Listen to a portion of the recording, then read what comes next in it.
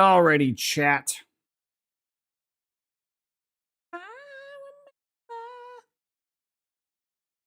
All right.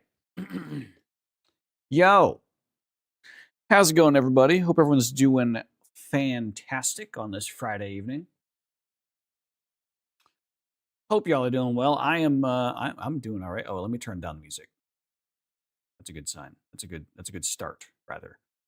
I have been so entranced with all the shit. Like Hightail has completely derailed my week. I multiple days this week would wake up, look at my phone, open Discord, and see all the updates in like the Hightail Discord. And then I would go to my computer and then I would not touch my phone until like 8 p.m. that night. What up, Tana? What up, fan? I would have entire days of not even touching my phone because I was just too addicted to playing Hightail. I get what you're talking about. Okay, yeah, it's Hightail. It's basically Minecraft 2. That we've been very excited for. The early access is launched this week, so I've been server hosting for that with a small group of friends. So it's been a very fun and interesting time. It's thunderfucked your week. Yeah, that's how I'm feeling too. It is thunderfucked my week. But all that said, I'm doing well. We do have some news to cover today. We got some dailies to do. We got a Fallout episode to talk about. Reminder, when we talk about the Fallout episode, we're going to put spoilers up. So if you don't, like, we're going to put the tag up. So if you don't want to hear the spoilers, you can mute. But that's going to be after dailies. Let's just hop in and shoot the shit with Dave for a bit, shall we? Let's get into it. This was supposed to. Oh, hello. Oh, hello. Oh, hello. Oh, hello. Man, who are you? I haven't talked to you all week. I fucking right. So I'm gonna let you know right now that whatever the fuck you're sharing is not what you should be sharing, because I'm getting my own camera and your chat pop-ups in what you're sharing on Stream Together. Oh. Yeah. Nope. I am yep. I changed that No, to I know exactly what you're doing. I changed that to seen on Tuesday. Yeah. No, not on Tuesday. That was Sunday. It was Sunday because I didn't stream on Sunday. I was just cat mode on Sunday. So in order to do cat mode properly, I had to share the scene. There you go. Should be better now. Now you don't have... I actually have a scene I have set up specifically to share for screen share. That's how I have my avatar work and how I can switch back and forth. I'm lazy. I've never said that before. How are you doing, Dave? I'm good. How does it feel to feel like this just like I do? Yeah. I agree. Oh, hang on. Chat's gonna have a conniption. Oh. You can't be heard. Chat. Start freaking out. What up, Luan?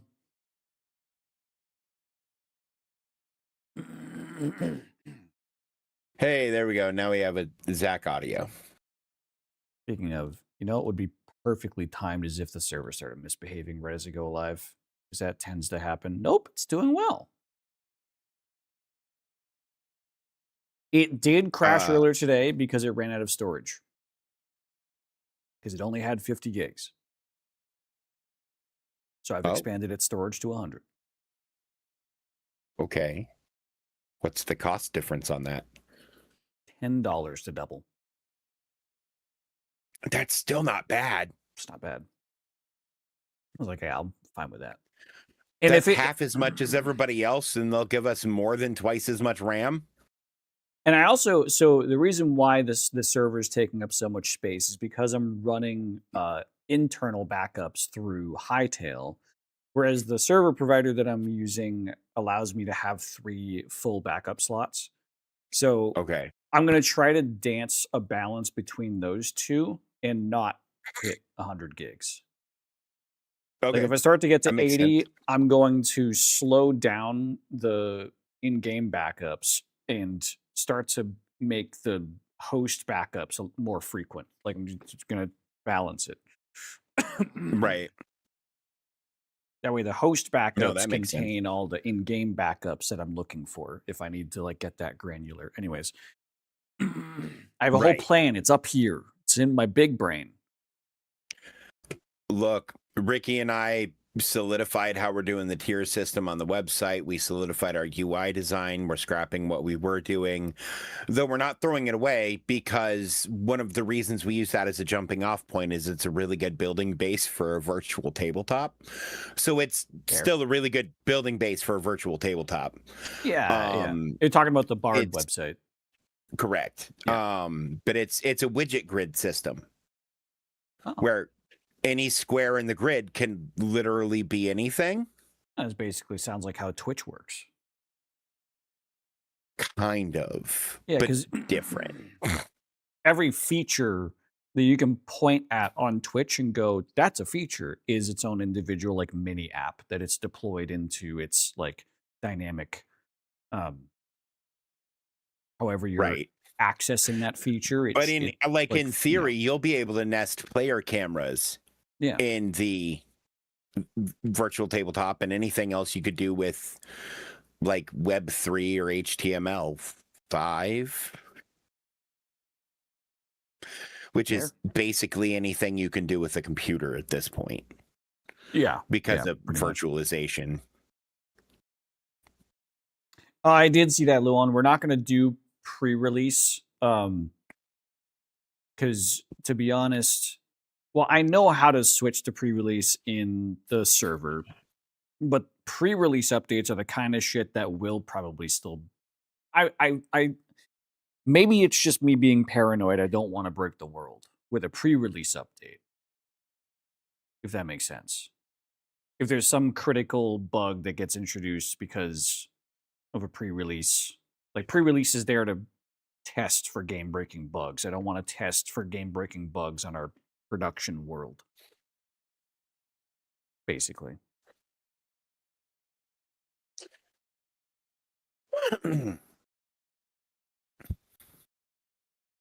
Yeah. That makes an amount of sense if you're a pussy.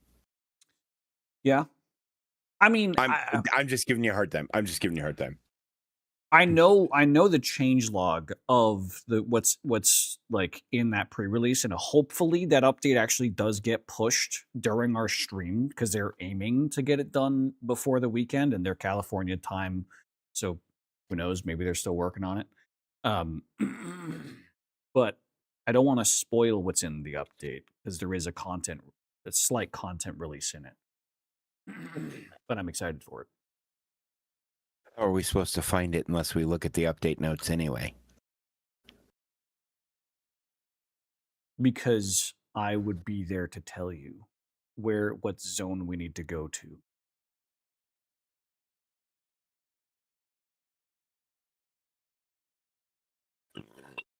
Oh, can you finally fight the frost dragons? No. I was curious if you had seen those yet. I have. I know how to make the thing to get to them. Yeah. Oh yeah, no. I've been through all 3 types of the crystal portal thingies. I've been through all 5 types. Yeah, the 2 that are admin only right now I haven't touched yet. I was thinking about it though. I did. They're interesting. They're as pointless as the other ones. Yeah. Which is to say there is a point to them, but they're not like there is some unique loot in some of them that like is not rare, but it's like if you're interested in cosmetic loot, then it might be rare. Like going to the speaking of which, the next time the server restarts, that cosmetic armor mod is gaining traction. which one? The one called cosmetic armor? The one called cosmetic armor, because it basically just does the exact same thing that the cosmetic armor we always use in Minecraft does. But it uses an item to do it instead of giving you like default slots. So you have to make an item to apply cosmetic armor. It's a mirror. Why isn't it coming up? I searched cosmetic.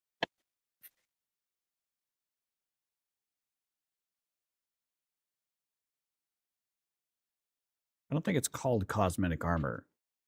I'm looking through my mod list. Oh, it's hidden armor. No, it's not. Hide armor command. Chloe's cosmetic armor.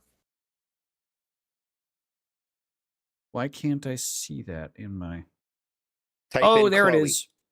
I found it. It's got 2K downloads. Yeah, that's a fucking lot.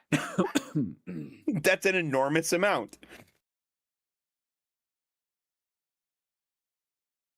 The most downloaded cosmetic armor mod is Miner's Helmet. Which makes sense. Yeah.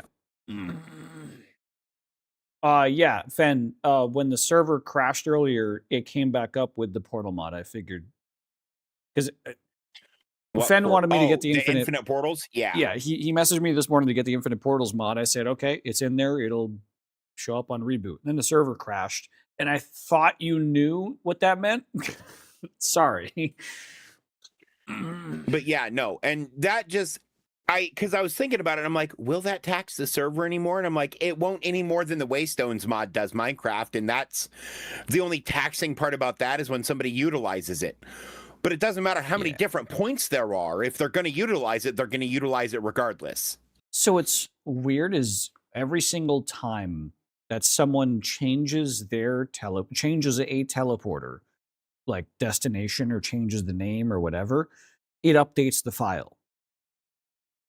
Like completely rewrites the file that stores all of the teleporters and their locations. So there is probably a top level limit depending on like server size in terms of player base, because what I've noticed, and I think you've noticed this too, is that sometimes the names reset. Yep. And I think that happens when there's like two people updating a teleporter too quickly, or one person updates two teleporters too quickly. So the server like starts overwriting and then overwrites on top of the overwrite, and then one of the names and then goes corrupted back to whatever the default name it would have given it was. With no destination, because you walk up to a teleporter. It just resets the teleporter, basically. Right. But it doesn't break the system, at least. No. So that we've found yet. I think that's just...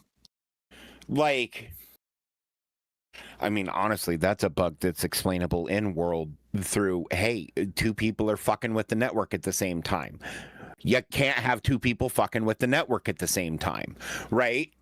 Like, that's just probably how that would work if those teleporters really existed.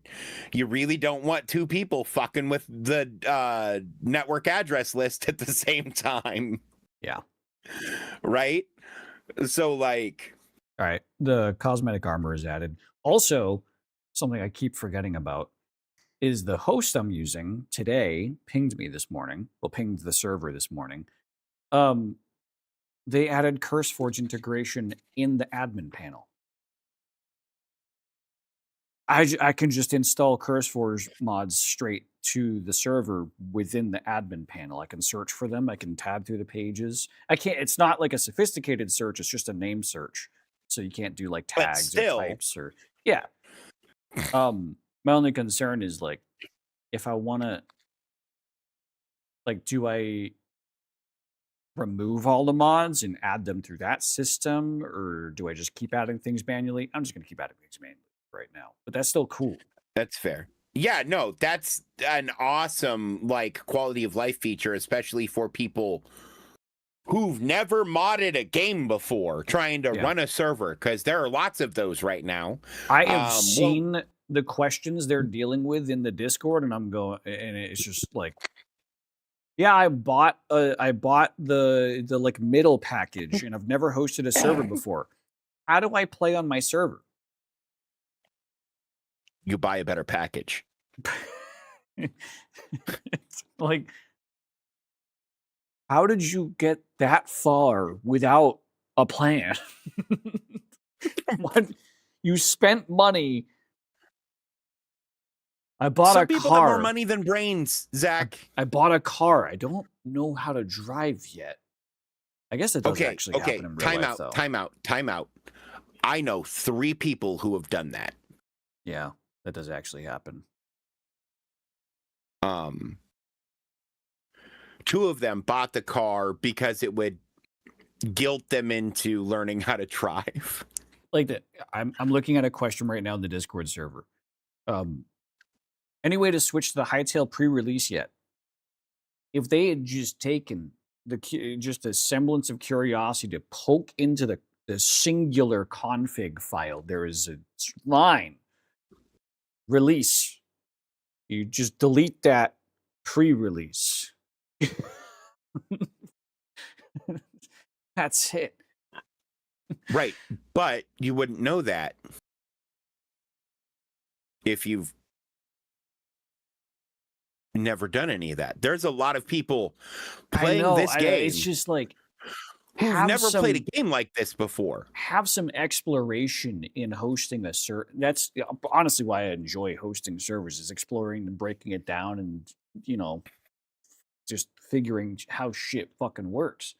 Oh, by the way, the No Cube mods that I'm aware of at present are No Cube's Bakehouse, No Cube's Culinary, No Cube's Cultivation, No Cube's Orchard, No Cube's Resource Bags.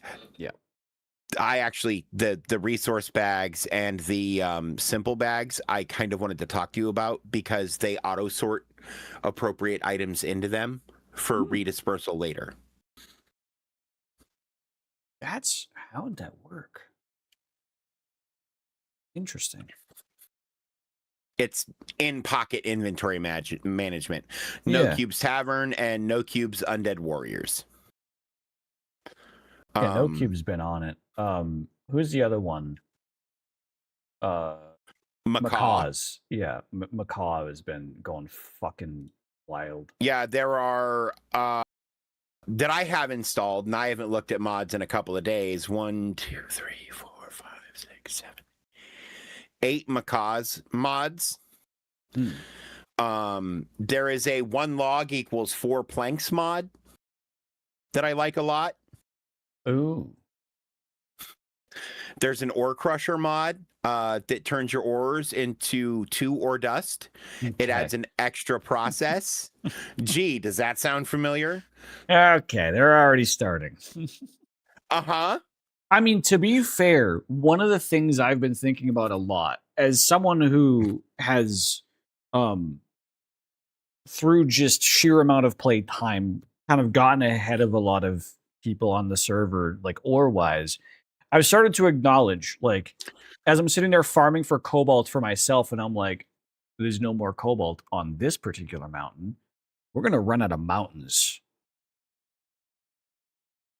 The world has a resource problem that, like, or either isn't frequent enough, or the recipes demand too much, so that any player base above like 8, 24 ingots for a chest plate when insane. Your ore is that scarce is crazy. It should insane. Be 16.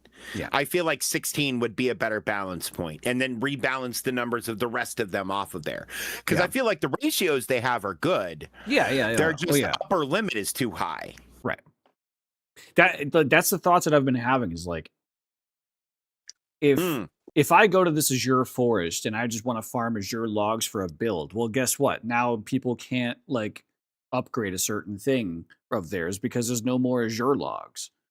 You can I mean, get. now that we have the sapling like I was going to planter say and you can get the everything like that, saplings, so but you it's get the saplings only through the farmer's workbench. So if someone else has farmed all this shit out of then they corner the market. And right, congratulations, you've created an economy. yeah, I guess.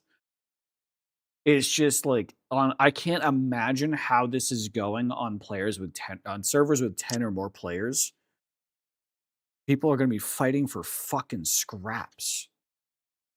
No, they just do like I usually do and spread way the fuck out. I guess. Especially with the warp gate system. Hightail feels built to play like I play and not like lots of other people play. I don't know with how the zoning system works. You'd essentially ask for a naked player, brand new player, to travel thousands of blocks in a direction past, like they'd have to go through zone 3, zone 4 to get to another zone 1 to have a good starting point. And that sounds like you're walking in a direction for 15 minutes. You have to Yeah, but swim I through did water. that on this server and then came back and made it closer to spawn because I wanted to be able to interact with everybody easier. At that point, I didn't know the teleporters existed yet. Yeah, but that's also you. I mean, if you're asking someone brand new to playing this type of game, that's still fair. disruptive. That's fair. So, because I'm also the stupid motherfucker that'll walk into the Nether naked in a modded world where there are demons with chain guns. Yeah. You've seen me do it. my thinking is kind of what Fen is saying is like, what if players got access to like an early mining dimension that was instanced to their player? And it was heavily incentivized with like really rich ore deposits inside that mining dimension. So it's like, yeah, there's ore deposits out in the real world. Or you could hop in here for 5 minutes and it's like a timed dimension like everything else. So you can't just sit in there all day and mine thousands of copper. You're on a timer. So you go in there with a purpose. Right. So I feel like doing something like that might be decent. I think that would be good. Couple of other interesting mods that I've seen crop up that you may be interested in. Stoneworks Expanded. Oh, I did see you shared that one. Stoneworks. That just adds more shit that you can make in the builder bench with the different materials. More patterns for the blocks, etc. Right? It's the chisel mod. Yeah. I'll grab that. I'll grab that right now. There's also thorium chests and thorium furnaces, which is just iron chests and iron furnaces. I did see that. I was like, I'll let those cook, maybe some patches, see what happens. Yep. I have those kind of stored as Turkish coffee. So it lets you make coffee that gives you a stamina boost. Oh. Which I thought was like fun, right? Useful sticks. It lets you turn sticks into planks if you have a plank of that plank type. Ooh. I mean, I've just been using sticks for the furnace at this point. Right, but the thing is, if you could turn them into functional things again, right? Wait. And then there's a mod that will let the salvager break down anything. There's 2 useful sticks mods. Oh, one of them has 2K downloads. Yeah, that one. Yeah, it's that one.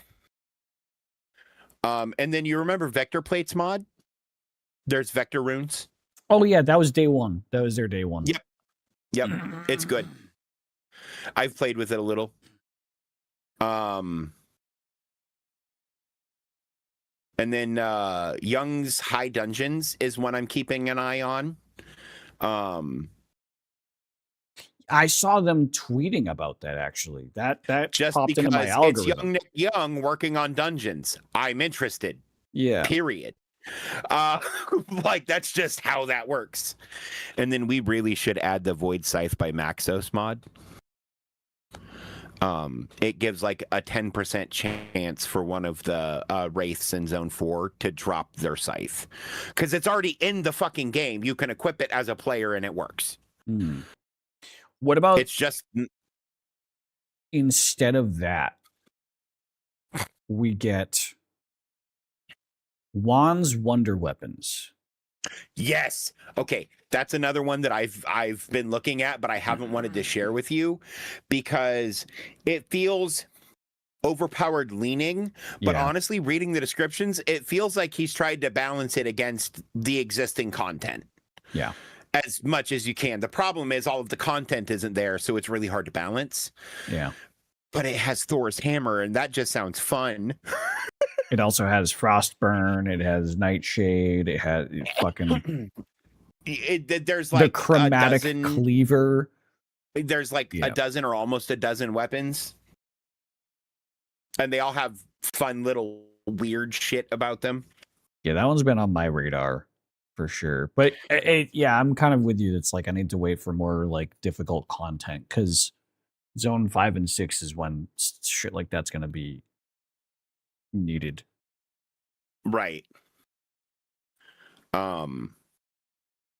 Because I mean, I can kill most enemies with that hammer in about 5 hits. The Cobalt hammer. Yeah. That's not even a max tier, like material tier weapon of the materials that are currently available.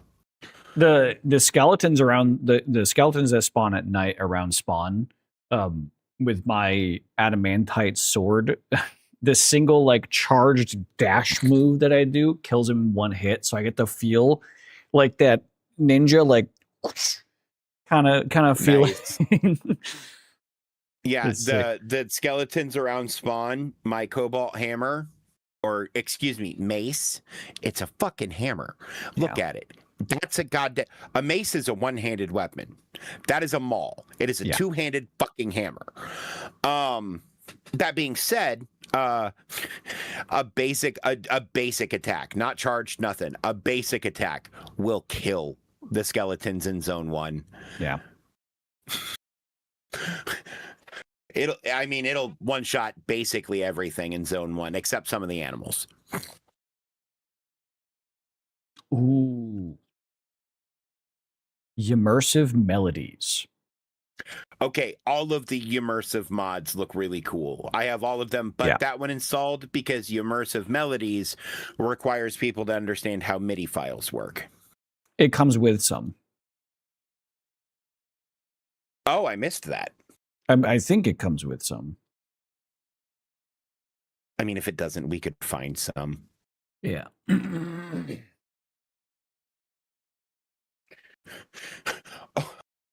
Oh, it doesn't have a server config yet. Never mind. Oh.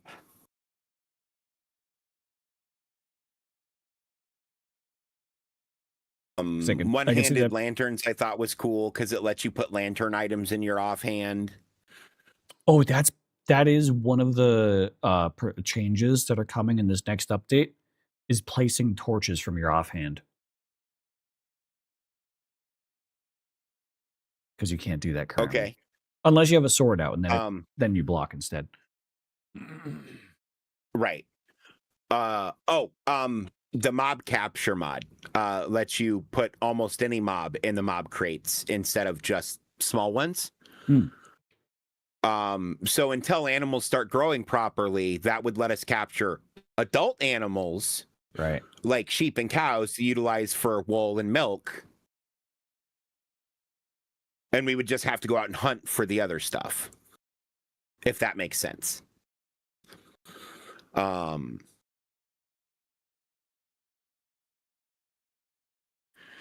one is it? Mob capture? It's just called mob capture, and it's just a picture of the mob capture box with a plus in it.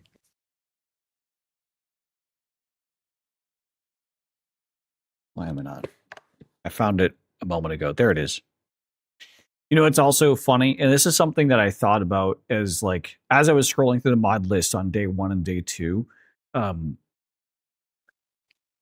is there were like 7 vein miner mods. Yep. All of them doing the same exact fucking thing. And as near as I could tell, the exact same way. Yeah. It's like it's basically the exact same way you do it in Minecraft. There is you're going down a street that has 7 lemonade stands Every single lemonade stand is offering the same exact lemonade with the exact amount of ice.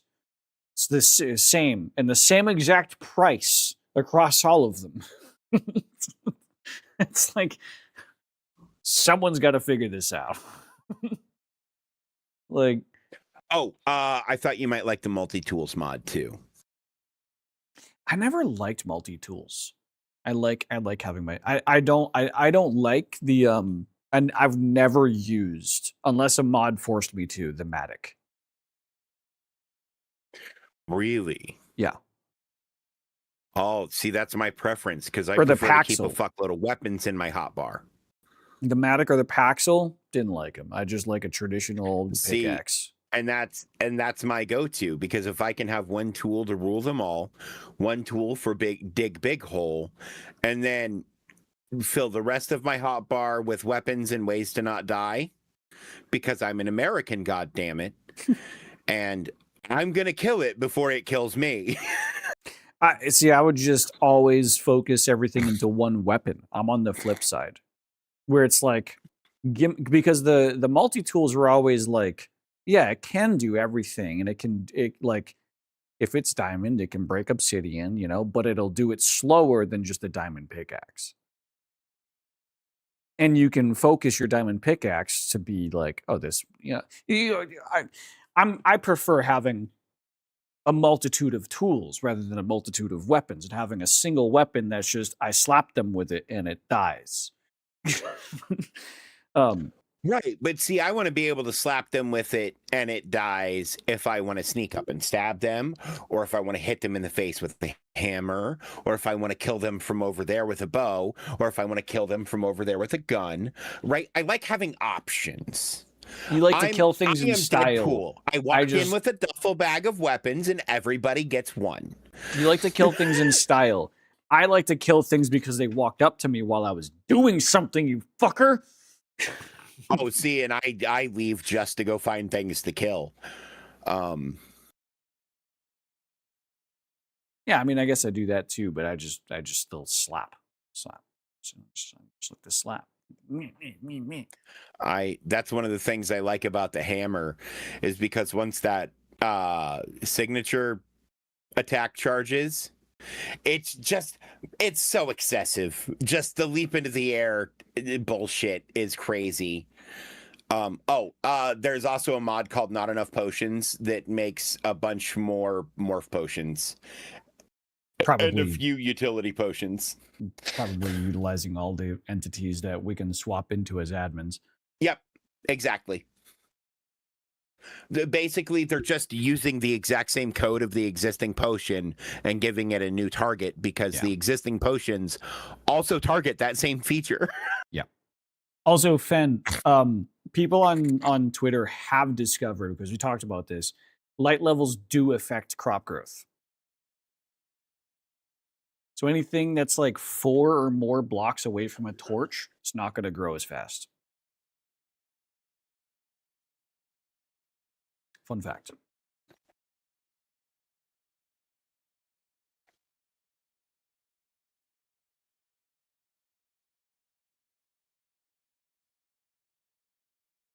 I just got reminded of that because I saw someone posting a picture of like, this is the optimal torch setup for your farm. Oh, silly nerds. Nerds are silly. Yep.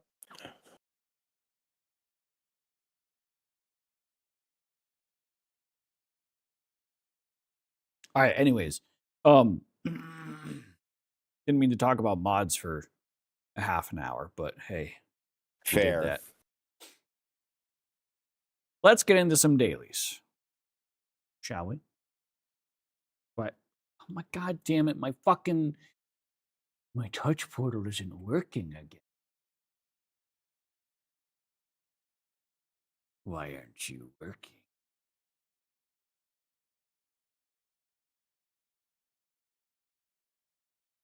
I'm just gonna close and open it.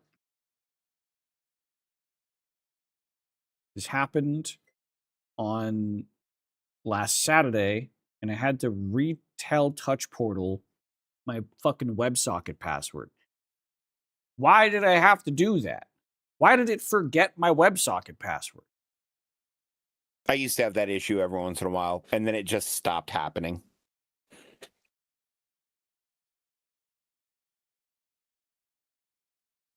There it is. Come on. Come on now. Load up. Load up. Load it up. It's taking fucking forever to load. Because I want it to do a thing. It's still not working. Fuck off! Alright, whatever. Wait. Okay, now it is working. I gotta get a cat off your face. And let us do some dulls. Let's do our dailies.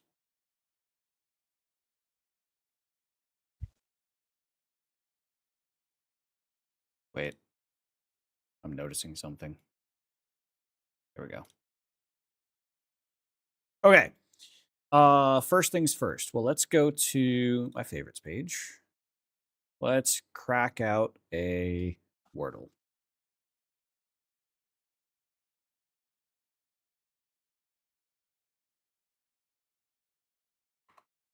Hi, no. Oh, Oops. me penis. Fuck. That's rough. Rob. Still rough.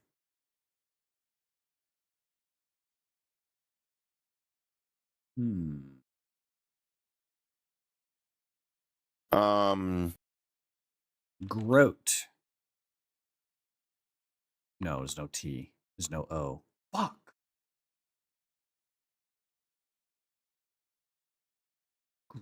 Rape. Rape. No P. Grade. Okay. Uh. Uh.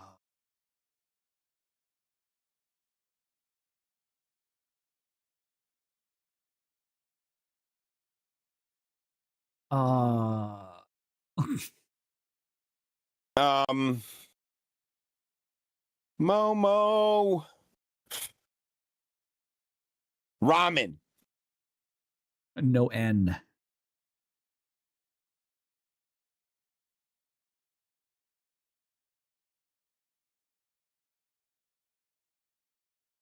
Ramek. Rammel. Ramek. Ramif. Raf. Rafflemau. Rafael. Wait. Wait. Layer. Yeah. I like that one. Okay. Not all is lost.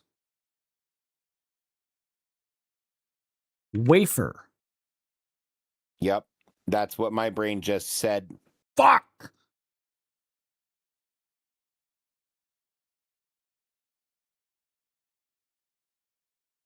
Maker.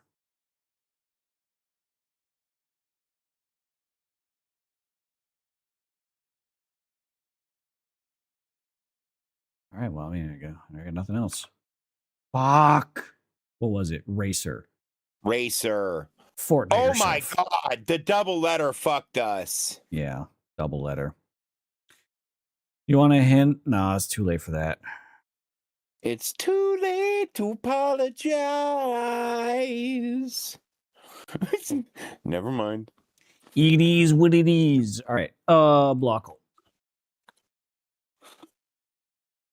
Are you ready to go? Today. Yeah. Work. Weeks. Hours. Yeah, this is easy.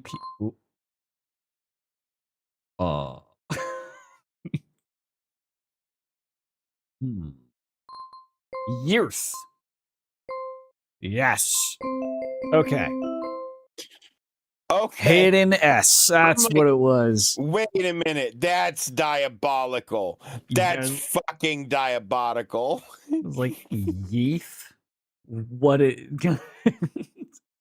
Yeah. That was tricky. That was tricky. Tricky. Mm.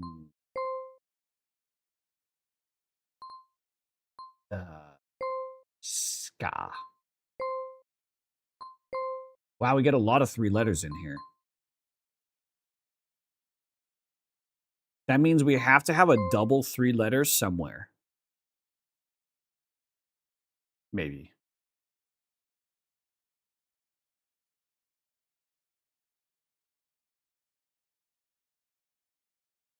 No, we don't.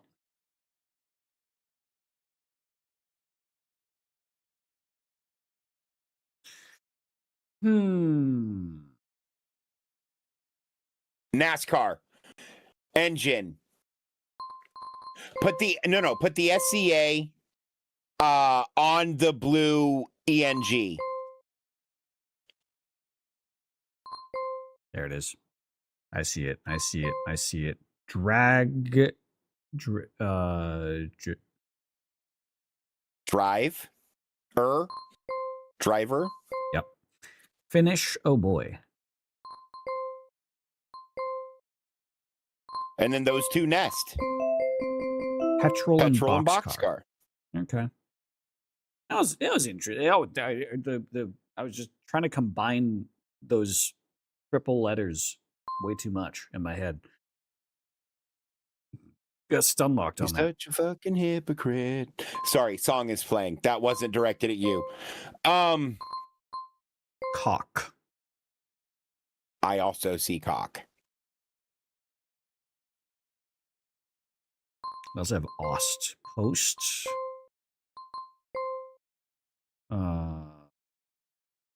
Ooh, and I must ask Momo how her Bard game went. Oh yeah.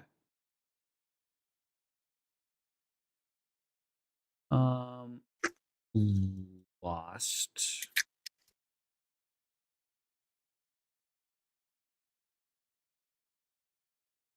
What has cock in it?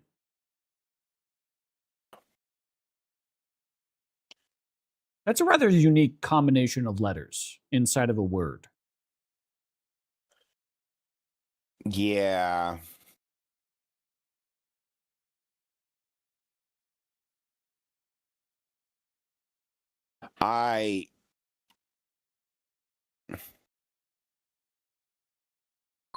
Peacock. Wait.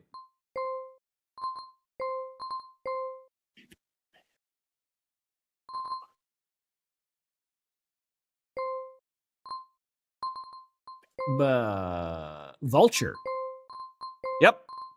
It is actually peacock. Yep. Nice.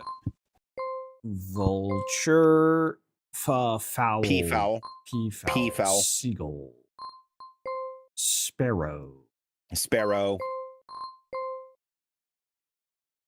Chicken. Rooster. Yeah. Done. I thought my brain was just being silly, but it actually saw peacock. Good job, brain.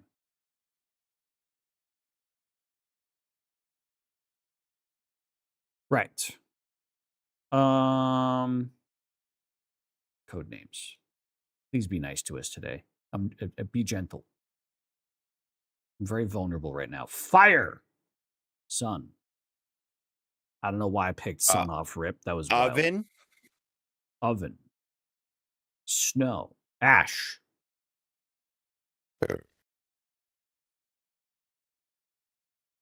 Ash. Yeah. Yep.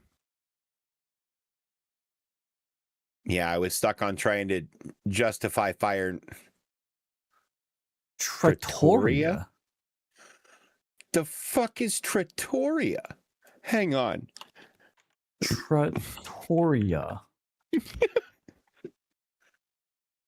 Casual Italian eatery. Okay. I thought it had to do with Italian food. Restaurant. Okay. Restaurant waitress in Italy. Italy. Yeah. Waitress. What the fuck kind of game is this? What are we playing right now? Sphere. I almost said coconut. Coconut. Is this coconut a sphere? I mean, as close as anything on this list. Pearl. Time? No. Is your tip a sphere? Tip of the sphere. No, tip of the spear. Spear. Yeah. Oh my God, what if it's a wordplay thing like that, though, and it is tip of the sphere? Because none of these other words describe a thing which is round in my mind. Time. Like a clock is round, but it's not a sphere. It's not a sphere.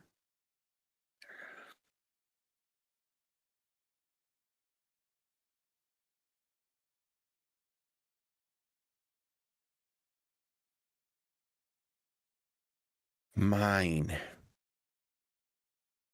Sphere.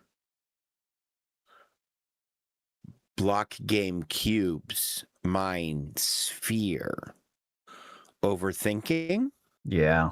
You're already digging too far. This last one has to be overthinking, though. None of these make sense. It's got to be tip or peanut in my mind. Why peanut? A peanut is the next closest thing to a sphere on here. Or it's a wordplay thing, tip of the sphere. The joke you made, I think, could be a legitimate clue. What do you think, Hellcat? This game is usually like first layer only. Is the problem. Right. So peanut then? What were the other two options? The other two options were coconut and... What was the second option?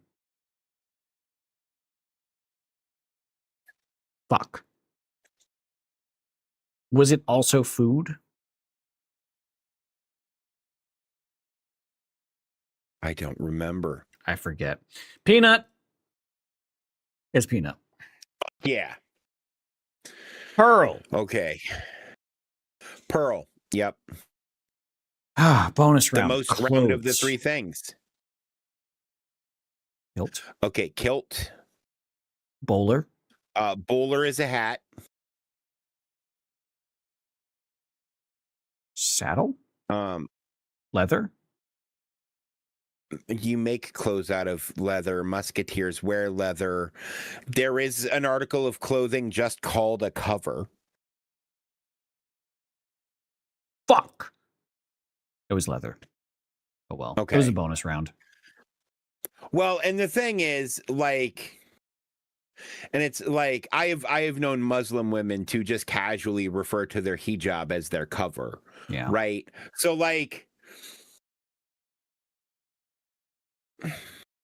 Yeah, I guess that's more like a casual reference to clothing than it is an actual article of clothing. Who knows? Well, right, but so is the word leather. Yeah. To be fair. True. Oh, yeah, I'm wearing my leather today. What?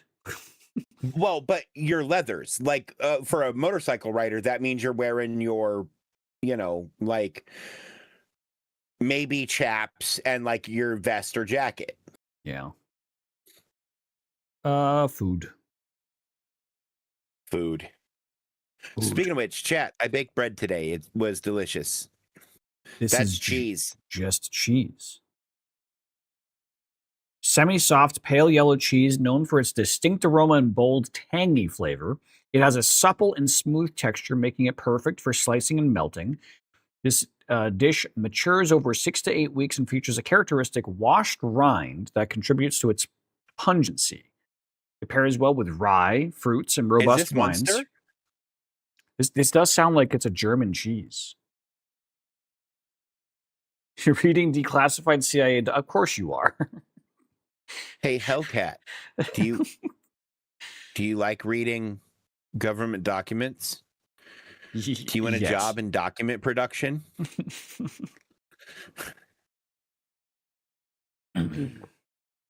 She loves like conspiracy theories and the occult.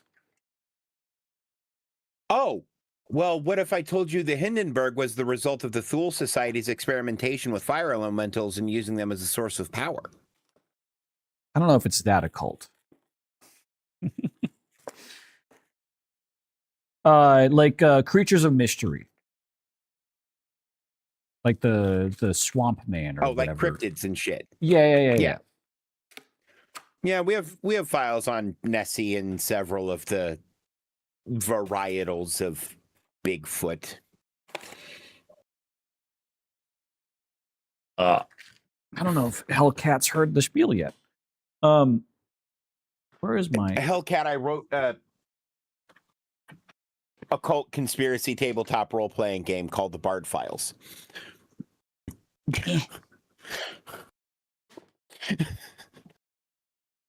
It's fun. Look, I have a copy too.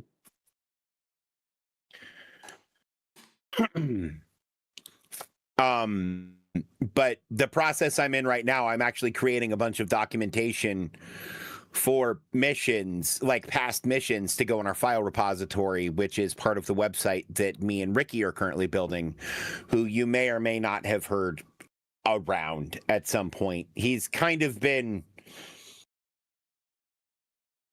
like,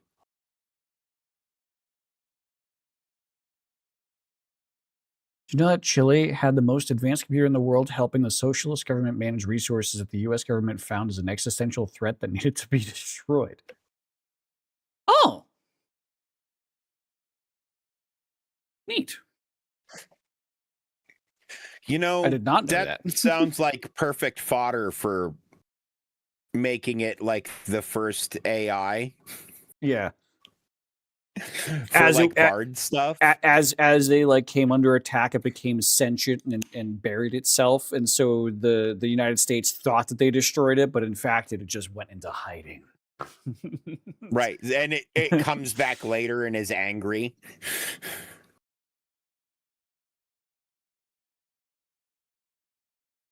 That is some substance to like spawn a story off it, I'm sure. Oh yeah. Well, like the Philadelphia Project, which was the U.S.'s experimentation using magnetic fields to make enemy minds not detect them. Yeah. But there are all sorts of conspiracy theories around what happened there. It was an early Excel sheet, to be honest. I mean, fair. Okay, yeah, okay, so I'm gonna tell you right now, I think this is Munster. Yeah. And if it's Munster, I believe Munster is a Belgian cheese, which does border Germany. Pull up my map of the world.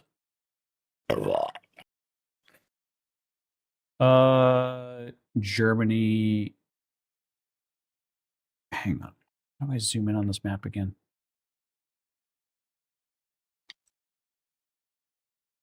Zoom mode. Thank you. So this is pointing borders to the north, and directly north of Germany is Denmark. Oh, maybe it is a Danish cheese.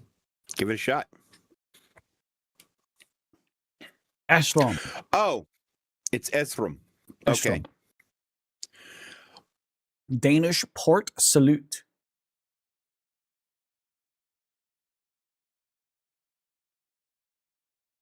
I mean, to be fair, the ingredients list is just the ingredients list for most cheeses, and it looks like Munster. I bet it's delicious. Esrom was granted protected geographical indication status by the EU, ensuring that only cheese produced in Denmark can bear the name. Cool. Yum. Yeah, I'd just eat a block of cheese. Why not? Oh. That's just fucking Made from gram flour and moth beans, spiced with a blend of traditional spices, it features a fine noodle-like texture and a golden hue. Often enjoyed with a tea or as a standalone snack. Satisfying spicy, salty Optional flavor.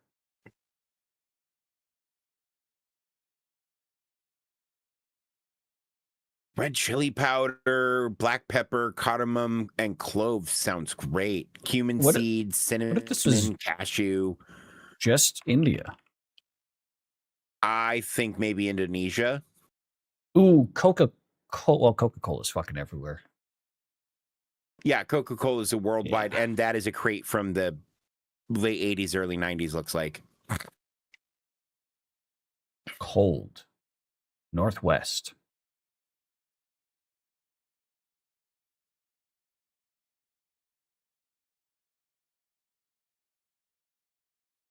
Where is Indonesia? Oh yeah, there it Southeast is. Asia. So this would be more like oh man, what if this is like Turkmenistan or that area? I was going to say this could be like a turkey, though, because gram flour is chickpeas, which could be Mediterranean. Yeah. We'll go with the turkey. We've had a few turkey options here before. Cool. So we are looking. So it's somewhere between Turkey and Indonesia. But closer to Turkey. Closer to Turkey. But doesn't border Turkey. And isn't necessarily close. No. You know what's in between Turkey and Indonesia? What? Turkmenistan? India. Oh, okay. My first guess. It was my first guess, damn it. This sounds like a yum, though. Oh, fuck yeah. Why are people passing on this? Maybe they get turned off by the thought of moth beans. Right.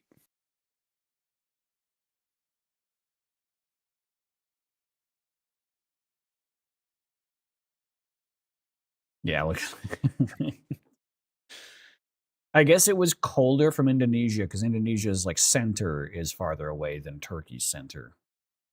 Fair. Didn't they make a TV show about this on Netflix?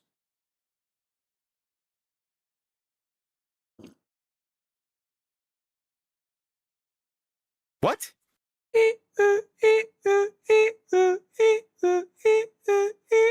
That whole like 100 people go into a thing and they're all fighting over $1 million and Squid Game. It's a Korean show. Korean show on Netflix. Yeah. Right. I'm familiar. It's a Korean show. I never watched it. I didn't know what that had to do with. So I haven't actually seen. I've seen 2 episodes of the actual show, and I couldn't get into it. But I've seen like Mr. Beast do a rendition of it. I've seen like tons of other streamer orgs do a rendition of it with streamers and shit. And the most infamous like challenge is this cookie challenge, where they give you one of these cookies inside a dish, and you have to carve out the inner shape with nothing but a needle.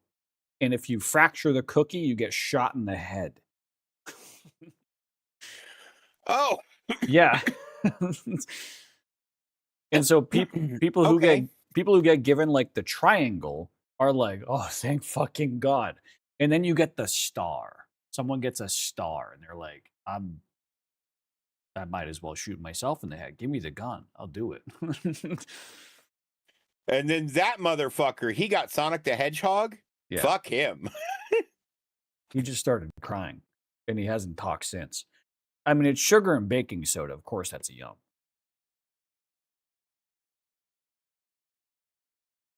Yeah.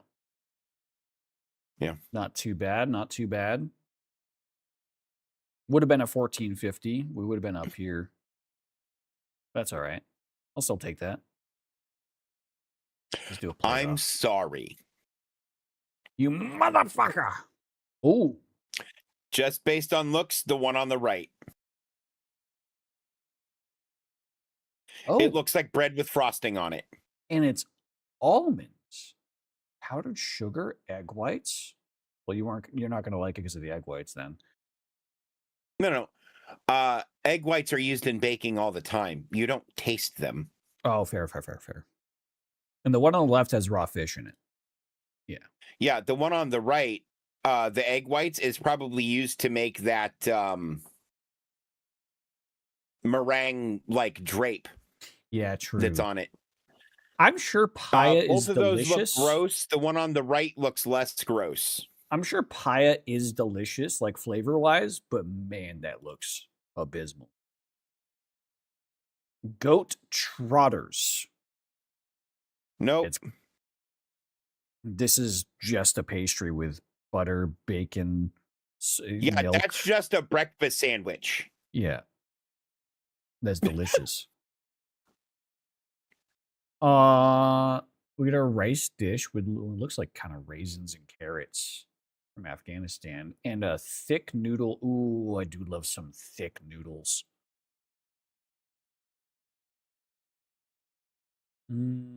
I find these equally unappealing, so this is all you. Fragrant long grain rice cooked with tender chunks of meat, often lamb or beef, and is delicately spiced with cardamom, cinnamon. Ooh, hang on. And I now have an opinion. Sweet carrots, I just looked at the ingredients in both. Toasted and lamb is divisive. There are lots of people who don't care for lamb. But on the flip side, there's a lot of carbs, batters and steamed into sheets. I mean, nah, but this is probably more. This is just noodles with a tangy and spicy sauce and vegetables. It's noodles and sauce. Yeah. What up, Foot? I feel like, yeah, you're not. Most people are not going to turn away noodles. Some people will turn away lamb. Right. Good call. Reminder for folks that might be new, this is not a versus competition. This is which one we think has a higher yum percentage over a yuck percentage.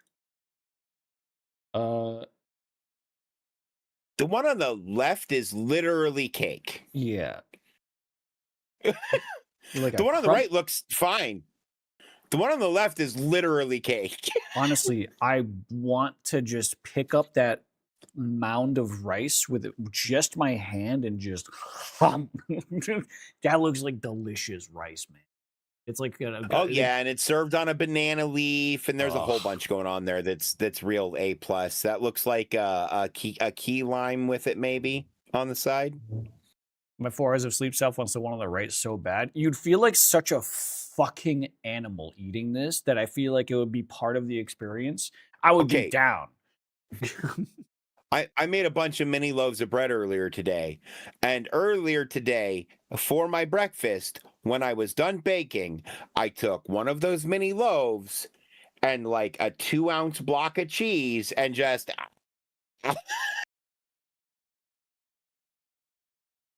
Animals have fluid too, Zach.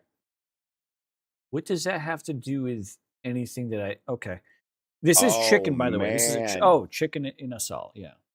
Yeah. This is marinated chicken. Yeah, and the one on the left is raspberry, coconut, and lemon.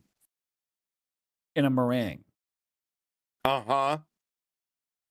Now, the last time we said meringues are divisive, it fucked us. Correct. But a dessert, I feel like desserts, especially with universally liked flavors like raspberry and lemon, because raspberry and lemon together is just great. True. Right? Like, I can't think of a single person I know who would be like, gross, I'm not going to eat that. Like, everyone I have ever met will eat the one on the left. Whereas eating a spiked chicken thigh. I wouldn't eat the one on the right.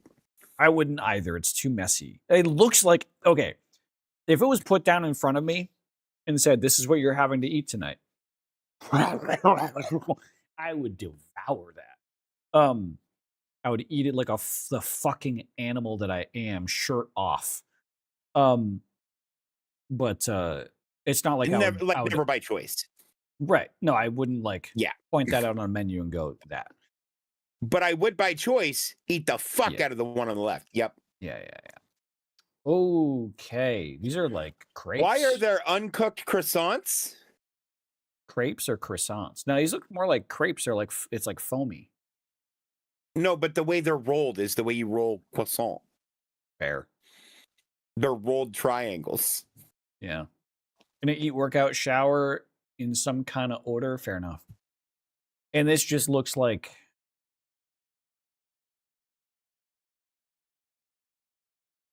The one on the left wins because the one on the right looks like awful. Wheat grains. Wheat grains soaked overnight. Cook the grains until tender, then add pork, chorizo, chickpeas, and potatoes. Incorporate sauteed garlic, onions, and spices like paprika or cumin. Cover in water or broth and let it simmer. Finish with a touch of saffron. It's too wet. Yeah. Like, all the ingredients sound fine. It's too wet. It looks like guts. Yeah. And then this vegetables and legumes. First, the vegetables are cooked. Yeah. Carefully combined and served on a flat bread called injera. I imagine that's a Y sound. Injera. Oh, yeah. Injera. This is typically enjoyed by tearing off pieces of the injera and using them to scoop up the vegetable. Yeah. Okay. All right. Yeah. Fuck yeah. And when people are like, oh, vegetables and legumes, what the fuck do you think hummus is? Yeah. It's exactly the thing they're describing. That's just Polish sausage on the left. That one wins. That does look like it fucking hits. What is this? Is looks like radishes. Rice flour, water, molasses, and ghee. Oh, that's just a baked dough ball? Yeah. Pan-fried butt. Basically, yes. Oh, no, they're steamed. Filled with a mixture of molasses and sesame seeds. The dough is shaped into... Yeah. So this is, I mean, it's like a dumpling, but with like a very rich molasses on the inside. Yeah, sweet I'm delicacy. not gonna lie. I'm a bread boy, and you know I'm a bread boy. Yeah. I still think the sausage takes it.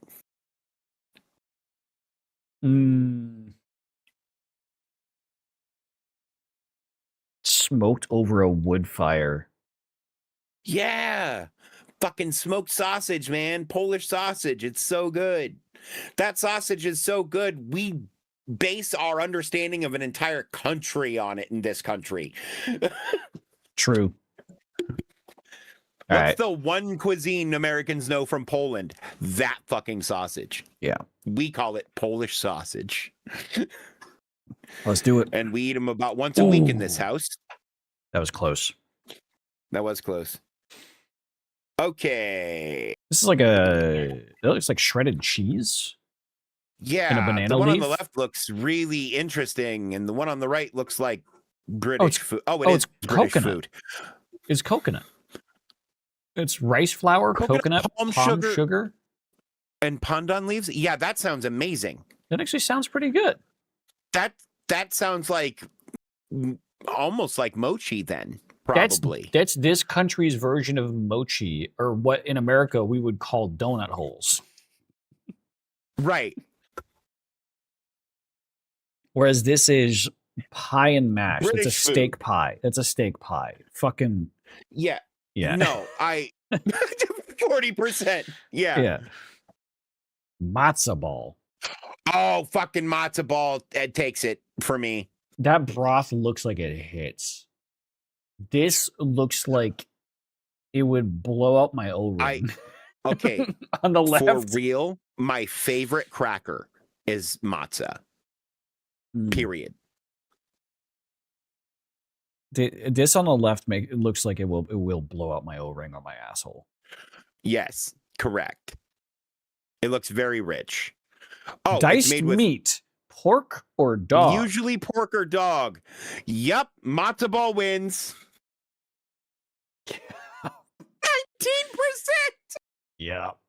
Sorry, guys. What is the green? Sprouts, maybe? I don't know. Oh, it might be jackfruit. Oh, okay. Because I don't know what jackfruit looks like. It doesn't look like sweet corn or durian or red beans, that's for sure. Versus just a steak pie. Steak and ale pie. Okay.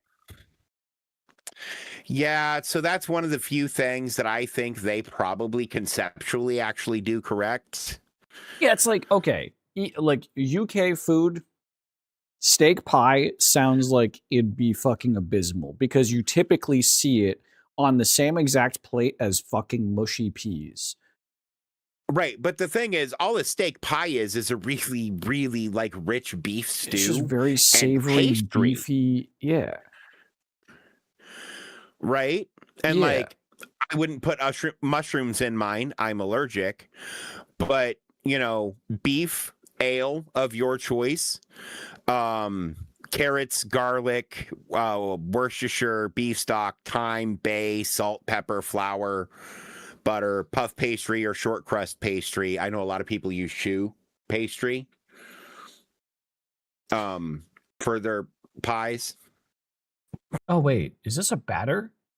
Rice flour, mung bean flour, pandan juice to form a batter. The batter is cooked until thick, then pressed through a sieve into cold water to create noodle shapes. The green shit is green noodles. Yeah. That's kind of cool. Served in a mixture of coconut milk, palm sugar syrup, and ice. The result is a refreshing, sweet treat, often enjoyed as a dessert. Yeah, no, I think the one on the left wins. I'm just saying, I feel like I agree with everyone. British cuisine is shit, but the steak and ale pie might be getting a bad rap because of presentation. Steak pie just sounds like it sounds like it would hit just every single time I see a steak pie. It's right next to mushy peas, and I'm like, fuck everything about whoever thought that was a good idea. I want the worst for them. If I serve you a steak pie with a side of fucking garlic mashed potatoes and a side of bacon. Foot, right? I'm good for the evening. That's how that shit should be served. And I'm still matching your awful fucking color palette. Brown. Yeah. Yeah, I need to change it a little bit. No bacon, but yes to taters. I mean, fair, Tono. Well, yeah, I'm not a fan of the flavor of peas in general. Yeah. So ruining the texture of them, nah, that ain't it, fam. But ultimately, this is like Dinty Moore's beef stew mixed with a hot pocket, and it's like, yeah. Yeah, basically. I bet the UK stole the recipe from another country and decided to leave out the seasoning so they could claim it. FP's flavor and texture. Right. Unless you are getting garden fresh sugar snap peas and eating them raw. But that is not the experience most people get because they usually just get the actual pea from inside the pea pod. But sugar snap peas, you just eat the whole fucking pod. That's how we used to do it out of Grandpa's fucking garden. A lot of vegan imitation like meal prep stuff is like using pea protein to substitute like regular protein. At least that's the stuff that I've had experience with because I, trying to Which is crazy because there are legumes that have a lot better textures to use in shit with a lot higher protein counts. True. Right? Like look at red lentils, right? You mix red lentils with mashed potatoes and you can't taste anything but mashed potatoes. But you get a protein and a fiber hit, right? Yeah. And if you're not a crazy vegan, Gotta hit that fiber. Oh, that's good If fiber. you're not a crazy vegan, you can throw cheese and bacon on that bitch, and you Yeah. can make a like twice baked potato, a whole ass balanced meal. Yeah, pea protein doesn't taste like peas, but it does have a weird texture to it. It is all about the Right. texture. As where with specifically with red lentils, they match the texture of mashed potatoes when you mash them with mashed potatoes. Like it doesn't change the texture, right? And as far as mashed things go, I want it dense like mashed potato. Mushy peas are not dense like mashed potato. They're mushy. Fuck that shit. That being said, I would rather you put both these in front of me and tell me I can only try one. I want to try the one on the right. Or on the left, rather. Yeah, I was gonna say the left one would be like well, shit, that looks interesting. Right. I already get what the one on the right's gonna taste like. Oh. Yeah. Darn. It's gonna be our only red mark for today. Watch. She crab soup.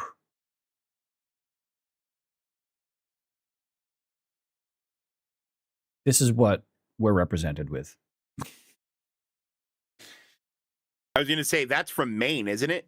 No, this is crab meat. This is Oh, right, that'd be south. Alaska. No, this would be like or south. Yeah. Yeah.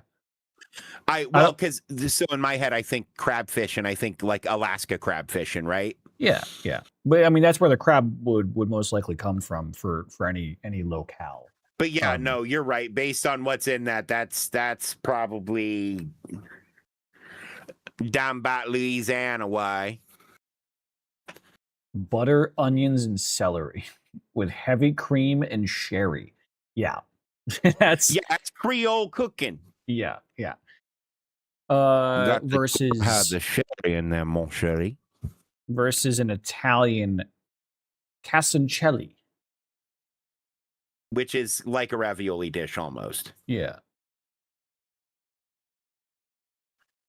Breadcrumbs, cheese, egg, meats, beef or pork.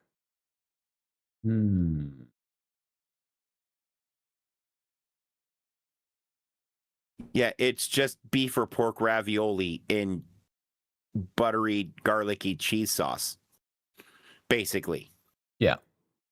I think the one on the right wins because this is seafood and not a lot of people like crab. Yeah, no, seafood is divisive. Pasta is pretty much universally loved.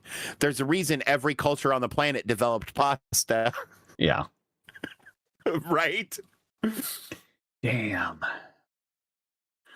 Steak pie. Oh, well. I am kind of shocked by that. Hang on. So steak pie has an 85% yum versus this, which has 64%. Why would you hate this? The shape of the shit on top will weird people out. Look at the picture again. I guess. So people who have like visual texture issues. Yeah. That looks kind of scary. People need to grow up.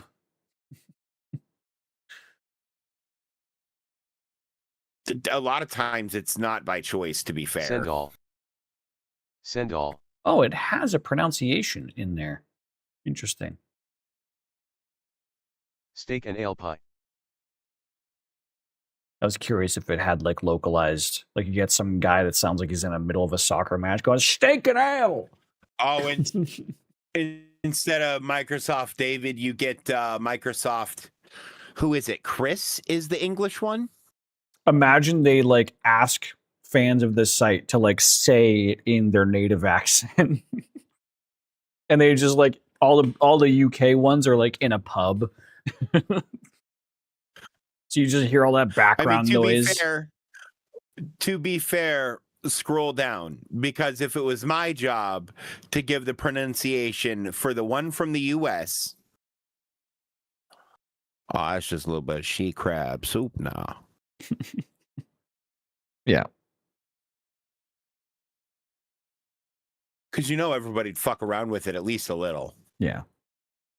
That'd be the fun of Imagine it. that ends up affecting like if people yuck or yum it. Oh, I do have an exciting thing to tell you that I just realized or Okay. remembered. We did figure out an exciting new way to circumstantially redact things as I'm writing them, where it will automatically redact them on the website For Bard. for Bard. So if things are redacted by clearance level, Oh, so you said, okay. Gotcha. So because the whoever's different observing like it. subscription tiers will be clearance levels. Yeah. Okay. That's cool. That's cool. That's a good thing to figure out. All right. Let's do some poke. Yeah, time to feel good. Classic. Zapdos. Hang on.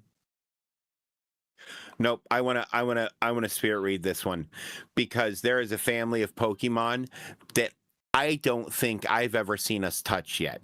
So I would request for you to throw down a Wartortle. We've had Blastoise like 3 times. Have we? Yeah. Okay, but that still gives you information. It's a stage 1 monotype. And it's taller and heavier. A stage 1 monotype that is taller and heavier is probably a 1 stage. Oh, you know what? Is Onyx 1 type? Nope, it's 2. Rock ground. Snorlax. Yeah. Oh. Is a single type. Normal and enormous. Darn. Okay, so somewhere in between shorter than that. 2 meters and taller than 1.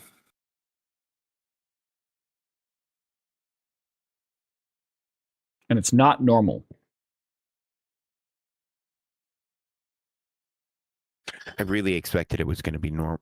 Oh, what if it's Fire Horse? Rapidash? No, that's the stage 2. Isn't Ponyta the stage 1? Ponyta, yeah. Damn. Oh, I thought Ponyta was taller than that. Oh no, I guess it is a pony. I didn't think about that. Okay, so it's probably still a Pokemon that only has 1 stage to make it big enough. Right? Because they tend to get bigger as their Hitmonchan isn't a stage 1. I guess it was technically a stage 1 in Gen 1. It's just not anymore. What about Doduo? No, Doduo is normal. Yep. Ooh, Scyther is a good shout. It's just grass. I think it's over 1 meter tall. Oh, it's bug flying. Damn it. Fuck. It's bigger than 1.5 meters. Okay, it is definitely a first stage, 1 stage, or enormous boy. Dragonite. No, Dragonair. No, Dratini. No, it's not any of those.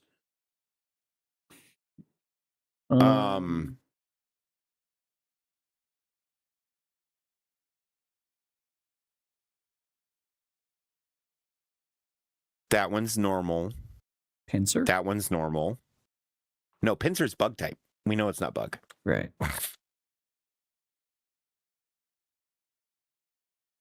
Mr. Mime is psychic. Is he? Mr. Mime is not 1.5 meters tall. Yeah.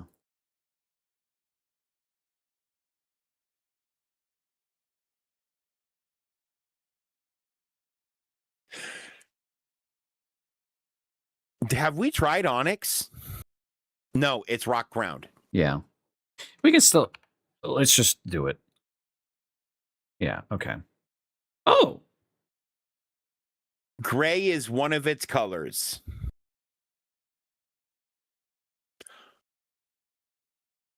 Yeah, Onyx would be taller and bigger than Snorlax. That is actually no, it's lighter than Snorlax. That's Jesus. Yeah. Okay, but gray is one of its colors. Snorlax is dense. We're getting somewhere. Okay. We have a piece of positive information.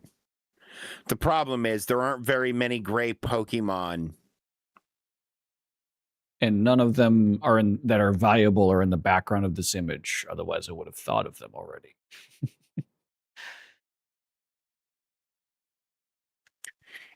Is Mewtwo gray and pink? No, or white and pink. And pink. Mewtwo's also stage 2. No. They have different numbers. They are different Pokemon types.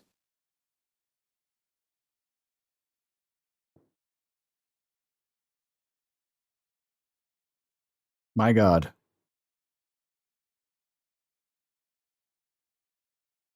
Damn.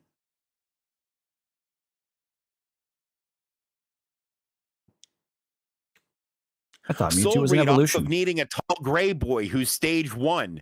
Like, that severely limits your options. I also... Oh, shit. I also would call this white, but, you know, I guess... On the white background, it's definitely gray, though. Yeah. Blurry card. Charmander. Yeah. Pokedex. Once it shed its skin, its body turns tender and whitish. Its hide hardens when it's exposed to air. Ekans. The snake. When it's exposed to air. Does that insinuate that it's not typically exposed to air?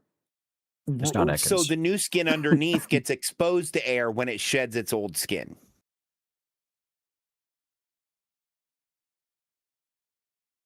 Yeah, I understand how that works for a typical snake, but there are many creatures in the Pokemon kingdom that shed their skin. I can't think of another Gen 1 one, though.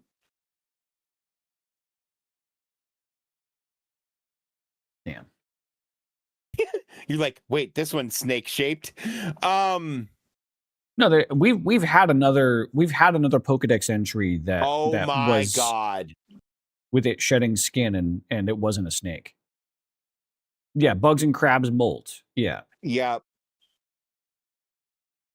Is this Krabby or Kingler maybe then?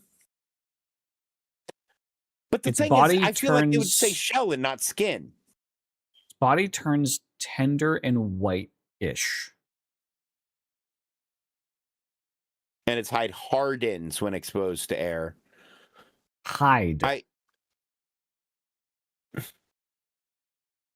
Not scales, not skin. Its hide hardens. Tauros? Hide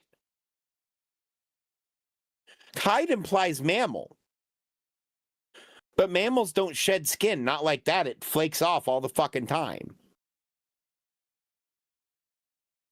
Yeah, Dave, these are Pokemon. They follow a lot of the same real world rules that real world animals do, though, for suspension of disbelief. Nah, Pinsir would be Titan. Yeah, and the Pokemon company would never use that word because a 10-year-old doesn't know what that is.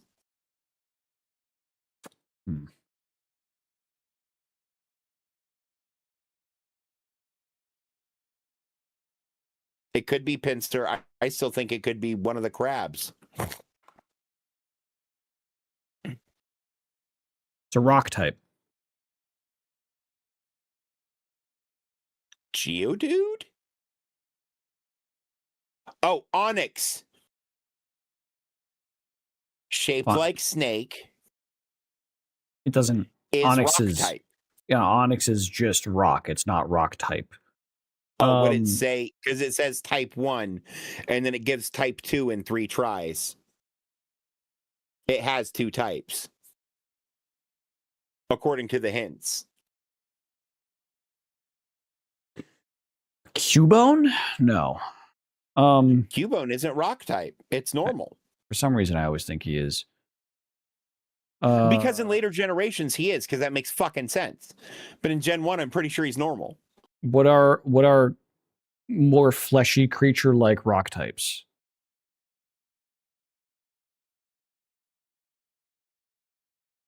Nope. They don't exist. Ground types can be fleshy. Rock types can't. The preeminent rock types in Gen 1 are Onyx and the Geodude family. I thought that was a weird one that was fleshy. Not that I can think of. Like, what about Golem? Not Golem is part of the Golem. Geodude family and is not fleshy at all. They're all rocky. What if it is just Golem? It's Golem. See, he's got flesh in there. That's flesh. Where? That's hide. That's flesh. No. Yeah. He's in a rocky, like, circular sphere. He's surrounded by rock, but that's like hide. That's skin that's showing on his legs and his face. It's in the Pokedex entry. He has a hide. They use words for 10-year-olds.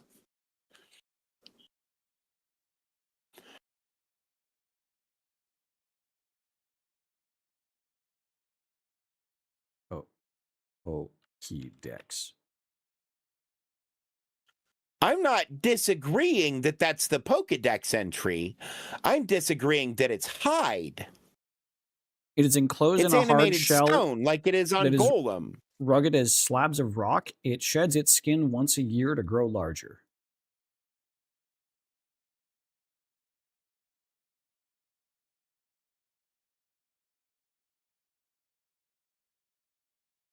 That's skin. That's fleshy. It has flesh. What would Golem taste like? Gross. Moving on. All right. Silhouette.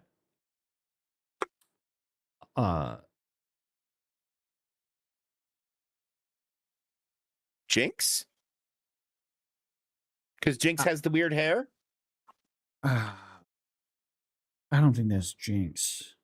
No, Scyther? I don't think it is either. Who? Scyther? No. No. Oh, maybe a Dragonite.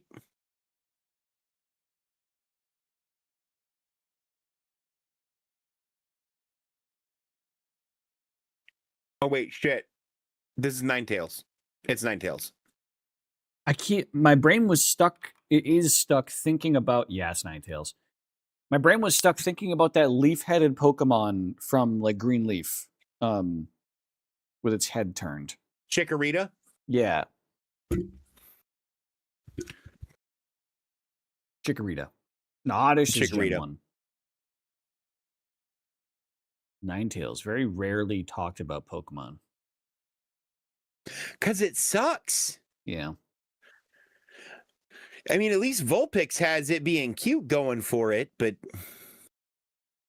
once it's not a puppy anymore, flush it down the toilet. Wish it had more color. All right. It is very pale for a fire type. Yeah. Did you want to do Weekdal or move on to music? Let's move on to music. All right. Video game Bandle. Pop, pop, pop, pop, pop, pop, pop. Drums, banjo, synth strings, a nylon guitar. This might be a banjo kazooie.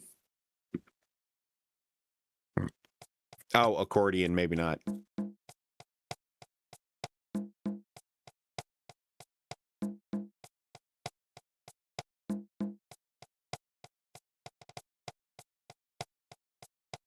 could also see this being in Donkey Kong. What's that song? What's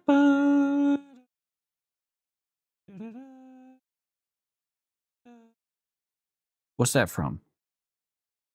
I don't know because I heard the first two notes and then Chris basically removed your voice.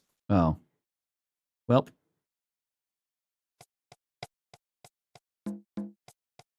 Isn't that Animal Crossing? I'm thinking about Animal Crossing.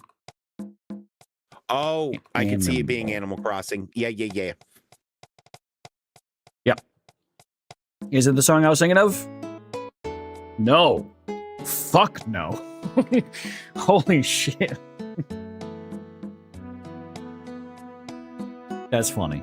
Well, I mean, it said drums, and then I started hearing lots of bongos.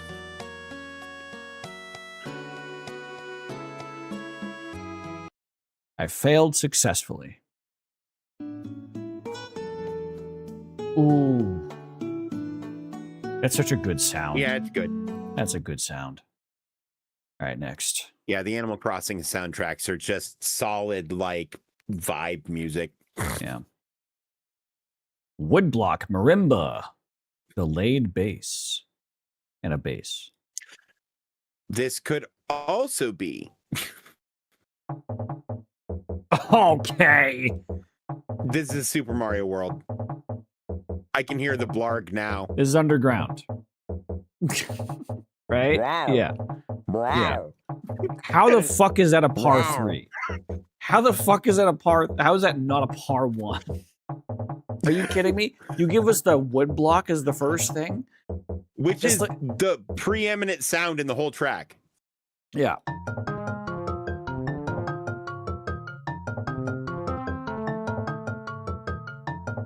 Wow. Oh my god, I need to set up my capture card, and we need to play Super Mario World again. That was fun. I like the twang that it has in the original piece. The MIDI doesn't do it justice. Yeah. Yeah, I don't know how they do that bend in MIDI either, because yeah. at the time that like they would have had to manually tweak the MIDI Yeah. like in code to get that bend. It isn't. Well, yeah, damn. How the fuck did they do that back then? Wait a second. Because you can do bends with crazy. modern MIDI equipment, but as a guy who's been fucking around with MIDI equipment for the last 20, 25 years, I feel like that's one of those things you could barely do that with MIDI equipment 25 years ago, and this game was made 40 years ago. Not 40, probably I feel like closer that's to 30-ish. I feel like that's one of those 35, things maybe. where Nintendo is developing the console to SNES, and they're like, we want to be able to do this. And the sound engineers were like, oh, fucking take the glasses off. Like, Uh-huh. Yeah, no, Koji Kondo walked up and slapped down that banger, and they looked at it and they went, how do we do this with this equipment? And Koji Kondo went, get better equipment. Yeah, make new equipment. All right. Double violin. We've got a bass, another bass, drums.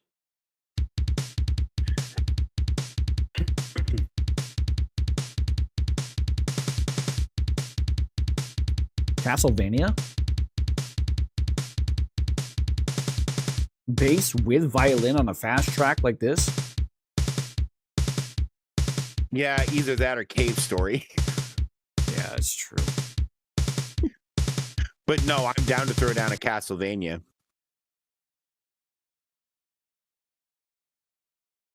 No, but it is on NES.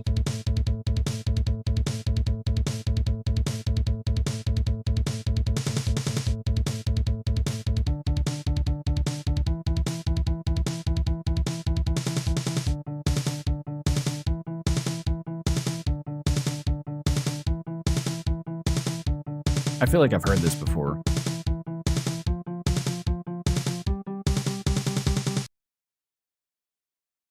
Is this Excite Bike? I'm willing to Do try. you think? Yeah, it's not.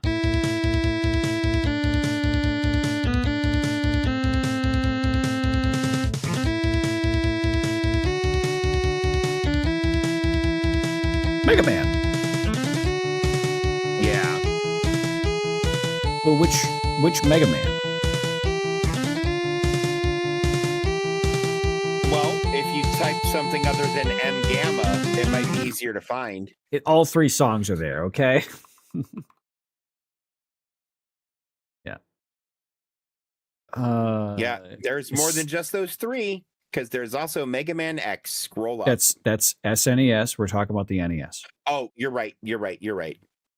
It's got to be one of the actual stages, not the title theme. Right. It. Oh no, that's Mega Man 3. It might be the title theme. All right. Released the same year. It's not Mega Man.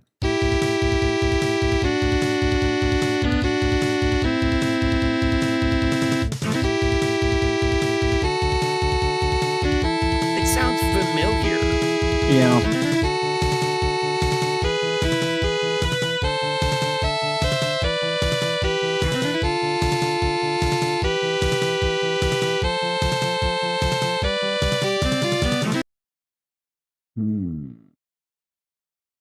Oh my God, is this Punch Out?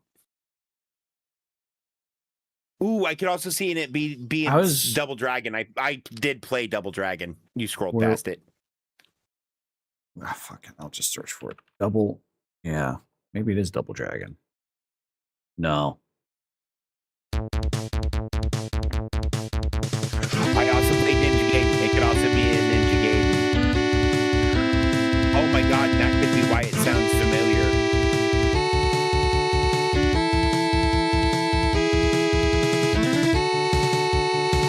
We've heard Unbreakable Determination before. I don't think it's that. Right. Yeah. Okay. Fair enough.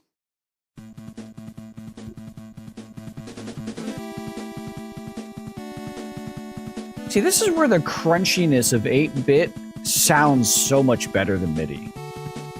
Mm-hmm. Yeah. It's the texture of the sound on my eardrums. I'm a texture kind of guy. Well, it's like how certain singers, right, if they didn't have, and like certain songs and certain music styles, like if the singer didn't have that like certain level of vocal fry, it just wouldn't be the same. Yeah. 100%. All right, we've done 3 of these. Have we done? No, we did 4 of these, didn't we? I don't know. We did 3. I think we move on. Okay. Over to the we do regular. Have a lot to get to today. We do. Over to the regular bundle. What do we got?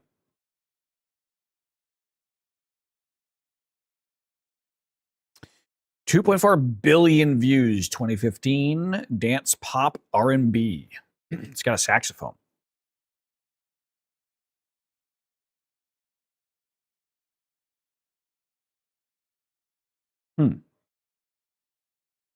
Okay.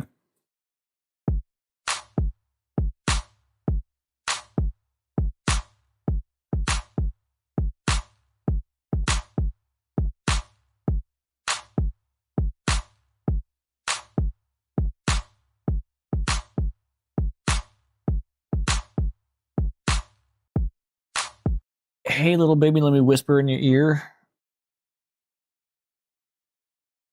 What is that song? Is that an old? That's older than 2015, isn't it? I don't know those lyrics.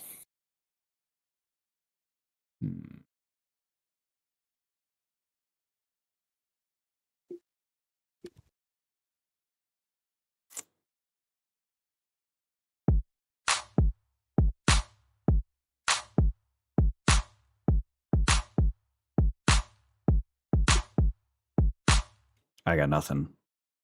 Oh my God, is this Uptown Funk? Uptown funk you up, gonna uptown funk you up. That's Uptown is a bit faster. I don't think it is. Don't believe me, just watch. But he does his vocals on triplets in that song.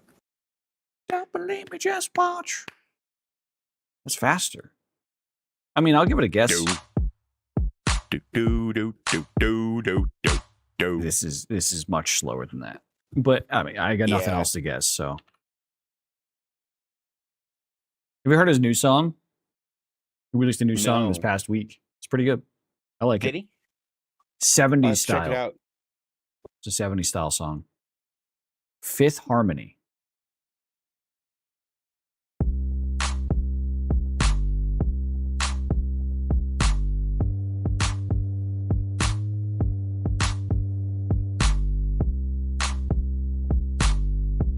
Is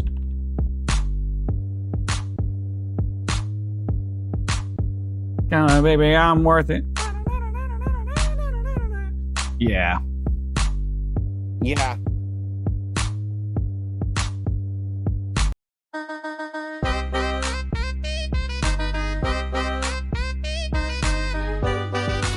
This song hits in the club. Not that I go to clubs, but I just don't fuck with it casually. It's like, for me, I was trying to think of Weeknd, because I think The Weeknd had a pretty big year in 2015, if I remember right, or around there. He had a pretty big about when I became decade. aware of The Weeknd. Yeah. That's fair. But like, so I was trying to think if there was any Weeknd songs that I knew that matched it. I'm like, no. Because his songs are all different enough, drumline wise. Like, you would really have to pay attention. Yeah. I heard a meme in my head and I zeroed in on it. Fair enough. 191 million views. And it's on just YouTube. rock. This is the meme I thought of when I heard it.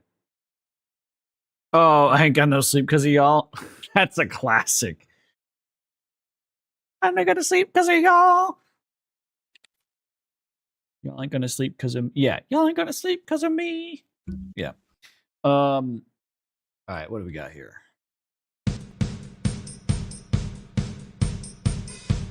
It is Satisfaction by the Rolling Stones. Yeah.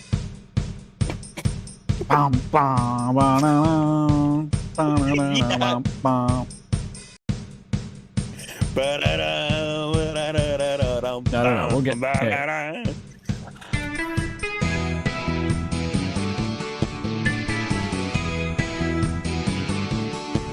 Yeah.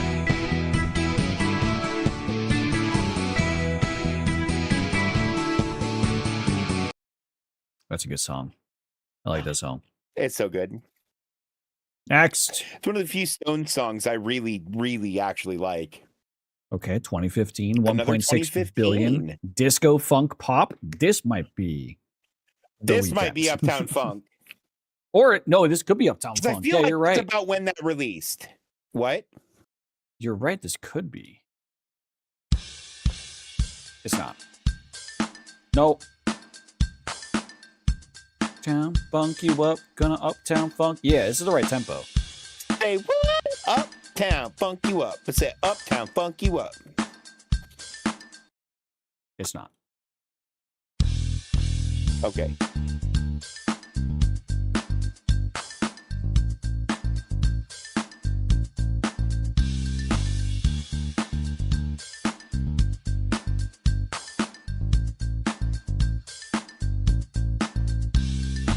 I got no idea though.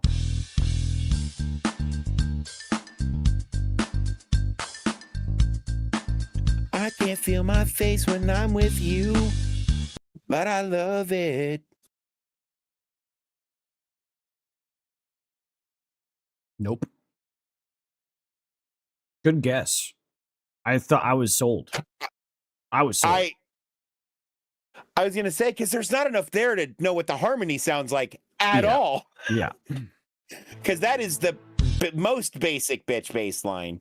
Yeah.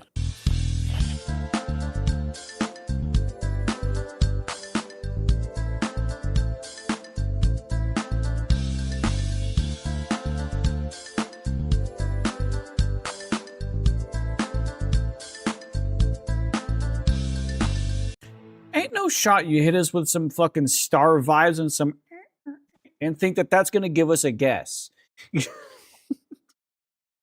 No, because now I want it to be the weekend again. Because this feels very weekend. I just don't know what other song it would be.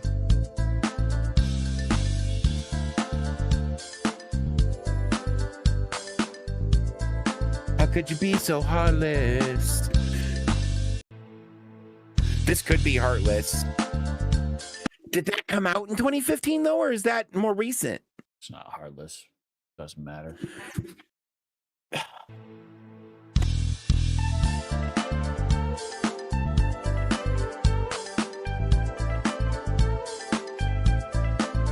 I mean, disco funk pop, 100% yes. This fucking hits. I like it a lot. It still sounds like The Weeknd. So whoever this is, I apparently need to listen. No. Oh, is it a Sheeran maybe? This does not sound like The Weeknd to me anymore. There's no shot this is an Ed Sheeran. Ed Sheeran does not have this much juice in his bones. I can't think.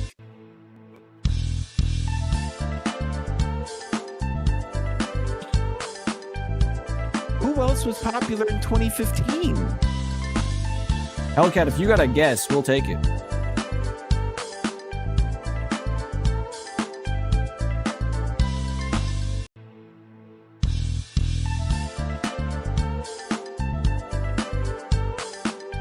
Arcade Fire.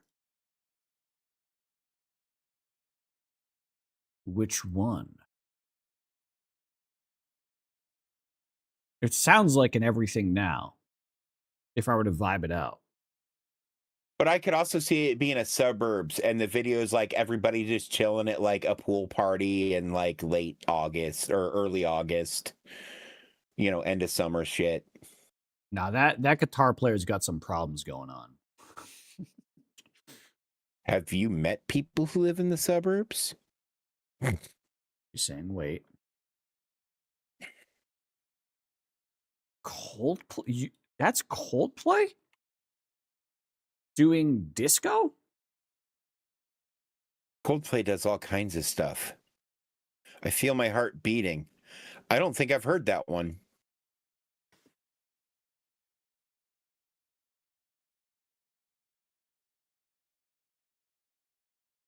That's not an option. Adventure of a Lifetime.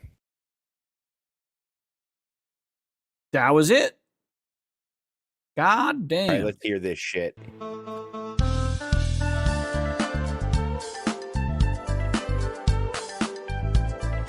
feel like I have to hear the actual song. Yep. Yeah.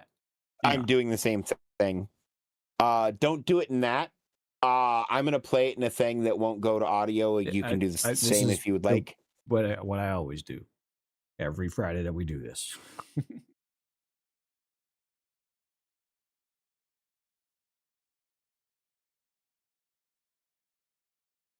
I have not heard this song before.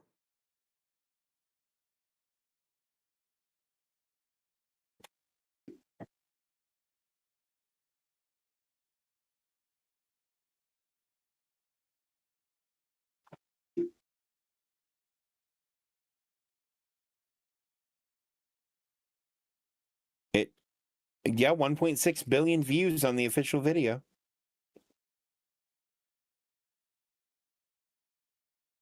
I did not know Coldplay had shit like this in them.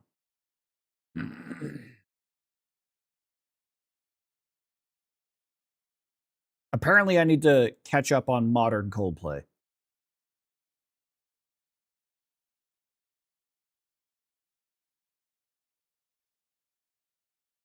This feels like Coldplay got together with Modest Mouse is what this feels like.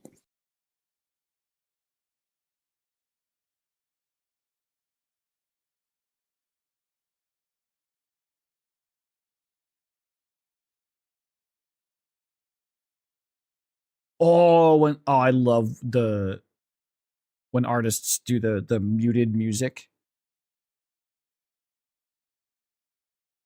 Yeah. Such a good effect. I love that effect. All right. Yeah, it's pretty good. Let's do one more. Soul Pop, 1983, 300 million views. Par 2. String synth, electric guitar. Got some backing vocals. Drum and bass off the rip.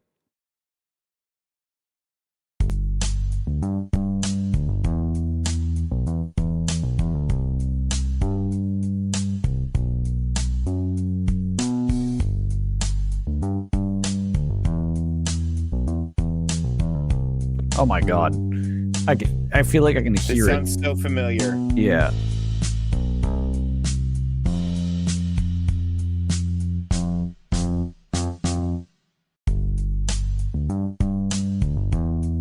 Tip of my tongue. That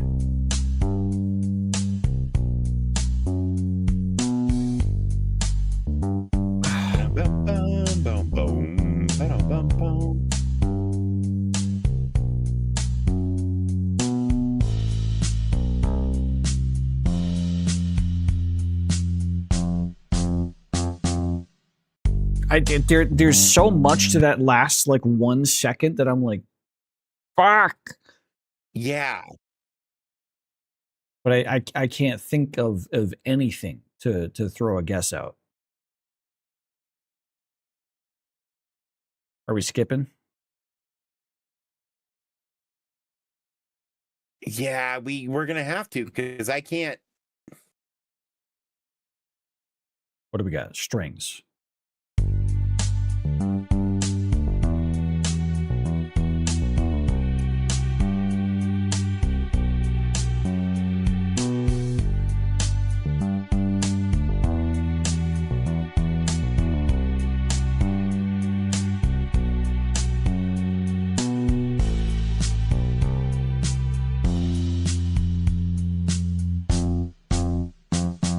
Is there a song called Every Time We Touch? 'Cause every time we touch, I get this feeling. Yeah, nope, not that genre. one. No, not that song.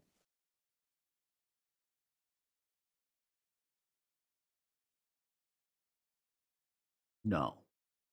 Okay. Just the two of us.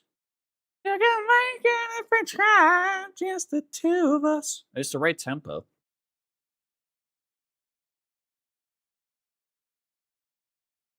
That's not it.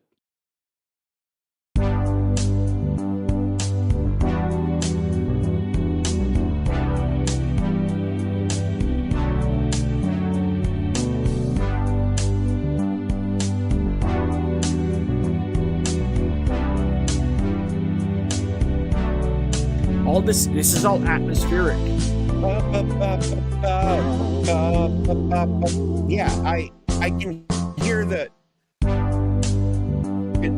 because it starts like every time we touch da da da da da da da da da da da, or some shit like that. Like da da da da da da da.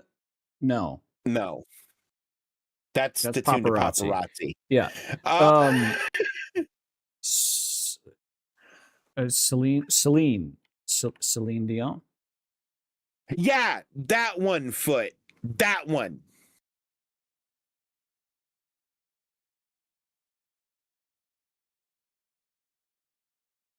Yeah, it's not Celine Dion.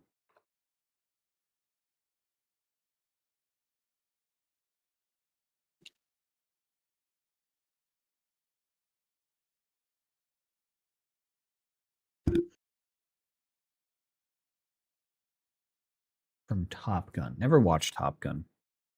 Take My Breath Away by Berlin. Oh, yeah.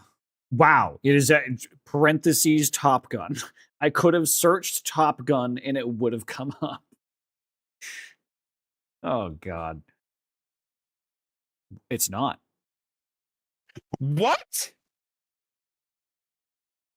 I have no fucking clue then.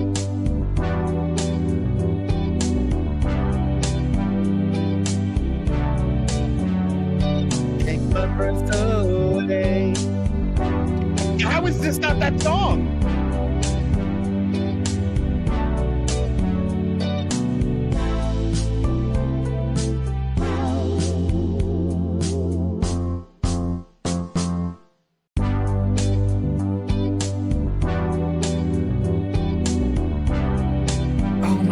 God.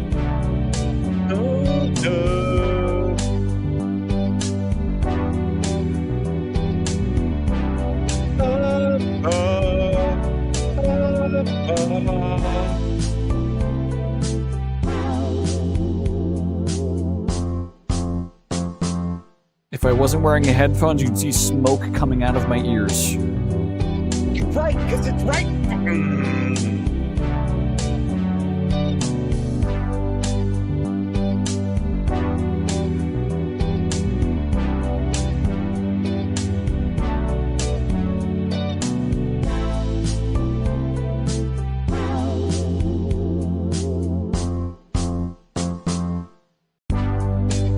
Fuck, I got nothing. All right, let's hear the vocals.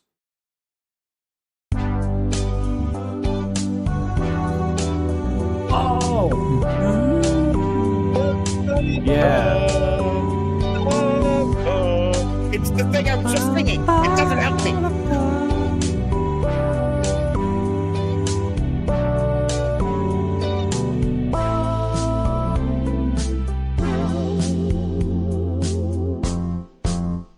I know this song. I've heard this song fucking millions of times. Every time there's like a fucking sexy scene in a movie that doesn't have any sexy scenes, but it's like about to be a sexy scene, but then it gets interrupted by comedy.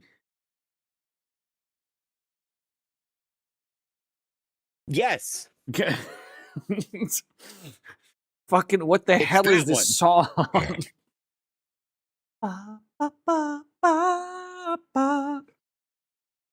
I'm horny, but funny. Yeah. Is he saying it's hold me? No.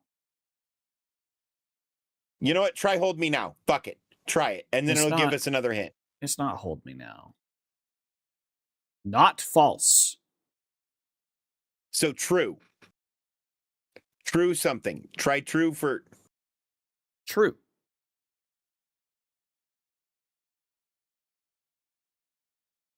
You know what? Sure. Yep. Fair fucking enough. Fuck this song. I hate it. I don't hate it. It's a good song. I don't think I've ever heard the name of this song before.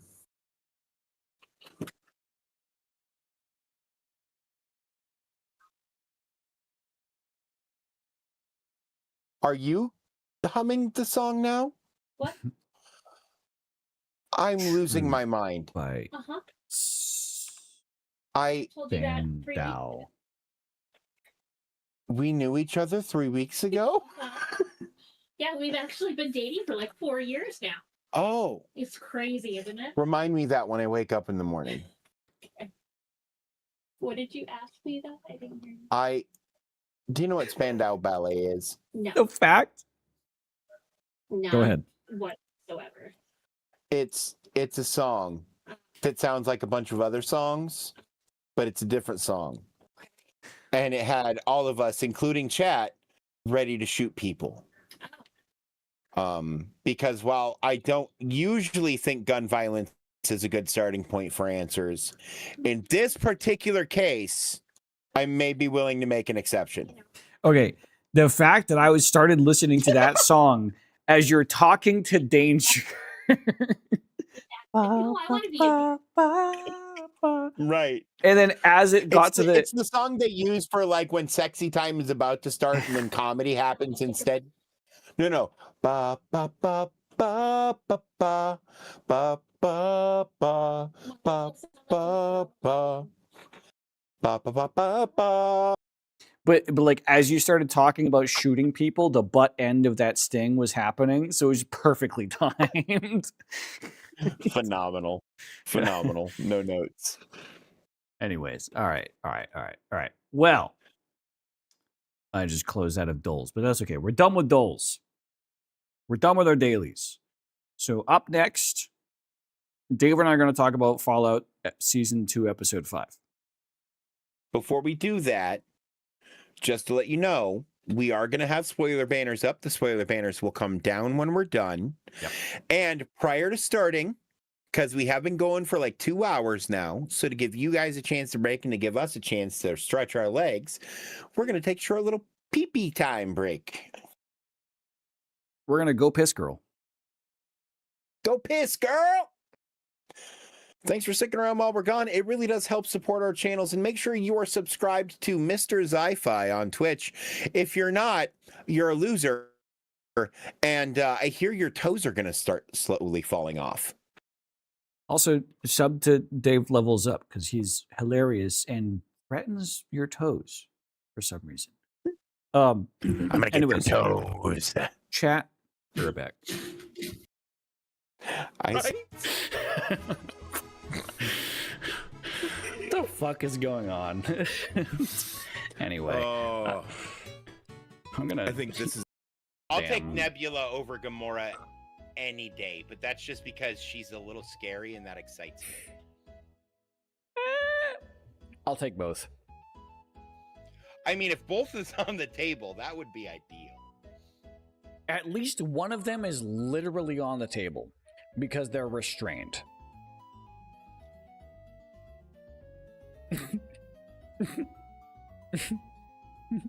You're welcome. That was also for the clip. Oh my god, I gotta fucking pause. Ow. Ow. I don't know if you guys could hear the thud. If you guys could hear the thud, I want that clipped. But that really hurt. I just straight up punched my desk. Oh my god. Okay. And for men, it goes. Yeah, it makes the you kegel and your dick goes Womp, kegel. womp, Kegel. womp. Yeah. It, So they can like wave goodbye in the morning. Yeah, I've done that. To tell you it's time to go home. I fucking disagree. I disagree. No further information? No. Incorrect. No further information? Incorrect. No, I disagree. Nope, that's wrong. No, you're wrong, in fact. Nope. Is it wrong? No, no, you're stupid. No, you're wrong, in fact. In fact, you're stupid. Torture him a little bit. Yeah, I was going to say, my first order of business with the fossilized shark tooth, as it is the spiritual representation of Fluffy, is I proceed to operate on his testicles. In fact, I remove the outer skin of his ball sack and just leave his testicles dangling into the toilet.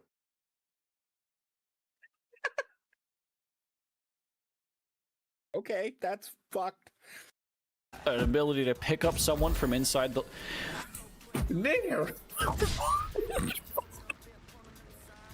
Near just healed Gale. What the fuck? By throwing a potion at him. He's currently standing. Dave, why do I have so many clips out of this combat alone? That is fucking in so many. You got that deadlock? I'll suck your dick. Yeah.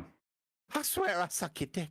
I was trying desperately to add Tyler McVicker as a friend on Steam because he put out a tweet saying God,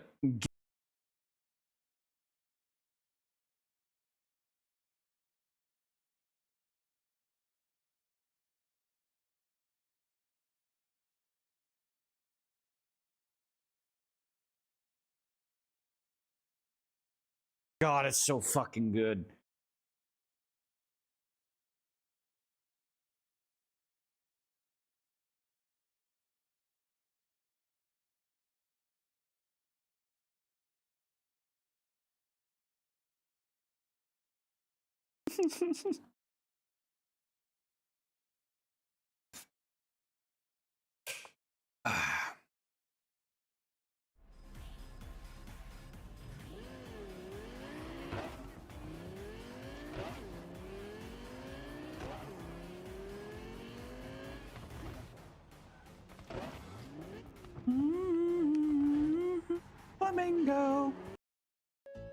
Nothing ventured, nothing gained.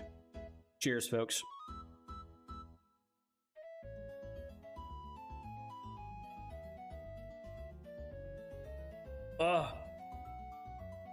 Oh, wow. Oh, that is a medley of flavors. Oh, what a fucking medley. Okay. There is a battle going on in my mouth right now.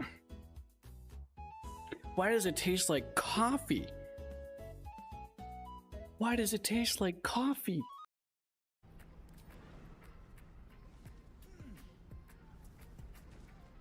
My victims await. It's not over. Come to the skull. Is that blood? No. Never mind. All right. Now that we have friends. It's not over. Come to the skull.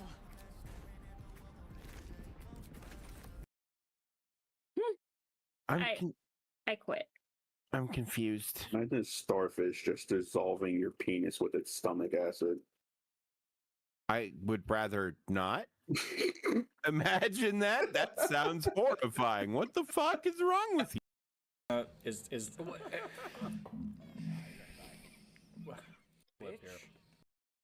Level, okay? Mizgif, Techtown, if you're watching this right now, I receive more dick pics than you per day, I guarantee it. Alright? Fuck you.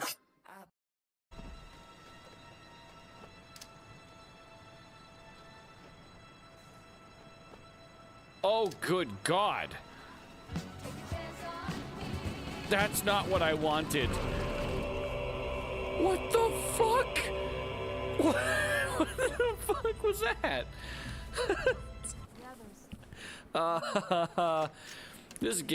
This man, Halo has changed. You know, about 70% of all of her cutscenes exclusively just show her feet. Her bare feet. She's not wearing socks or shoes, and she hovers in the air. And the majority of time that she's introduced in a cutscene, it's like her feet hovering down into camera frame. Show feet streamer thing.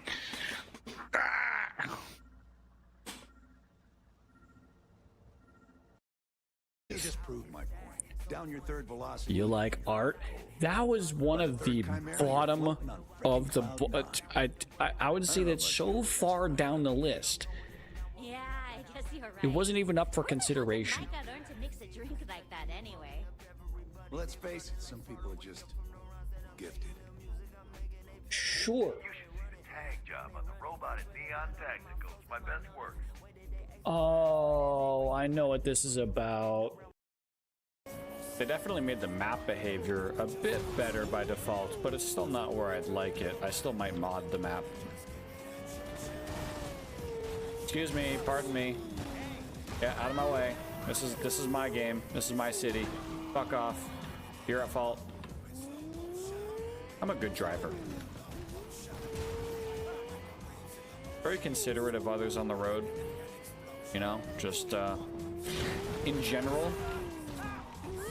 Perfect track record. I've had no complaints. Because they're all dead.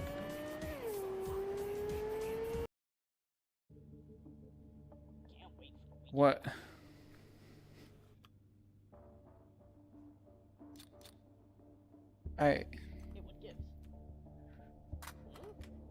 What the fuck do I do with this? Does the ammo go up here? Oh my god.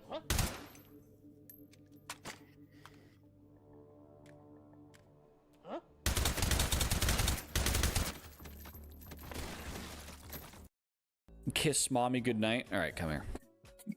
Come here. Oh yeah, this is happening. There you go. All right, was that as good for you as it was for me? Please say yes.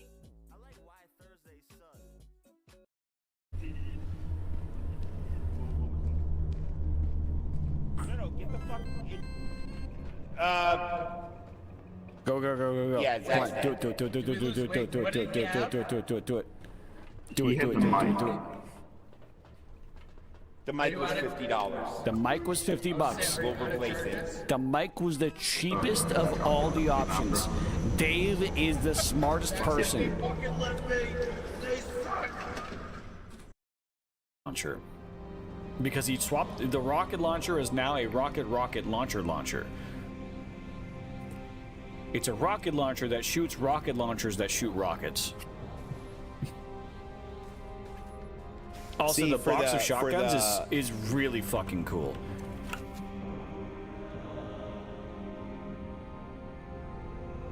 You throw so the actual weapon. You throw a shot.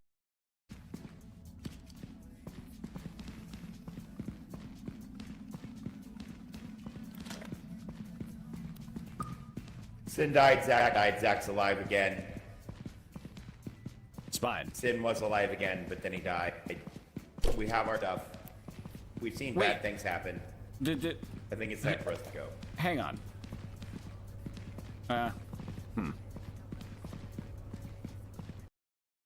That's fucking awesome. That is fucking awesome. Also, echo. I fixed the echo. Thank you, Lil. It's because I'm using echolocation to identify Dave's ass. It's hard to find sometimes. Anyway, It barely exists. Just gonna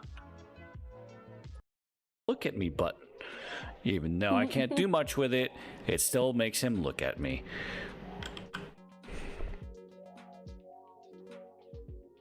Ow! Ow! Jesus Christ! Tits, he loved you.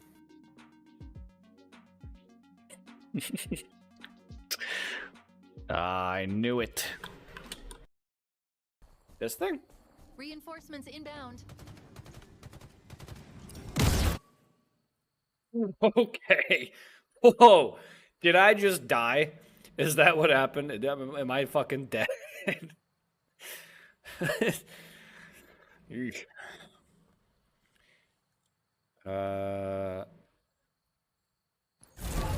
Okay, I didn't die. That just hurt a lot.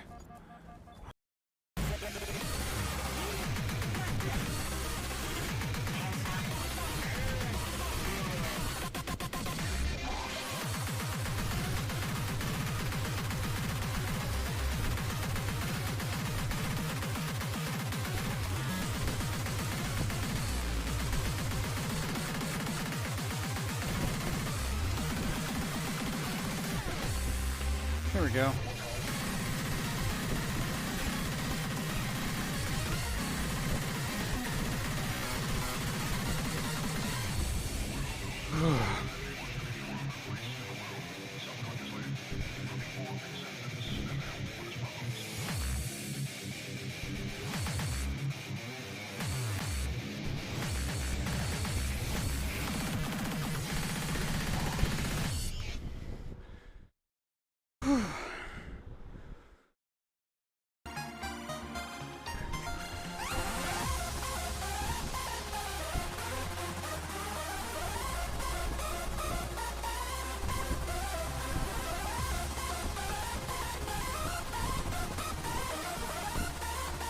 Oh, God.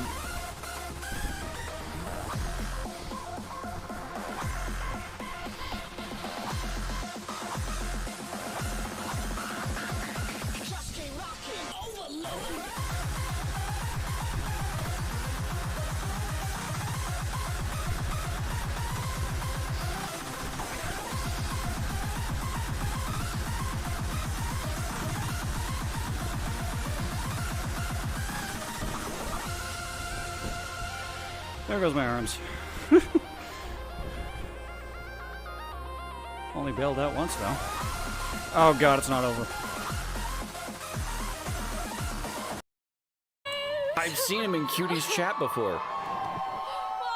He's an insane person. An insanely rich person as well. To see the view from up here. It's beautiful. Ugg sent me a picture of a guy who donated Thank you to the people that voted for 300 me, subs and to thank you Cutie. to my chat for supporting me, and Also, all the look at great her streamer yacht. friends that I've made in this space. Everyone's so nice, and thank you for liking me. Even She though I'm a would little want you to cringe look at her sometimes. It yacht. means That's a the only lot. reason I'm saying this. So, Yeah, well, I don't know. I would love to be charged at by a butt naked, dick slinging Shrek as I hear All Star by Smash Mouth playing incredibly loudly, but louder as he gets closer. That's how I like to enjoy Left 4 Dead. Left 4 Dead. I fucking love the modding scene for that game because fucking Will. I mean, shit. If Will Neff and Wake Wilder were in there, that'd be sick.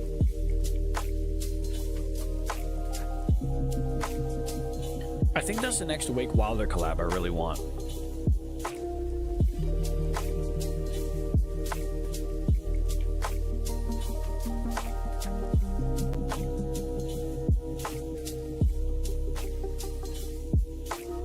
I'm just gonna. Lights when you're trying to use a green screen is kind of dicks. Right. I need to. All right, we're back. And I decided we would go with this as the default, what we're looking at picture when we're talking about this episode. Because I saw a funny post on Twitter that was like, how did she do that face?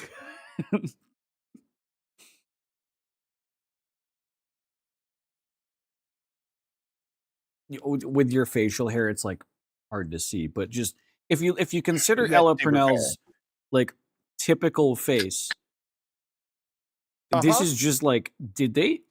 This How? looks like a bad morph, but this Yeah. is just what she did with their face. Yeah. I am super impressed with Ella Purnell in this series, though. First off, she is an English woman. Mm-hmm. And you wouldn't know it unless you watched her in an interview. Yeah. Yeah, or in like an Instagram story or whatever, because that's what actors do now. Yeah. Right. But beyond that, right? Not just her tone, right? And her understanding of the character, but her use of the physical space and how she portrays the character, her body language, her expressions, how she walks, like everything is just very robotic. I mean, it's very it's perfect for the character. Yeah, I don't mean robotic as in like a bad thing. I mean like the Lucy is like straight backed, proper posture, fit, like right, all that stuff. So, oh yeah, we should have. I'm gonna put my spoilers up now. We haven't talked about anything in the episode yet, but you know, just in case. Yeah. So this episode in particular, oh boy! I mean, talk about Ella's acting proficiencies. We get to see a lot of Walter Goggins' chops in this episode. Oh man. And then how it ends, how the episode ends? Yeah. Oh my god. Yeah, he is such a great episode and a showcase of like his range as an actor. A lot of people I'm gonna make a reference to the show Andor, because there's a particular scene in Andor that I was like, fucking what's his face, the actor for Andor, Cassian Andor, what's his face, Diego Luna. Couldn't tell you, I never watched it. Diego Luna. There's a specific scene in Andor that's him just looking back at one of his co-stars, and she's got this look on her face, and then he looks back and he's like piloting a thing.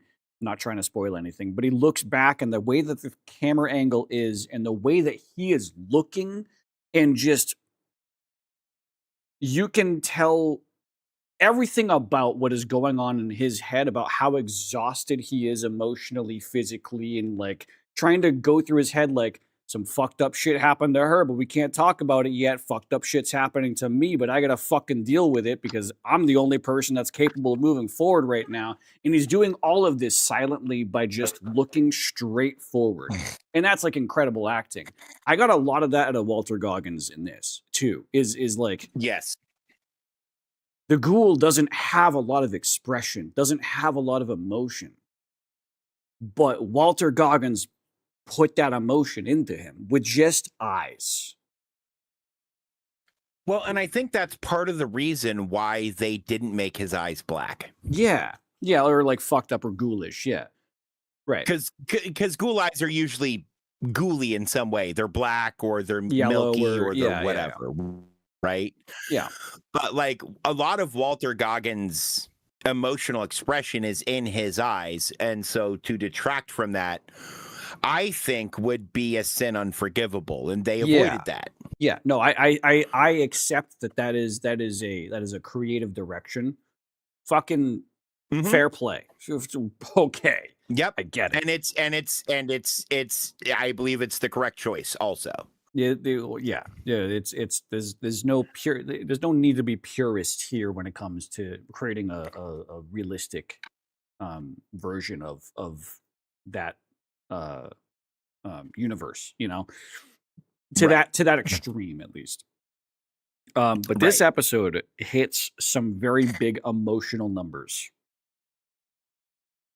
Very big emotional numbers. To start with, we're going to go scene by scene as we have. But of course, the last episode ended with, and my notepad just crashed. That's great. Okay, it's back. The last episode ended with, and what I put in my notes was, oh, hey, Deathclaw. And this episode started. I know you put that in your notes because then you took a screen capture of that and sent it to me. Yeah. And then this episode started, and I took a screen cap of the first fucking thing I wrote in my notepad. Oh, yeah, Deathclaw, because that's what it opens with. And then I put, oh, yeah, Deathclaw, period. 2 of them, question mark? Nope. 3. 3 Deathclaws. Then At the a 4th end, I shows think there up. were Then actually a 5. 5th. And they start coming out. So they're in a very bad part of town. Which used to be the best part of town. They're in a much worse case scenario than the ending of the last episode, which was a pretty fucking, even a single Deathclaw is a bad fucking case scenario. And then the camera's just like, nah, there's 5. Well, and it's like I explained to my mom, because one of my favorite Lucy lines, and this is a little later in the episode and we'll get there, but she says, that's what they're called? Yeah. Yeah. But I'm like, well, yeah, but you know, when the palm is the size of your torso and there are chef's knives attached to it. Yeah, Deathclaw makes perfect fucking sense. Yeah. Yeah. I mean, you have to consider that the people who named these things usually, I mean, it's named that because most of the people who encounter them don't live. They cause death with their claws. But yeah, so they fucked up situation. There's some funny like Lucy lines here of her being like, "What gun do I need to use? What do we do? What like what?" She says, "What gun do I need?" Well, okay, so it opens with, because I really kind of love the framing of this, because it opens with her kind of still having that cocky face on and looking at it. She's buffed out, and then kind of glancing over to him, and he is stone 1,000-yard stare, Yeah. fucking terrified. Yeah, just, and her face goes from to, I defer to your judgment on what to do in this situation. And he takes 2 full beats to register she fucking spoke to him, and he goes, run. Yeah. And they start trying to get away, and then they get behind this car, and she says, what kind of gun should I use? And he says, you got a rocket launcher in there? And she says, no. And he said, none of them. Yeah, because your best option And is then to dog meat, just like dog meat Oh, does in the yeah. game. Yeah. In almost every episode, we see dog meat just running off. But this time he ran off in a way that showed them a way to get out of the situation. Yeah, So dog they meat- followed dog meat and wound up in Freeside. Yeah, dog meat ran through a gate. Walter Cooper caught that. He threw a grenade in a bag and tossed it to distract the death claws for all of 2.2 seconds. And then they full on sprinted.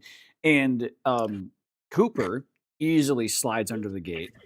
Lucy goes to do the same maneuver, fails the slide, but Cooper's on the other side, just yanks her by the fucking legs the rest of the way. You see him grab her legs and pull her under. It's so good. And then they're just in Freeside at that point. Like they're just like, oh, hey, it's the place that Cooper said we should redirect to instead of charging dick first through this like empty town. Right. And then I think this scene ends with him giving her a bag of caps and telling her to go get a thing called a dick doll from Sonny's. Yeah, I mean, so this first scene is like split. It's a split scene because it goes between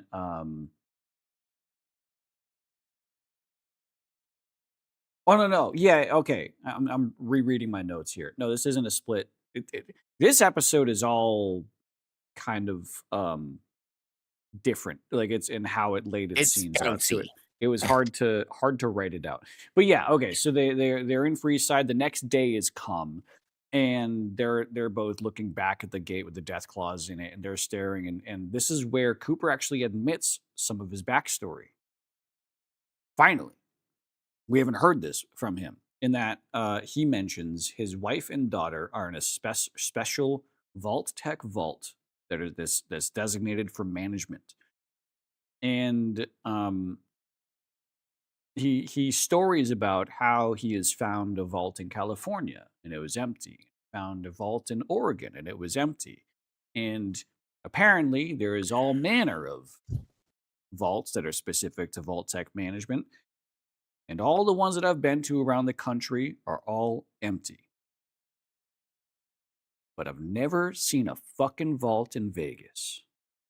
As he's staring up at the Mr. House Tower, basically. So that I wanted to point out that bit because that is like some actual backstory to him that I found important. Because I think that's the first time that he's ever admitted for later what he knows in this about episode too. Yeah, but it's like we've never heard the current like modern day status of his wife and daughter. Just thought it was question mark, you know. But yeah, then he sends her he gives her a pouch of caps and directs her to Sonny's because she's all like itchy and like, you got any more drugs? What do you got? And he tells her to go to Sonny's to get some. He's like, no, I ain't got any more drugs. Yeah, he tells her to go get some Addict doll. And she's like, dude, maybe Sonny will have something to kill those creatures back there. And he goes, no. Like, yeah. No. And then Lucy asks, where are you going? And he says, to get fucked up. So she's getting clean while he's getting fucked up. And he walks into what feels like the Atomic Wrangler. I think it was that. Yeah. I didn't catch the name of the bar, but I have it written. He just walks into a bar and proceeds to get fucked up. The guy pours him a glass and then goes to move the bottle back and he just says, bottle. The guy tries talking to him about like, you know, what they just been through because somehow this guy knew that they came from the Deathclaw part of town. And the guy's like trying to just strike up conversation. Cooper's just like, shut the fuck up. Yep. And the guy is like, okay, damn. And he just kind of goes back to doing whatever the fuck he was doing. Yeah. And he also catches a glimpse of what he looks like in the mirror, which is, I noted that down because it felt like the way that he looked at himself was him kind of thinking in his head, like, what if I see my wife and daughter and they see me like this? And that's like the first time he might have seen a reflection of himself in a while, is what that felt like. Maybe. Like unspoken or maybe look the on his first time face he actually only. looked at it and like Yeah. thought about it, right? Yeah, yeah. Because he doesn't have a So, nose. And like, he might have seen himself recently, but it was the first time he really looked, maybe, in a while. Yeah. But then we flash back, starting with an old war propaganda, not propaganda video, a news video about how Robco, West Tech, Vault Tech, and Big Mountain, I think that's Big Mountain, it's most often not talked about company out of those four. They all were to meet in Las Vegas. This is the story being told in the flashback. A lot of things are coalescing with Cooper trying to kill Dr. House at the same time that these four big heads are talking in Vegas, at the same time that Dr. House is trying to get the cold fusion device, at the same time that Cooper's wife is planning the end of the fucking world, apparently, or supposedly. So this news thing says like all four of these people are going to Vegas, and Dr. House is going to head the conversation to decide the fate of the free world. Mr. House. Mr. House. I said Dr. House, didn't I? Yep. Oops. But it pans to Cooper and his wife at an airport. Both of them are going to Vegas. Well, ain't that dandy? Dandy. And Cooper walks into a phone booth, and spy style is then in a conversation with the person in the phone booth next to him who has requisitioned him to kill Mr. House. And It's what's her fucking name? Yeah, I can't remember.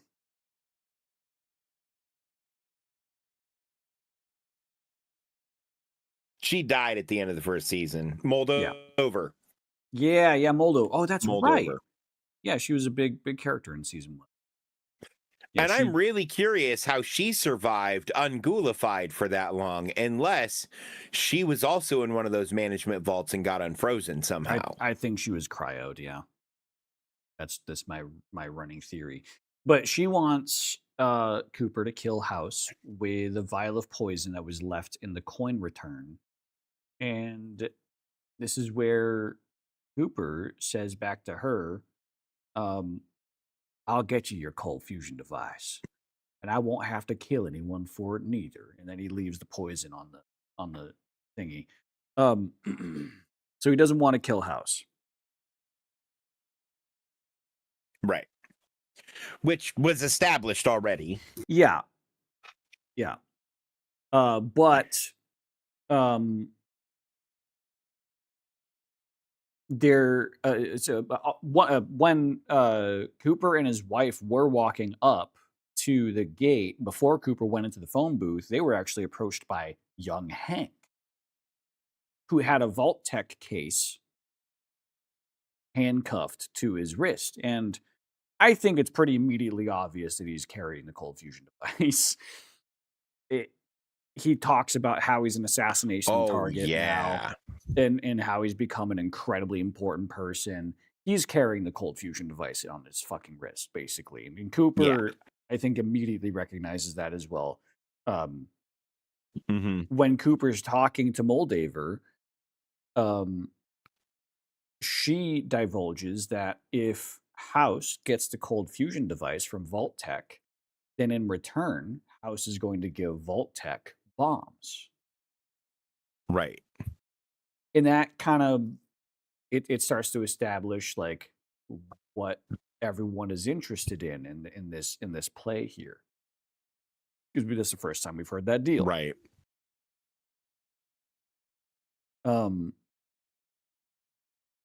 If it's accurate. Yeah, if it's accurate. Yeah, I mean this is like spy, like this is crazy shit going on. A lot of shit going on. But we moved to Vegas with Cooper and his wife. And inside the casino, Cooper's kind of eyeballing Hank at the bar, and he's like, giving him that, like, well, I'm about to fucking kill this man, or like do whatever to get this. Like, he's trying to like plot in his head like what to do to get the cold fusion device off of his fucking wrist. And as he's plotting to do that, Mr. House comes down the elevator, but it's not the real Mr. House. It's Mr. House from TV. Yeah.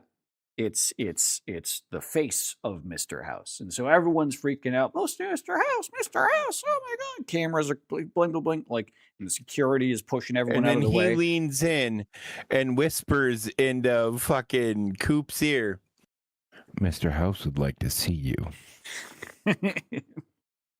And that, because Cooper doesn't know who the real Mr. House is. He thinks that this guy talking to him is the real Mr. Right. House. And like so he follows him. What? And I think this scene ends with him see the terminal from the game, and House spins around, and he looks down on him and goes, "From the fucking toilet?" Yeah. From the fucking toilet? Yeah. And he kind of laughs back at him. And House, after that introduction, says, I know that you came to Vegas to kill me. And I can't do his execution justice on that line. That's an insane line to say. That the actor for House also his whole really monologue here is insane. Good. It's so good. Perfect casting for House. Yeah.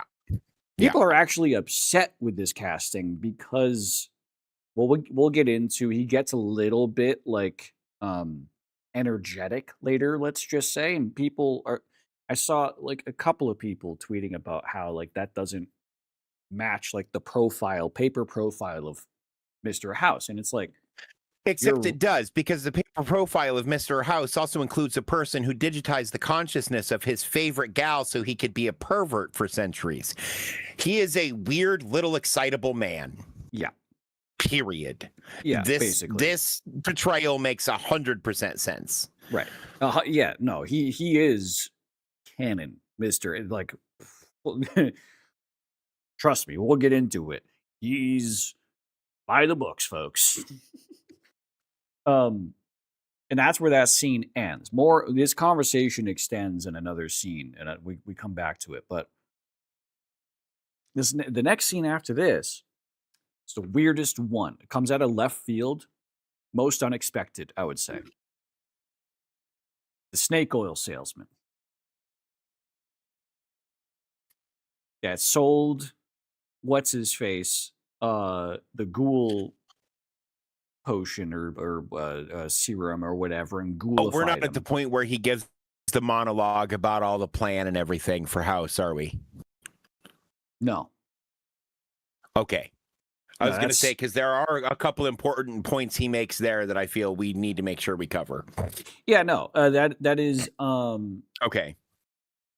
That's so by scene number, we're on scene 4. That's scene 7. At least by how I numbered it. But the snake oil salesman is walking across what appears to be like Death Valley. I mean, it's not a great part. And he's like tossing a fusion core in his fucking hand that I forgot he got given by Thaddeus. Thaddeus. Fucking idiot. But the snake oil salesman, I don't know his name, but he's walking towards Vegas. He's making the trip to Vegas. Almost died to a rad scorpion. Hilarious. And before he gets to Vegas, he's interestingly like picking out some daisies, some like yellow flowers, and he's like, it's like, oh, is he intending to meet like a woman? Like, what's he got going on there?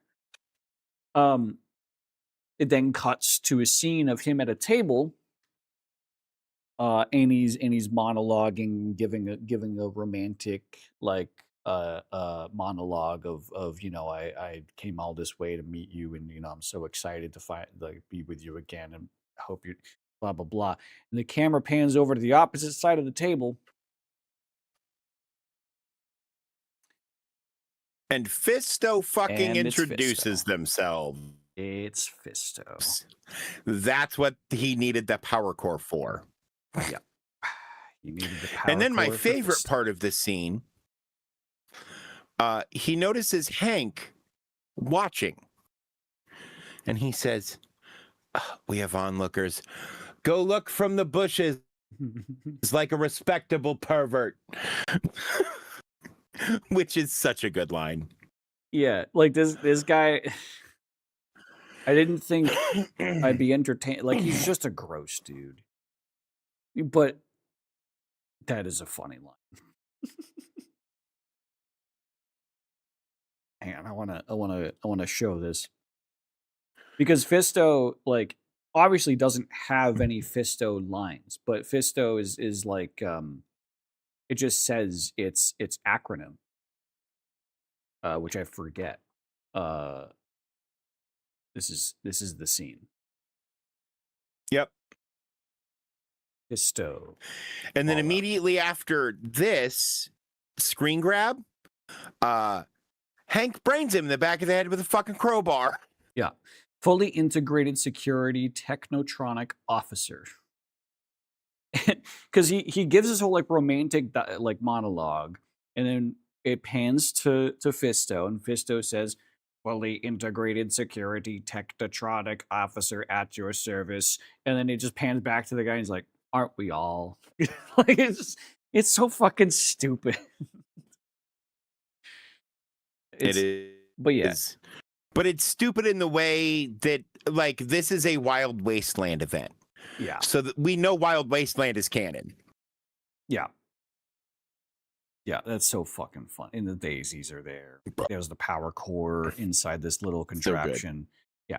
But yeah, he gets crowbarred in the back of the fucking head. And I originally wrote in my notes, Snake Oil Salesman fucking dies. But he didn't die. We see in immediately following, Hank returns to his little underground facility, and while Hank is traveling through this facility, the camera pans to some cryopods where you see Barbara Howard and his daughter. And Janie Howard. Janie Howard. So Cooper talks about his wife and daughter in a management vault, and he's been through all the vaults, but he ain't seen no fucking vault in Vegas. And it's the vault or installation or whatever you want to call it that Hank has been using to perform his mind-controlled experiments. And he's been pulling people out of cryo to use for his experiments. Now, in this case, Hank has decided to use the snake oil salesman for his experiments. And though I don't think it's really for the experiments, I think he has a specific purpose in mind for this guy. But it's hard to know for sure at this stage of the show. Hank offers... Hank basically asks him, hey, do you want to forget everything you've ever known and not have to make decisions anymore? And the guy's like, oh, yeah, that sounds great. Oh, yes, please. Oh, very much so. Oh, yeah, he's just like, he's trapped in the same device as the people in the previous episodes. And Hank, all right, puts on his glasses, starts turning some knobs, looks at him. Okay, starts turning some more knobs, and the guy's like, oh. And then the camera pans behind him in the same way that it originally showed in the previous episodes, like brain matter splattering off the back of the wall, but no brain matter. I'm pretty sure there was a splatter happen in a different direction. Yeah. Because unlike everything else that made pained sounds, he sounds pretty happy with what's going on. Until he started screaming, no, no, no, no, no, no, no, no, no, no, right at the end. But then he stopped screaming anymore. And then he probably did ejaculate. Yeah, you're probably correct, actually, on that one. Because he did just have like an O face on. Yeah, you're right. Yeah. But Hank has basically just turned this guy into a dummy henchman. For the most part. Deleted his personality and memories and everything he's ever experienced. And this guy has no He's gone. He's a robot. He's a fleshy robot now. That is under Hank's control, Lucy's father. But that's how this scene ends. And we move on to get an update on Norm's group. They're approaching an old Vault Tech facility. Building on the outside, an external building. They still make those. The building they walk up to. Well, yeah, it was the headquarters. Yeah. The building they walk up to, they walk into it. And we get a cameo from the vendor that Lucy interacted with in season 1 in Philadelphia. The woman that ended up affixing a peg leg to the scientist's leg in season 1. Same lady. Apparently, they had set up a roach farm in this building. Hilarious backdrop to all these vault dwellers. And one of the vaulties was like, "How big is it?" "Oh, not quite big enough to harvest yet, but they will be soon enough." As she's just eating canned meat mush. Like, it's just dog food. Yeah, maybe. It's as Norm is talking to the vendor lady that Lucy ran into, and as the camera pans over to them, they've already established Norm is Lucy's brother. And the vendor lady is like, well, shit, if she had to trek all the way out here, she had to go through all this con country and you know, all the other dangers out there. And Norm is like, I don't quite get what you're saying. And he's like, I forgot your vault dwellers. Yeah, your sister's dead, hon. Right. Norm and he says, "You don't know that. You don't know my sister." And she says, "No, but I know the wasteland." But that's where that scene ends. Have a good night, Luan. The next scene is back to Lucy in Freeside, making her exploration attempt of Sunny's. However, before she walks into Sunny's, she sees an external advertisement for a dick doll where the price of like 13 caps has been scratched out and replaced with 1,000 caps. She feels in the pouch. 250 to 1,000, but yeah, or 150 to 1,000. That was much smaller, but yeah. Either way, she feels around in a pouch, and there's clearly not 1,000 caps in there. So she's about to move on before she catches a side door. That says employees only. So as any proper vault dweller playing the video games would, she takes it upon herself to sneak her way in there and try to pilfer herself some a dick doll. However, she doesn't just find the dick doll. She finds on a shelf with a golden ray of sunlight behind it a power fist. Beautiful in all of its glory. So she tries to bag the power fist as well. Of course she does, because, you know, as a player, you would as well. Don't lie. You probably grab 5 a dick If I've dolls, already but resigned myself to robbing this place, everything in it is mine, and the owner's already as good as dead. Right. Now, on that, Sunny, the owner, as Lucy is... right. Lucy's been trying to sneak around the person inside the shop. The person went upstairs, and that's how she got in, stole the dick doll, the power glove, or not the power glove, the power fist.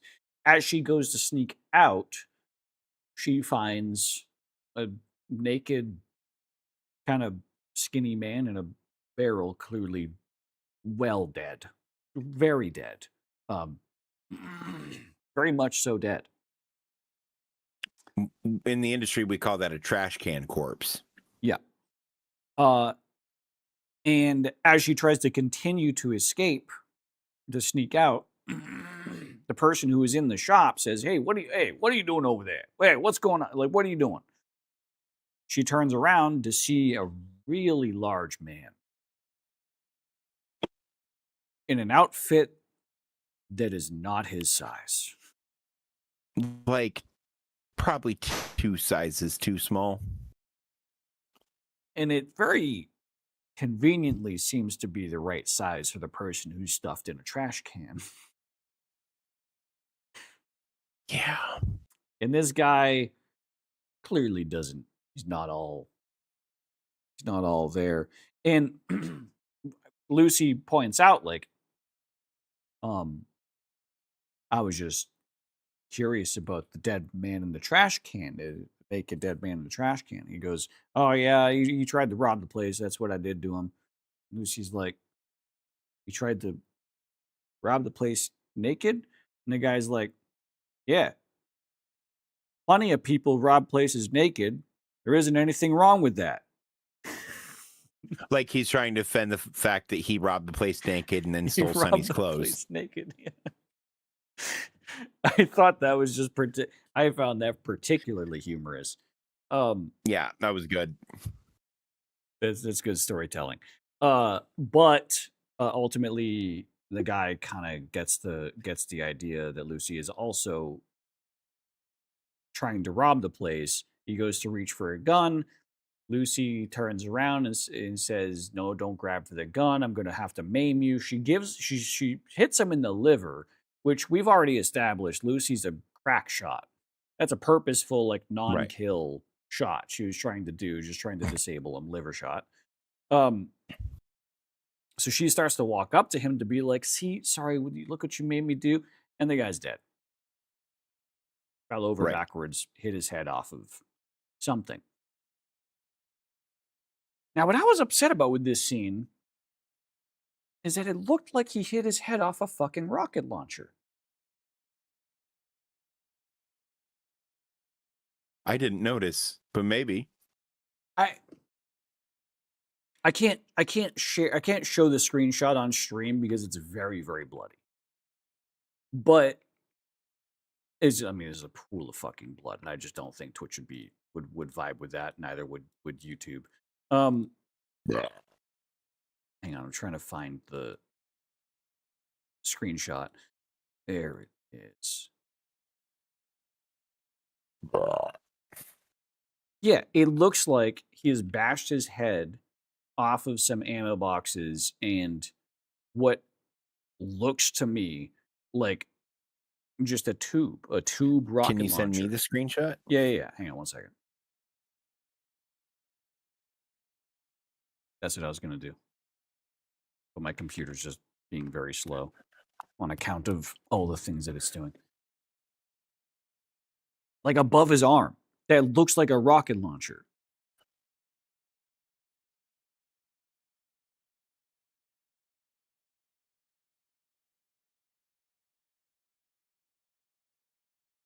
Like an American rocket launcher, not like a RPG, Russian RPG. Yeah, no, it does look a little like a bazooka. And I literally already wrote in my notes, oh, Lucy got a rocket launcher. She didn't get no fucking rocket launcher. I mean, to be fair, she probably hadn't seen it before because she had been avoiding that part of the store, and then she just killed someone for the first time. Maybe. Is this her first human kill? Yes. Oh yeah, I didn't click that. Damn. So this is traumatic for her. Yeah, that makes sense. Her reaction then makes a lot more sense. I just thought it was her being like, man, I'm really doing some fucked up shit. Because I was considering like the ghouls that she killed earlier also. But she was in a drugged up haze at that point. Either way.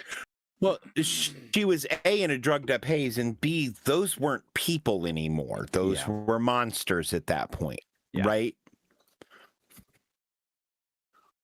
Okay, but this next scene is one of the most intense of. It's second most intense of the episode.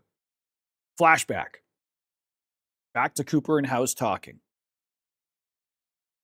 And House, And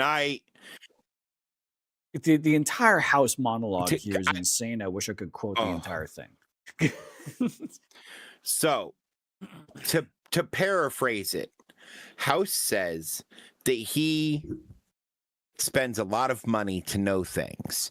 And part of spending a lot of money to know things is the development of a machine that basically helps predict the future. It determines probabilities based on provided information.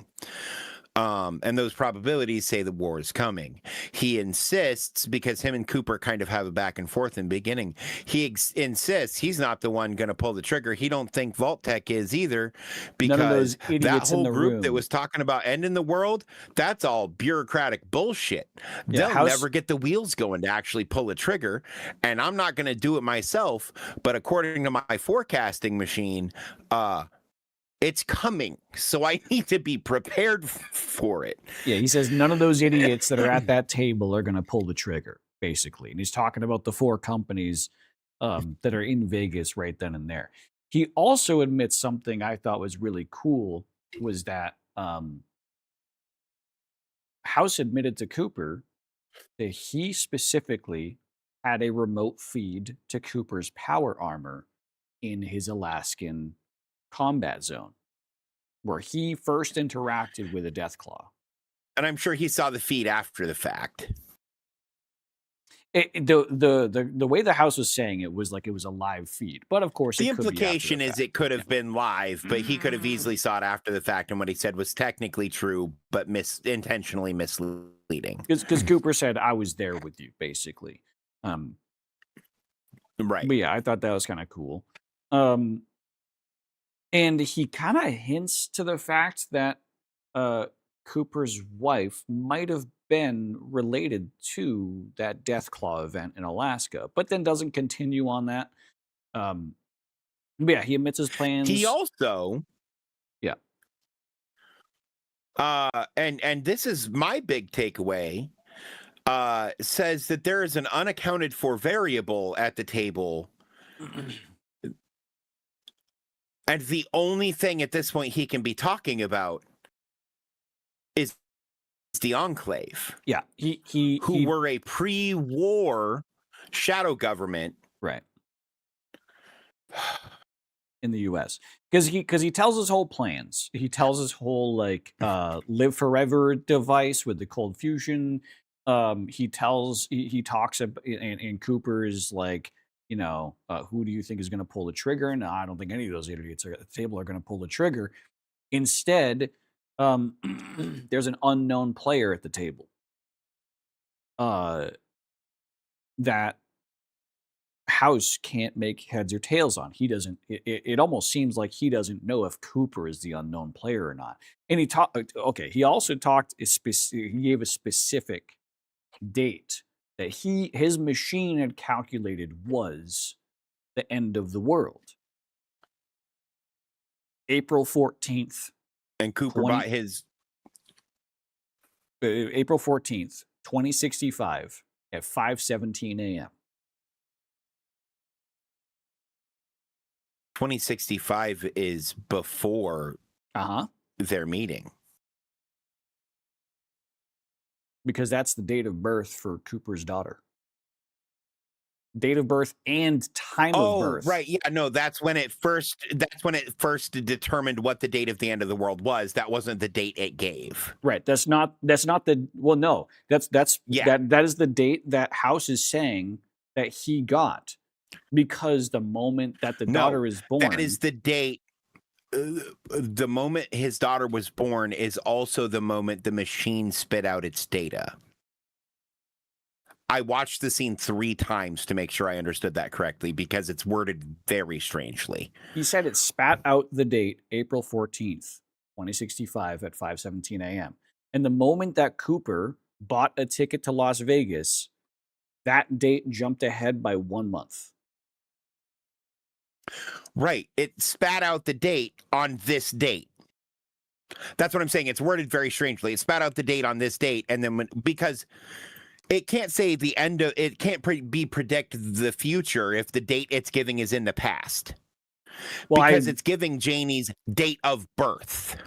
Date and time of birth. What I read it as is daughter being born triggers the butterfly effect to the end of the world. Yes, but the daughter's birth date is not the end of the world. That's the date it spit out the information. I'll have to rewatch that. Yeah, no, like I said, I watched it multiple times because the way he phrased it was very stupid. Yeah. But yeah, so House brings up that But again, it could be... I think that's that intentional, like, he's not lying. Right. Right. I think he's being very calculated in how he tells the truth to try to be confusing to Cooper to set him off, to make him overthink shit. Maybe. But yeah, he shows off his machine to live forever in a roboticized form to protect Las Vegas from the coming nuclear war. He admits that he thinks it's an unknown player that's going to pull the trigger. And as he's done explaining all of this, he turns to Cooper gets a moment to speak, and the first thing Cooper says is he says, "I think you're a fucking lunatic." And oh boy, does that set House the fuck off. Holy shit. So by the time like it pans back to Mr. House, Dr. House, Jesus Christ, he has on him the because I looked into this, I had to look it up, this like mind reading device. But what he's doing is he's like making sure that he's capturing all the information he just collected from Cooper into this machine to make sure that he remembers it, that he doesn't lose any of that data. Yeah. But yeah, he put this device on. It's not like a brain reading device some people thought. It's like, no, it's he's taking the information he just gathered from Cooper's like physical readings and his facial expressions and everything as like information that he's pooling into this machine to help calculate all of his probabilities. But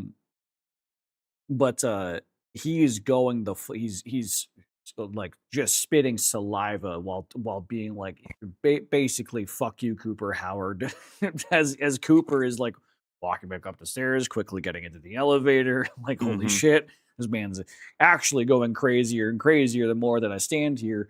And the guy, you know, as Cooper gets into the elevator and the doors shut, House says, "I think you are going to drop the bombs, Cooper Howard." And I thought this scene was really cool, where as the doors shut, Cooper immediately unplugs a flask and just starts pouring a clear alcoholic liquid into his mouth, vodka, tequila, whatever it was. Gin. It just pouring it, just waterfalling it into his mouth. It's going all over his face, all over his shirt. And it's like cutting between him doing that and the ghoul in modern day being actively drunk, like stumbling, kind of like clearly just doing, like drinking a fuck ton. And then back to the flashback, more back to the ghoul being drunk. It's just like, and the music is picking up. It's I thought that was such a creative scene. But then it flashes back to Norm. Yeah. Oh, it flashes back to Norm. And last episode, last week we talked about how it's kind of feeling like the Vault 31 people are kind of figuring Norm out, that he might not be who he says he is. And in this scene, that kind of continues. So they make themselves at home in the the Vault Tech headquarters. They clearly know where all the rooms are. They immediately try to go to communications, try to set them up, but they're not working. Norm. They make fun of a poor dead woman at her desk. Oh yeah. She's always working. Yeah. But What a kiss ass. so they immediately go for the communications room. Norm asks why is it so important that you get communications running? Who you're trying to contact? Fucking idiot! You're supposed to know this. You just need to ask that in a better way. But the guy looks to Norm and says, "The investors." We still don't know who the fuck that is. But at that moment, it becomes apparent that these people are probably all double agents. They're not just Vault Tech employees, they are double agents with another company. Whoever this mysterious party is. At least that's my idea. Is that these people aren't. Yeah, I think all of Bud's buds work for the same people Hank works for. Yeah, which is not just Vault Tech. They were in Vault Tech to infiltrate and exploit. No, basically. I think they work for House. Oh. You know, he would be an investor. Yeah, that is true. I didn't think about that. Well, and plus, I'm back in your old stomping grounds, which is something Hank said early on. Who the fuck else would he be trying to talk to? True. True. Interesting. But either way, Norm starts to he finds one of them in a bit more of an emotional state. She had only joined Vault Tech about a week before the bombs dropped, so this is all very fresh and new to her. She's not completely sold on the plan, but she's here anyways, so she has to go along with it. But Norm, without realizing, but the viewers know this because the viewers are the third party in this scenario. Norm discovers that Bud's boss, direct boss, was Barbara Howard. And Barbara Howard, Cooper's wife, was in charge of all the Vault proposals. All of them. Not all in a certain area, they just said all of them. Yeah. That's fucking crazy. That's a very important person in Vault Tech. Yeah. I mean, to be fair, she's also married to a world famous movie star. Fair. Yeah. Like, they weren't nobodies, either True. of them. True. But Norm doesn't know why that information is important, but the viewers obviously do. But he hears, she was in charge of the Vault Tech proposals, and he wants to know what's the deal with Vault 31, 32, and 33. So he goes to her office and wants to hack into her computer. The lady that Norm was talking to then calls Norm out, says, "You're not who you say you are you?" Was it that And then easy? he's a dumbass and spills the beans. Yeah. Because she batted her pretty brown eyes at him. And her really wide hips. But yeah, Norm. I wasn't going to mention those. It's very obvious last episode. I mean, it was just front and center. Same person. But they get to casual talking. Norm is hacking Barbara's computer, successfully hacks it, but another Vault 31 person is eavesdropping as the two of them are basically just shit big talking. dude, Bud's PA. Yeah. The second in command, basically. And they're talking about how everyone else is just fucking nuts. And this guy's listening on like in disbelief. But Norm discovers, so the lady goes off to get them some drinks. Norm discovers in Barbara's computer that the company titled Future Enterprise Ventures, which some of the Vault 31 dwellers said that is their plan. That's the plan that they're enacting is the Future Enterprise Ventures plan, FEV. Norm searches for that in Barbara's computer, and it points out that FEV actually stands for Forced Evolutionary Virus. Yep. The thing that created the super mutants. Yep. The thing that created the Death Claws. Yep. And a likely contributor to some of the more unique megafauna. Yeah. A lot of those potentially experiments for the FEV. Yeah. Now, before Norm can figure out anything more,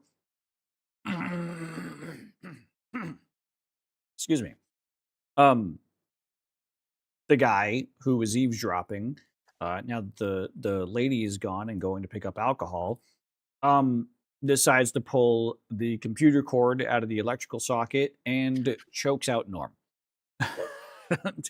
I mean, just utterly defeats him in combat. Just absolutely devastatingly destroyed in combat. Wrecked. Yeah. But the guy doesn't kill him. He blood chokes him, like that gives him a, he knocks him out basically. And the camera makes it a point to be clear, like, no, Norm is breathing after what had happened. Yeah. And that's the last we see of Norm this episode. Yep. Passed out on the and ground. Then more traumatic things happen. Oh, much more traumatic things than that. Yep. So we're back to Lucy. Last scene. I mean, it's the last scene, but there's a lot that fucking happens. Lucy takes the Addictol. Kind of looks at it and is like, huh. And then proceeds to projectile vomit in the middle of the fucking street immediately. And not just like a single, like one or two, like, no, it's just a continuous stream of vomit for approximately like 15 seconds. It's like her entire system is purging out of her mouth.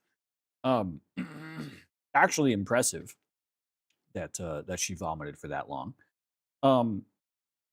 Yeah. But she finds where Cooper is. Cooper walked upstairs from the bar into a hotel room. She walks into the hotel room with Cooper.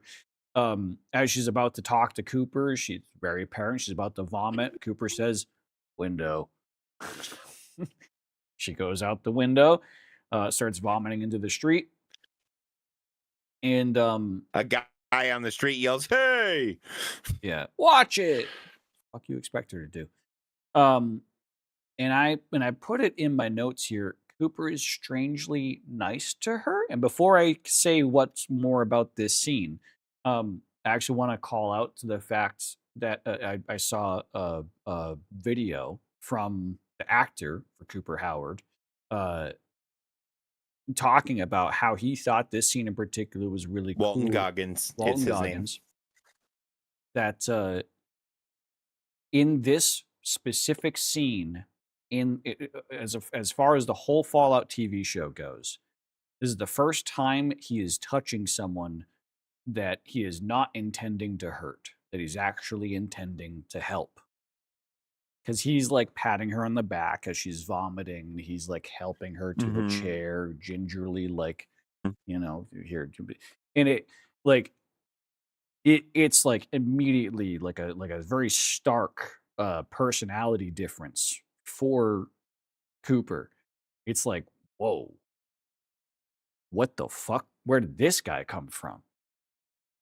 And Walton Goggins is like, yeah, no, that's like what makes this scene so cool. That is actually the first time you've seen him be Ginger in this entire show. That's cool. Right. And he said, and she's like, wow, you're being nice to me. And he's like, yeah, it's the least I can do. all things considered. She's like, what do you mean? And the camera pans over to the snake oil salesman in office garb with the mind control chip in the back of his neck, who was just brainwashed Yep. by Lucy's father. He's here on a mission. That mission is to offer an agreement with Cooper Howard. If Cooper can ensure that Lucy returns to her vault, then Cooper Howard's wife and daughter will remain in cryo. Cooper's wife and daughter are being held hostage. If they decide to pursue Hank any further, Hank, through the snake oil salesman's voice, is saying that he will pull them out of cryo prematurely, in which case they will surely not survive the environment change and will die. And this is right. That scene where I mentioned earlier is some of the most like unspoken emotion that we've ever seen out of Cooper, out of Walton Goggins portraying the ghoul. I'm grabbing a screenshot here. Yeah. Because that's the look of a man who made a decision to do a thing that he does not want to do, but he doesn't see any other way around it. He admits to Lucy that he only brought her here as a bargaining chip. But this is the look of a man who kind of wants to change that. But now that he's here and being faced with the reality of his wife and his daughter's lives on the table, he can't change that. Right. Like it's an impossible choice, right? Because he very obviously has grown to give a shit about Lucy, right? In his own way, but he very obviously gives a shit, or he wouldn't have had her fixed up. He would have found another way. Yeah. Because he would have been a lot quieter about hunting for Hank on his own than bringing her with. Right? Yeah. So this is also, and not to be all like film student on this, this is also the first time we're seeing this side of his face. I think. Yeah. I don't know for sure. There might have been some scenes where maybe for a second or a moment, but this is like a consistent couple of minutes where he is looking from right to left instead of center on or left to or left to right. Which is that's camera storytelling. It's cinematic storytelling. That's camera work. Well, right, because center facing is assertive and right facing is dominant. This is reflective. Submissive. Like they actually do the dominant reflective mirror in Lord of the Rings for Gollum as well. Yes, but it's him and himself in the same scene. And that one's also Andy Serkis is a fucking genius, right? Oh yeah, actor for Gollum. Yeah, like. Yeah, but back to this. This is that same kind of, right? Even though, you know, like a lot of the actor's face is covered in prosthesis, etc. We really get the, like, what the fuck am I doing? Like, how is this the solution? Yeah. You can see, right? This is a guy who just solves problems and then he doesn't get to. The emotion is dread. This isn't just sad. This is deeper than sad. This is Yeah, no, this is firing like core like primal response stuff as opposed to like surface emotional shit. Yeah, for sure. And I saw people commenting on the fact that like it is clear, especially in this part.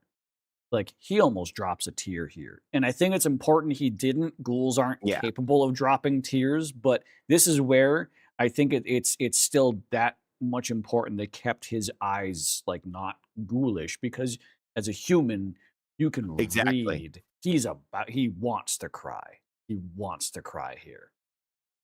Because I've seen a lot of discourse on, you know, why they didn't change his eyes. It's shit like this. Mm-hmm. You can't do this if you're wearing contacts and all kinds of shit, right? Like, and the snake oil salesman is like egging on. He's like poking the bear, basically. He's like, so we still got a deal? Right. Huh? What's going on? And he gives him this look.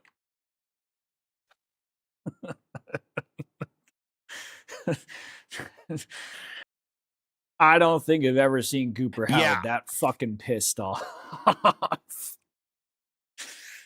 Holy shit. Yeah, no, when that jaw moves forward. Yeah. Like that is. But again, that's a primal response. We are seeing him probably the rawest he's ever been. Yeah. This is because like the jutting the jaw out isn't a voluntary choice people typically make to try to seem more aggressive. That is an instinctive primal thing we do to make our mouths look more dangerous. He is so angry he's getting the tinglies in his face. His face is like going numb almost. Like this happens to me is like when I get like super angry, like I just fucking my head gets tingly. I don't know how to explain it. Like I just it's primal. It's chemical. That might be a blood pressure concern you should talk to your doctor about, actually, legitimately. So maybe next time you get a checkup, be like, hey, doc, sometimes when I get angry, my head starts to go numb. Is that normal? And then he's going to look at you and go, okay, so we're going to run you through some tests. It's not numb. It's like my head gets goosebumps. Like my hair follicles get goosebumps. Oh, okay. See, I associate tingly with like the beginning stages of numbness, but that's because I have nerve problems. Same, which is why I said it was like so numbness. But the tingly I usually get to experience. Yeah, it's goosebumps. Yeah, no, that's fair. Yeah. It's like hair standing up because I'm so fucking. That makes angry. more sense. Yeah. Anyways, appreciate the concern, but no, this is like. Yeah, no, I'm just primal. Like, oh, that sounds potentially catastrophically dangerous, and he should have that checked out if being angry makes his head start to go numb. Fuck. I don't get angry often. But so this scene progresses. Obviously, Cooper's not going to attack this guy. He wants to protect his wife and daughter. So, deal's a deal. And as you know, the final thing that Lucy and Cooper say to each other is that Lucy's like, we're just starting to get along. And Cooper goes, yep. And he says, yeah, we were. Yeah, we were. Or something like that. He I'm acknowledges paraphrasing, it. but like you can hear the pain in his voice. Like, I fucking know, okay? I don't know what else to do. Yeah, exactly. Right? Precisely. Yeah, it's I know this sucks. Yeah. Right? But then she, and I get it, but like, man.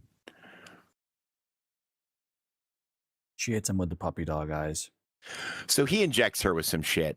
He hits her with the puppy dog eyes. Right. And she hits him with the puppy dog eyes and says, I thought we were friends. And then defenestrates him forcibly with the fucking power fist through the goddamn window and onto a spike. Well, that pierces through his chest. I mean, the scene progresses a bit differently, but that is the ultimate like end point of this scene. Is he goes to take a drink, and as he's distracted, What did I with the miss? drink, because she gets tranked. Like she's fallen over, she falls over on the ground, and she's like in the process of passing out. And then the snake oil salesman is like, wonderful, wonderful, but I'll let management know. Cooper gives him another like mean look, and he walks out. And then Cooper goes over to take a drink by the window, and Lucy has a moment of adrenaline or fucking who the fuck knows what. But she pulls the She power got so fist angry out. her head tingled. Yeah, yep, exactly. Yeah, that's adrenaline for you. And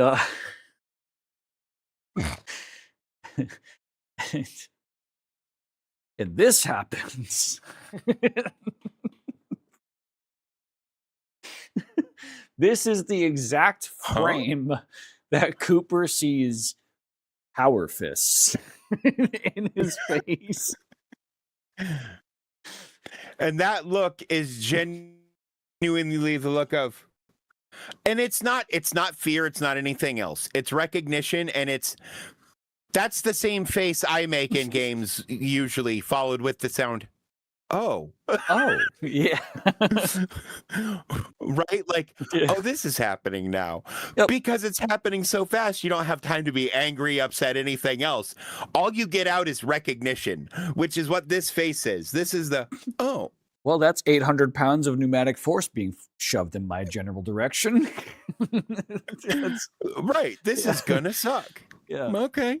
And he goes out that fucking window and gets impaled straight through the sternum from behind. Oh my God. It's brutal. And he's screaming and she passes out on the floor. And so we have Norm unconscious, Lucy unconscious, the ghoul otherwise disposed. This show 11 out of 10. Agree. Yeah. And then the most confusing fucking thing happens to me. Or happens in my mind. Because Lucy's passed out in the hotel room. The whole point was for Cooper to bring her back to the vault. Hank sent the snake oil salesman so that he didn't have to leave his vault. Except Hank shows up to pick her up. Yeah. What? How would he know that quickly? Because that's not just a receiver, it's a transmitter too. I think he's getting a live feed. Maybe. Because you know that brain machine interface that House was using?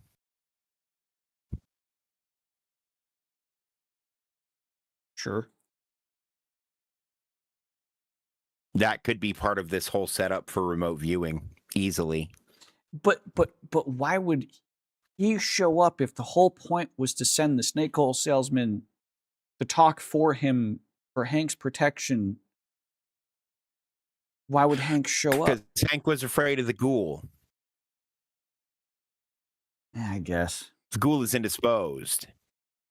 Yeah, I guess if he shows up, regular the ghoul people can Hank can handle. The ghoul is not regular people. If Hank shows up with the ghoul completely capable, then the ghoul could just shoot him in the fucking head, and he knows his wife and daughter are safe. I guess it is fair.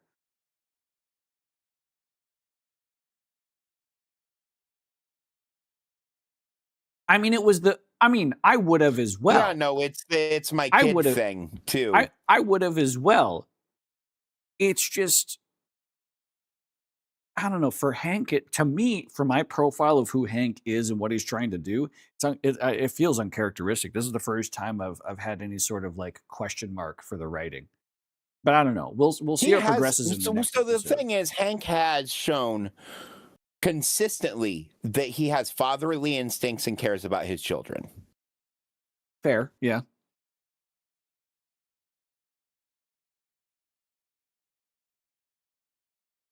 So I I mean, think no, this is out of character for him as a person, but in character for him in regards to his children.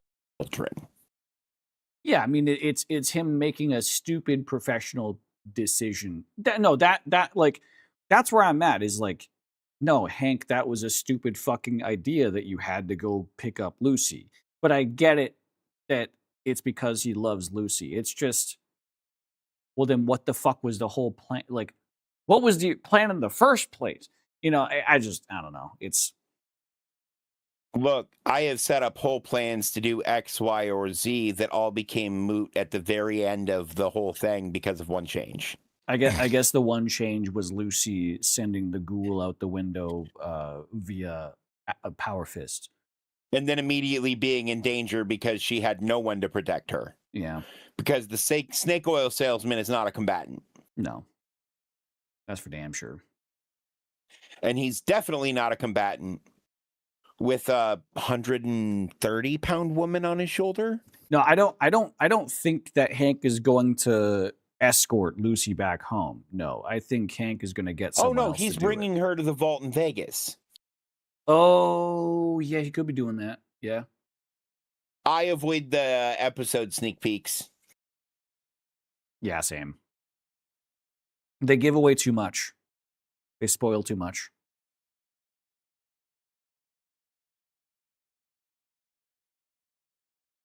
Yeah, I guess given like the plan has to adjust. She can no longer go back to Vault 33 because there's no fucking shot. He's leaving his project and he has no one else he can trust to deliver Lucy back. Or maybe he got a report that everyone's gone out of Vault 31 from one of the overseers. Oh yeah, maybe they did get communications set up. Attempted communications, yeah, or whatever, right?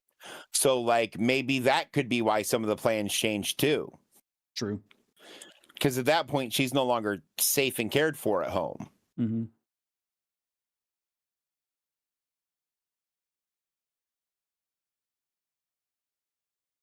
Also that he very well could have gotten a defrost alert for all of the fucking people in the things. True. Yeah, this fucking episode, man. I ended up so I'm on like my Twitter algorithm's on like a rotation for Fallout where whenever an episode comes out, I don't get any spoilers in my feed until like a couple of days later. And like today, after I saw the episode, I was like liking a bunch of them, like, yep, that's a good point. Yep, I like that. That's a good meme. And I found myself in a very interesting part of the algorithm that I completely did not see coming whatsoever. Thanks for that sub, Tono. I What's that? somehow got myself into the algorithm that is shipping Lucy and Cooper. Oh. And it's weird.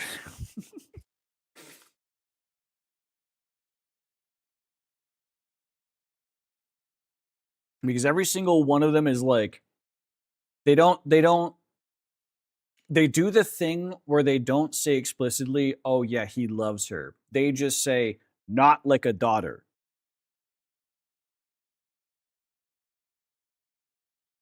That's just weird.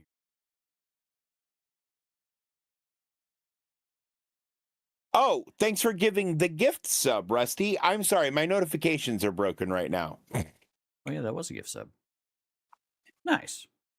But yeah, instead of them explicitly outright saying like, oh, they're in love, they just say the sentence, it's not like a daughter. Meaning, like the implication being, it's like a lover. It's like fucking... Yeah, no, that's... Ew. So in my mind, Lucy is becoming to him kind of a placeholder for the affection he feels for his daughter, because it's a young, naive woman going into the world that he more and more feels the need to protect. Yeah.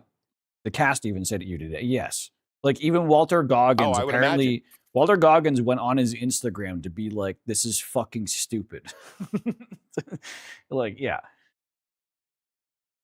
Yeah, it's wild. I now that is part of my algorithm, however, and I can't get rid of it. I have such an appreciation for Walton Goggins now. He is an incredible actor. The way that he's approached this series with his full fucking heart, it's awesome. It's awesome. Like for this episode in particular, he put out a video saying, you know, usually I put out like a tweet or a post saying, hey, go check out this video or this episode. However, today I wanted to do a video because this episode is important to me. Episode 5 was important. Right. And he even said I in don't an think we're going to interview- get any more NCR content, Rusty, because we met both members of the NCR already. Yeah. Maybe like final episode and then season 3 is like NCR content. Who knows? But no, I know. One of the things that Walton Goggins said was that for this episode, he showed up to the shoot on 3 hours of sleep, which actually helped him be able to look and act the way that Cooper does in this, which is very like de-energized, sad, depressed, fucking just like a sludge of a human being. Because now that you know the context of what he had to face at the end of this episode, if you go back to the start of this episode, he knows exactly what's coming, which is why he wants to go get fucked up. Yep. The entire episode was him setting up that he is just depressed with the decision that he has made all those, you know, however many days ago it was. Yeah. Right.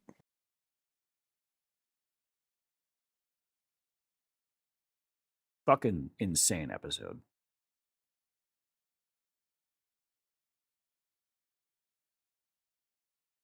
And there's a lot of I know, flashbacks. Ricky. They had several of their own states, one of which is named after the founder of the Brotherhood of Steel. It's called Maxon. Yeah. I also wanted to mention that I forgot to. So this is one of those scenes that was kind of split between the flashback in modern time. After Cooper hit Lucy with the sleep dart, he was remembering back to him being in the elevator, waterfalling the gin into his fucking mouth, and then as he gets out of the elevator, chugs an entire martini, then reaches over, grabs a whiskey glass, chugs the whiskey glass, grabs another whiskey glass, chugs that, and in like in the flashback, he's just like just fucking downing bevs. It's just one after another, and he goes on this whole like bull ride, and his wife has to like rescue him from the bull ride, and then as his wife is caring for him in the hotel room, he looks at her and says, "We need to talk." Right. Yeah. Oh, so Rusty, for clarity, there is still an Elder Maxon. It's not necessarily the same one. Maxon is a name that the Brotherhood has been using for over 200 years. It's almost an honorific at this point that some people take after they become, like, come into power. Like, sometimes popes will take another pope's name. Fair.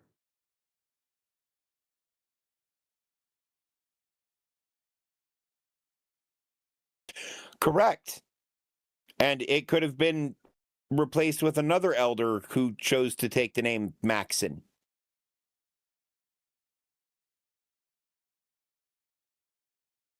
Or who was already named Maxon because it's a common name in the Brotherhood.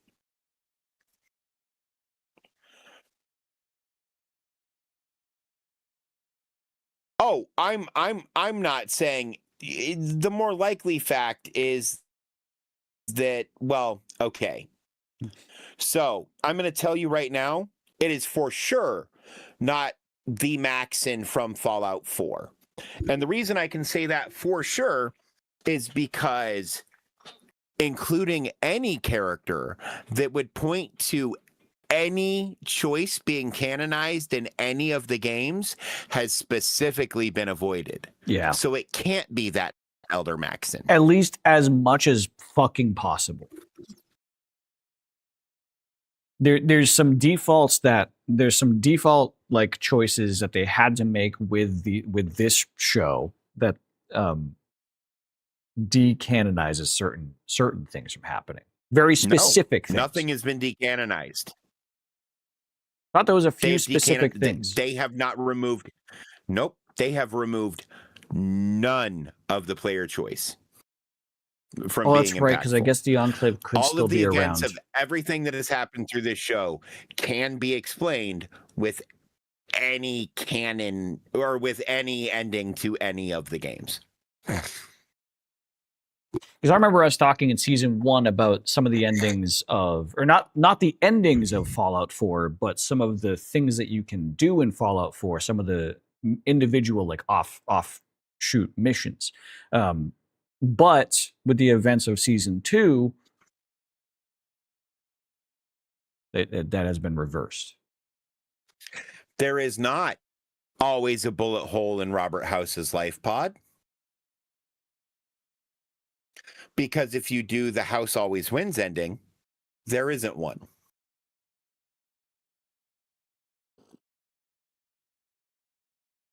I did like when when House said the House always wins, but I don't know if I'm the House. That was a sick line.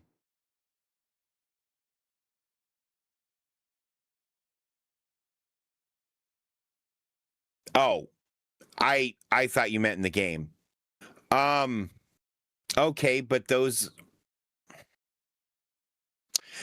art assets don't necessarily mean anything or can be direct references to events that could have happened in the game. Yeah, the credits haven't been told what any of those mean specifically. So my idea is it's concept art of various events that could happen throughout the Fallout franchise is basically what it looks like to me. That's my read as well, is that those ending credit scenes are like playbacks to the fans of the games. They're like, hey, if you're a fan of the game, you recognize like this area or this scene or whatever. Right. It's just a cool little. Because in one of them, it reference. showed an area that looked an awful lot like the Master's fucking hole. Yeah. From Fallout 1. And I'm like, I guarantee you he's not in this. That was 100 years ago, more than by timeline. And yeah. Yeah, the only thing to my knowledge as far as an ending that has been canonized in the Fallout universe is that the original Vault Dweller in Fallout 1 did give a water chip to the vault he came from and defeat the Master.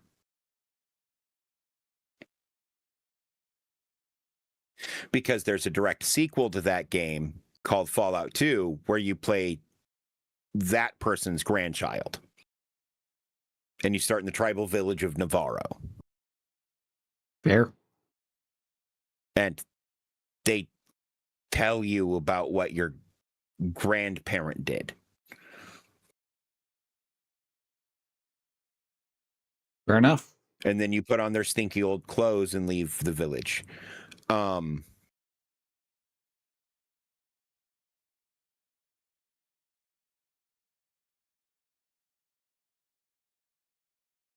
Well, all right. Well, that is I mean that's the episode. I'm excited for this next one. Yeah. It's a good one.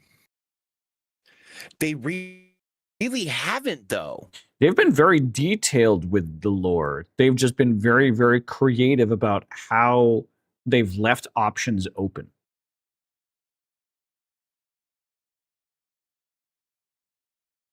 I know what you're talking about, and I disagree categorically. As a person who has delved deeply into the lore, both pre and post Bethesda acquisition, to be fair, they keep it tighter than the Black Isle Interplay team ever did.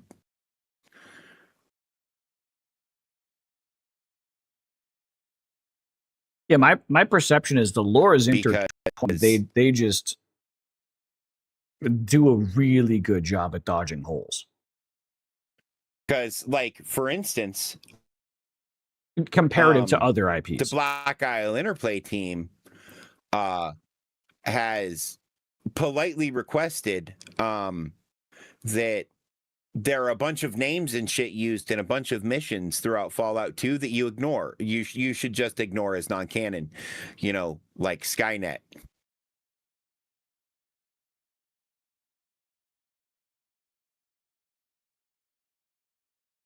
Operation There's Sunburst. an AI that's running a bunch of machines called Skynet. I'll have to look into that.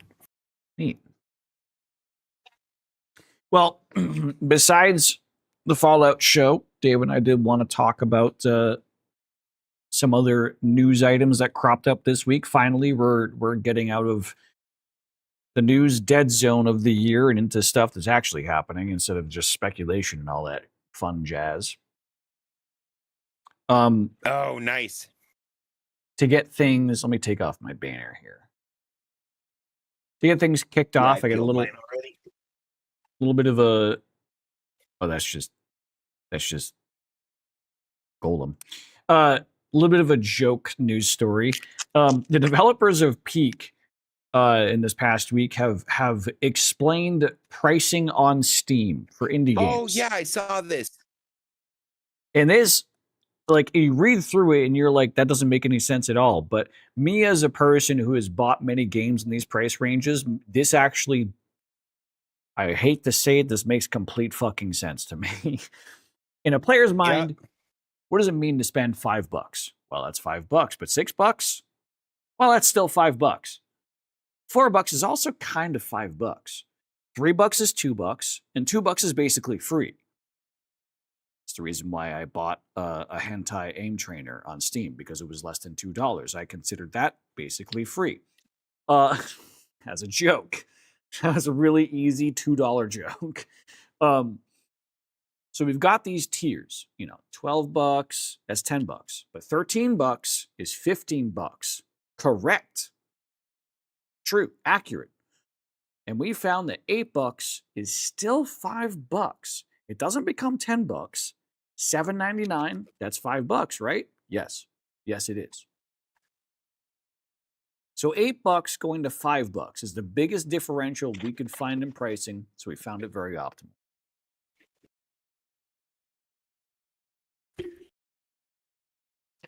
Ironically, this post is kind of what we're shaping our tier prices around. Because it rang true for me too, for the Bard site. The numbers, Mason. What do they mean? But the fuck, like, if you don't play video games and you're like a marketing person, you're just like, what the fuck are they talking about? Like, but as a player who like observes Steam, no, this is how marketing people think. Well, it's because they do the same thing when they're pricing everything. To me, the reason why this exists is not because of like marketing and price balancing across the market and everything like that. The reason why this mentality exists in this picture right here is because of Steam sales. Oh yeah, 100%. This only exists because of the cultural impact on the gaming environment because of Steam sales.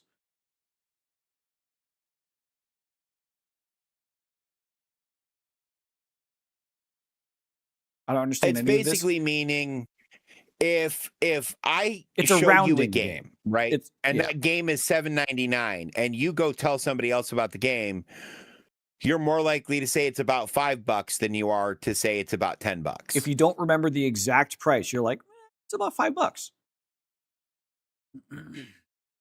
It's you. And so the goal is, what is the price perception of the game rather than the actual compared to the actual price?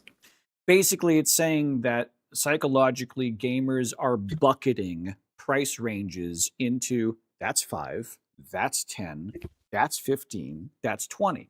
Like a $23.99 game is a $20 game. You know, it's not a $25 game, it's a $20 game. You know, the same thing, 8 No, to but 5. a $24 game is a $25 game, but so is a $27 game. Exactly. Right? But if it's a $28 game, it's 30 to me. Right? But if it's a $50 game, it's a $60 game. If it's a $70 game, it's an $80 game. I've seen some games be $65. Because once you start getting into the bigger numbers where it'll start pricing people out, people start to err on the side of caution. I've seen a $65 and game. That tipping point, I think, happens right around $35. Can you tell I've thought far more about this post than any man should? No, I mean, but you're 100% correct. Like, I've seen a game at $65, and I'm like, that's a $70 game. Like, that's when you start rounding up. That's when it starts to lean more up. Whereas, like, under 30, you lean down in your perception. Right. Well, because if it's under $30, it's trying to be affordable. And if it's over $30, they're trying to make a buck. Yeah. And both things are acceptable. I'm a capitalist. Make your fucking money, right? Things are worth whatever people are willing to pay for them. Yeah. But the thing is, while things are worth whatever people are willing to pay for them, earning customers who are willing to pay for multiple things is often more valuable. Games being more than $80 is crazy. There are what I would count as a few fair exceptions. I mean, I've paid more than $80 for a game, but that's when I wanted to give support towards a developer that I thought was doing a particularly very specific good job with that particular game. When that $80 is a attaboy upgrade is what I was going to go for. Yeah. Right. So like if you have a $30 game, right, but you also have like supporter tiers that you can buy into at like say $45, $57.99, and like $80, and they give you some skins. I don't think you're a bad person for something. that. Yeah. All right.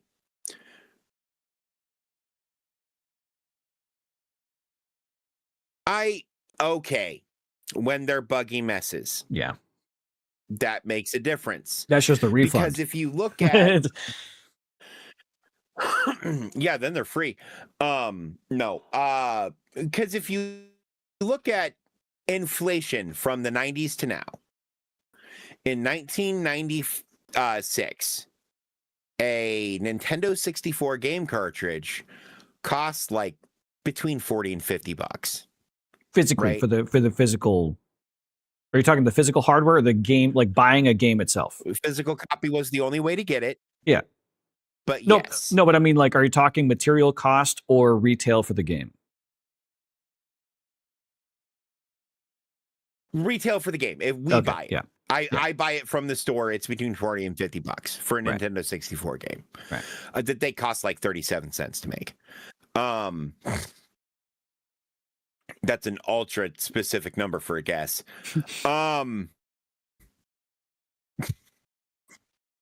It was just a guess. I don't know, but like I think it was probably like a couple of bucks. What I know of what it cost to manufacture that shit back then.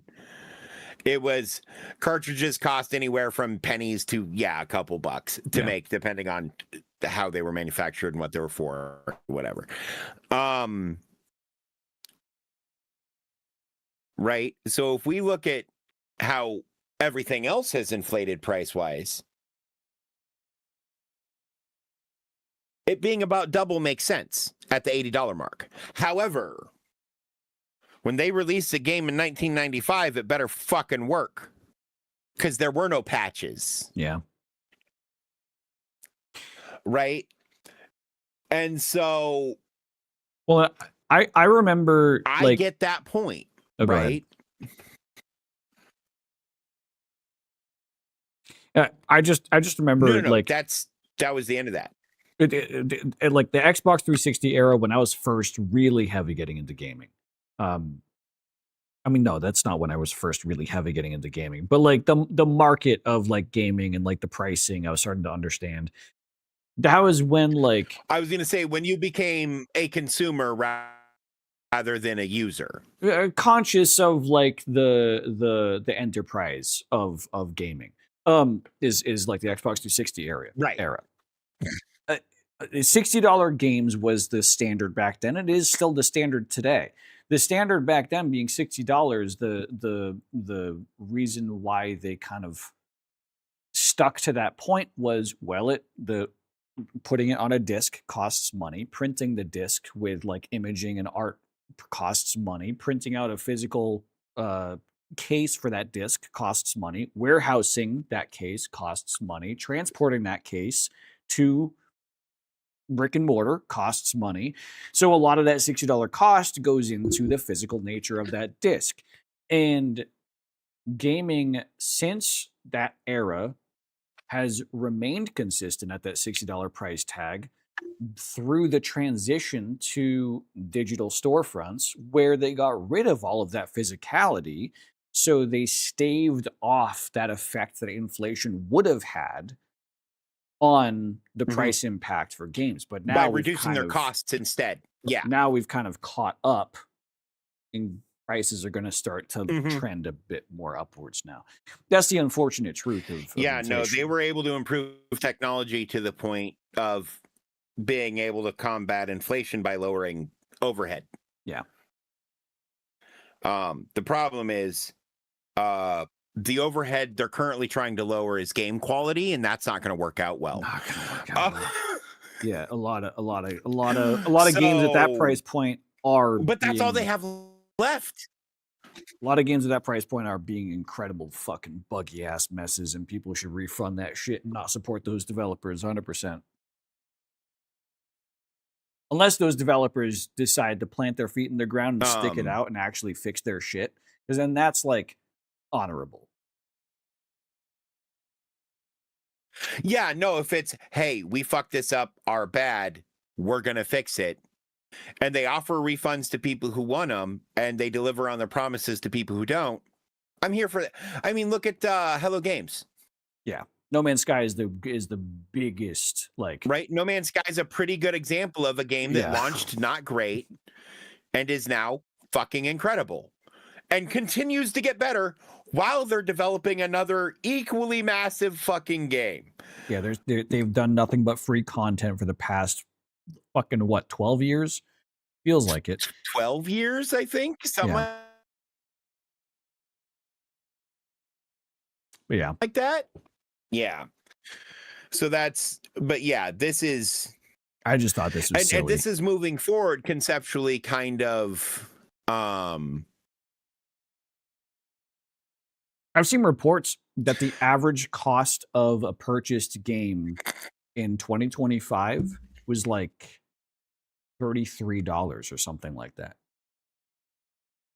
And that is like a markedly large decrease from previous years where the average price was like $45 or $50. Because the indie games that people are releasing that cost 15 or 20 bucks, they're so good. Are better than the fucking Hightail just released in early access.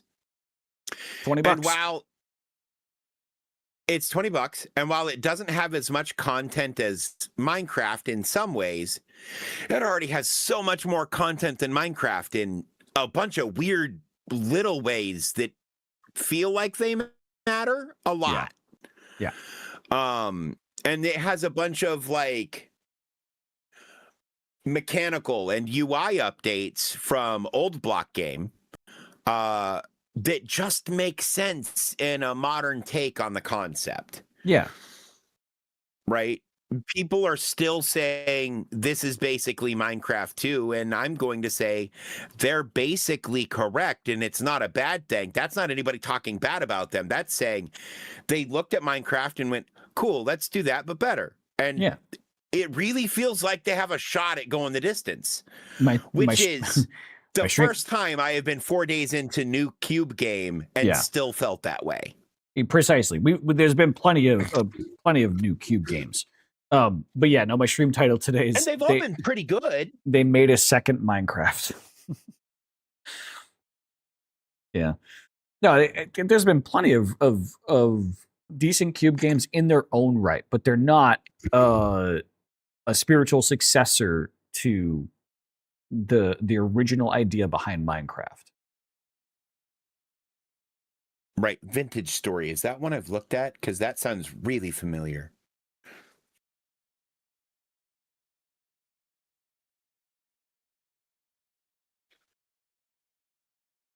By the way, while you look that up, I'm going to move on to our next topic, just to kind of move this along. Oh yeah, after a year of research, YouTuber Labcoats says he cracked Coca-Cola's secret formula. He used chemistry to identify every ingredient and create a recipe that's chemically identical to Coke. Now, what's not mentioned here is that this dude spent about a decade doing his own chemical research in his own home laboratory, trying to reverse engineer what is Coca-Cola. Hang on. What do you mean they're not selling IRL Nuka-Cola? They literally... There's some Sunset Sarsaparilla I had the other day. Yeah. Here's some Nuka-Cola Quantum I had the other day. That's another Quantum. There's some Nuka-Cola Grape I had the other day. Oh, because the sodas would have to be like $13 a piece to manufacture those fucking bottles. Those bottles are crazy. Yeah. Oh, yeah. And this shit's, I mean, okay, scalpers are getting $20 a bottle for it out of America for the Quantum. Yeah, eBay and like all those other like reseller websites have those things in boxes. Oh yeah, true. That too. But this person, so here's the extra funny bit on this story. Coca-Cola never patented its secret formula because in order to patent something, you have to explicitly spell out the exact formula. What the secret is. Yeah. So because they never did that, this guy just fucking published it. And he's not doing this for riches. He just said, here you go, folks. Okay, now here's a question. What if I ask for a patent on this? And then I send Coca-Cola a cease and desist. Fucked up thing is, probably a lawyer. There's probably a lawyer out there who'd be willing to try. Not saying you'd succeed, but there's probably a lawyer. No. I do it for the publicity though, because I become a household name tomorrow. Yeah. This guy stole this other guy's recipe that he made available for free and then tried to patent it and is now suing Coke? Okay. Rusty, that's exactly what this guy... It would be a Charlie story. That's exactly what this guy did it for. He did it for the middle finger, not for the money. He said, I'm going to spend 10 years cracking your code, and I'm not going to expect any monetary gain in return. It belongs to the people. Suarez says, brother, I've seen people disappear for less. True. Coca-Cola got decompiled and open sourced. Coca-Cola got decompiled and open sourced before GTA 6.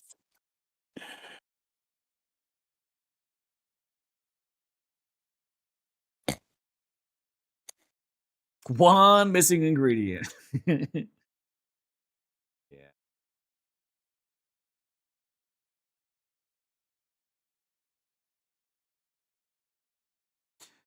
Rum and Coca-Cola.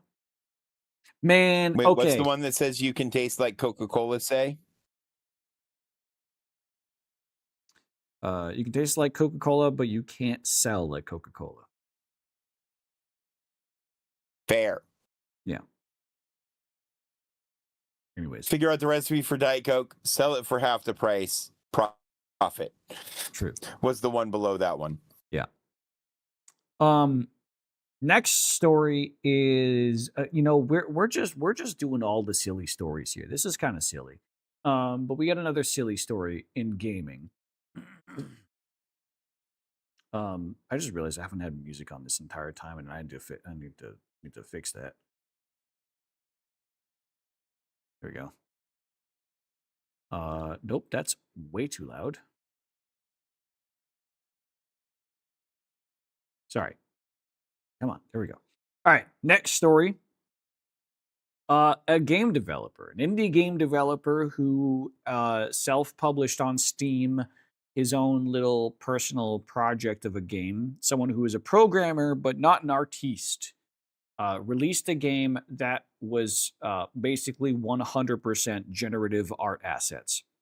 But he programmed the game. He did all of the modeling, not modeling, but like the programming work, the scripting, the engine work, all of that shit. The story was all him. All of the art assets, however, were generative AI. But as it turns out, he announced recently the game's going to be deleted because AI is bad. Keep in mind, he published this game on Steam. He made money off of this game on Steam. And he let it out there. And he got like a lot of flack for posting a game with pure generative art assets. But he was still, keeping it up. It wasn't until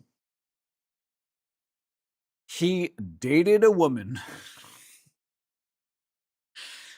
It wasn't until he got in a relationship with a person that got him to understand that AI, generative AI, is ethically probably not the best thing to try and make money off of. Now, Dave and I have talked about this a lot in the past. In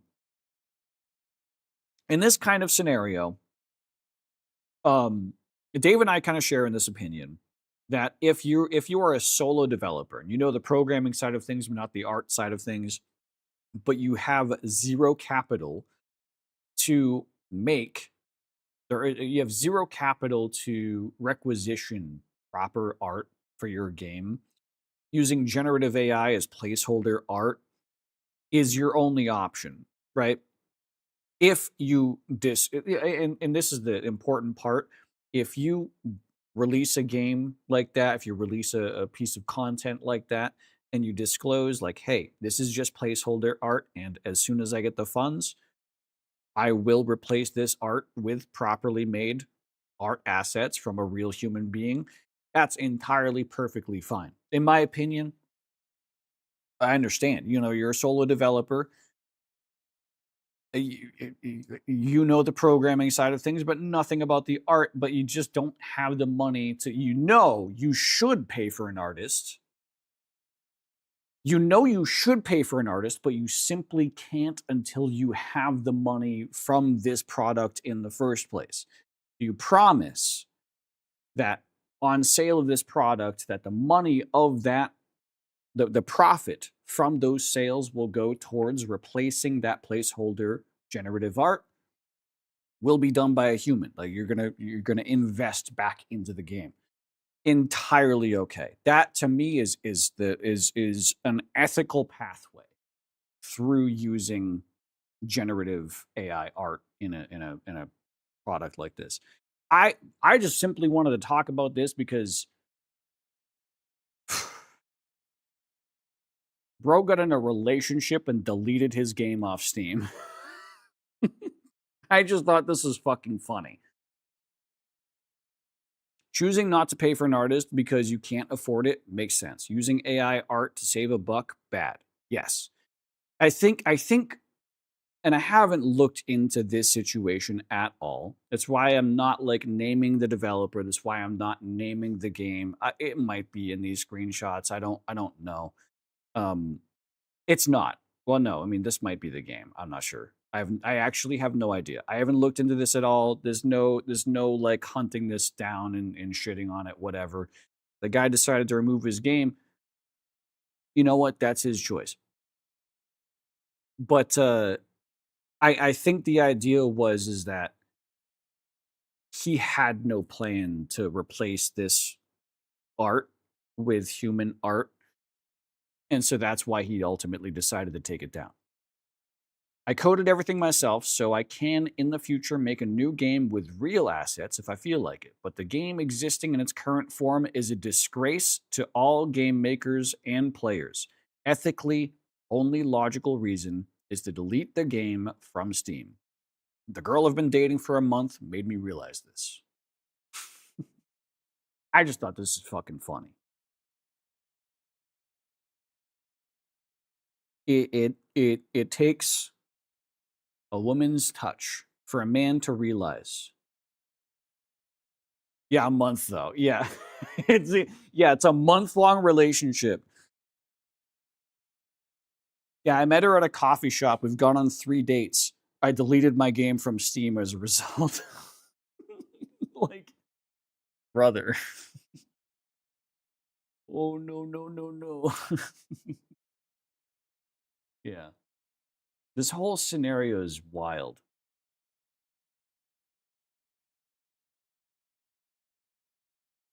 So ridiculous.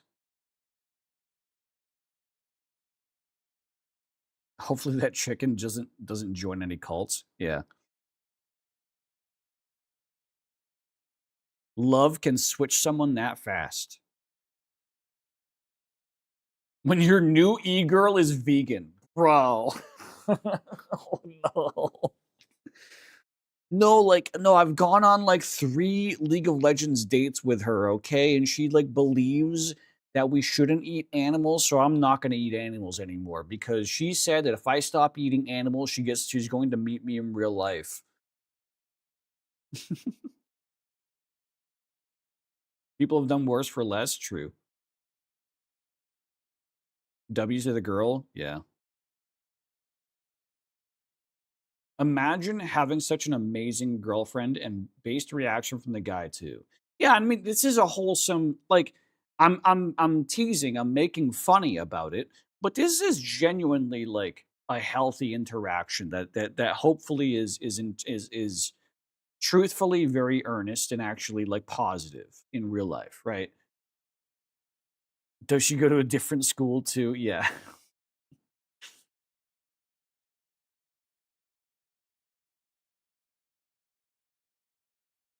I genuinely hope the best for them. I hope that this is the start of something incredibly healthy and long lasting. I just thought this is funny.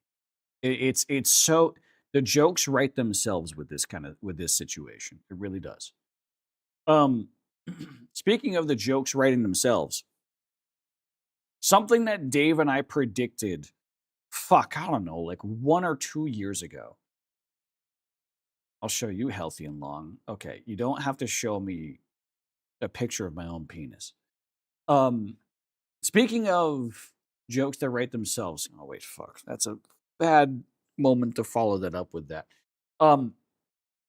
Dave and I predicted like 1 or 2 years ago when a particular lawsuit started to catch some attention that a particular game dev would go in a certain direction. And here we fucking are, folks. Pal World has decided to make their own 2-player competitive card game. Pal World is taking the red rag to a bull, and not only has Pal World made its own Pokemon style game, Pal World itself, not only has Pal World made its own Animal Crossing style game, I forget the name of their Animal Crossing like game, they're now tackling a card style game, not a trading card style game, but a card game, a 2-player competitive card game. That's, bears some slight, if that, resemblance to the Pokemon card game. Power World was given an inch and are fucking sprinting with it. Yeah. they're in the midst of the lawsuit too. They haven't been granted any benefits from this lawsuit thus far. As far as I'm aware, this litigation is being dragged the fuck out. Nintendo wants to bleed Palworld dry. That's their full intention. I think the only progress that this lawsuit has had is that the Japanese patent for catching a Pokemon with a Pokeball, or sorry, the Japanese patent for catching a creature with a Pokeball has been pulled back into review. Oh, no, it was the United States patent, not the Japanese patent. The United States patent was pulled back into review from an accepted state. The patent was accepted, but they pulled it back as a result of this lawsuit. They tried to sneak in, it was caught. Exactly. No, Nintendo is being called the fuck out in their aggressive patenting trolling that they've been doing. And they're hoping that Palworld runs out of money before the lawsuit can effectively punish them, basically. Yeah, no, I can look this up. Hang on. I can do the responsible thing, and let's see. Nintendo Palworld patent.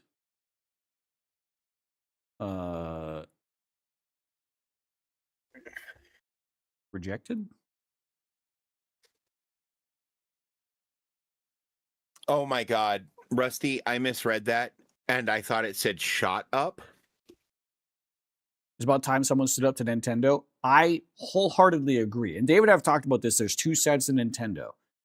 There's the excellent game developer side of Nintendo that do a wonderful job creating really good experiences.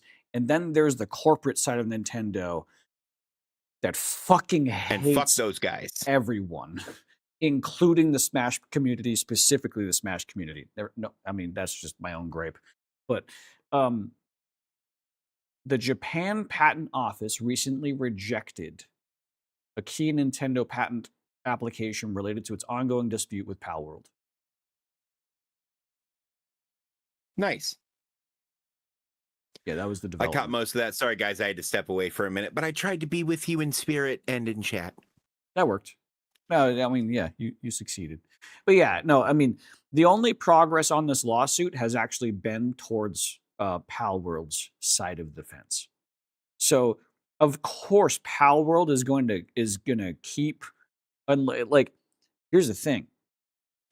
Nintendo can litigate and ask through the court case for Palworld to cease and desist. However, they haven't. They're not going to. Because if they do, they have to provide reason why they want Palworld to stop. And they can't do that. Because the evidence that's on the table is not yet confirmed. It's not yet, the patents aren't yet like check marks.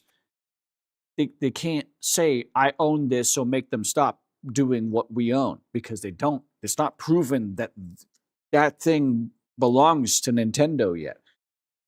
So this right here, the fact Palworld is being like, yes, we are making a 2-player competitive card game, and Nintendo isn't making any legal steps to say, no, make them stop doing that.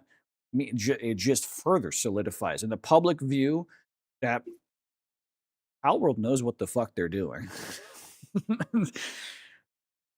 They are craftfully dancing around this court case.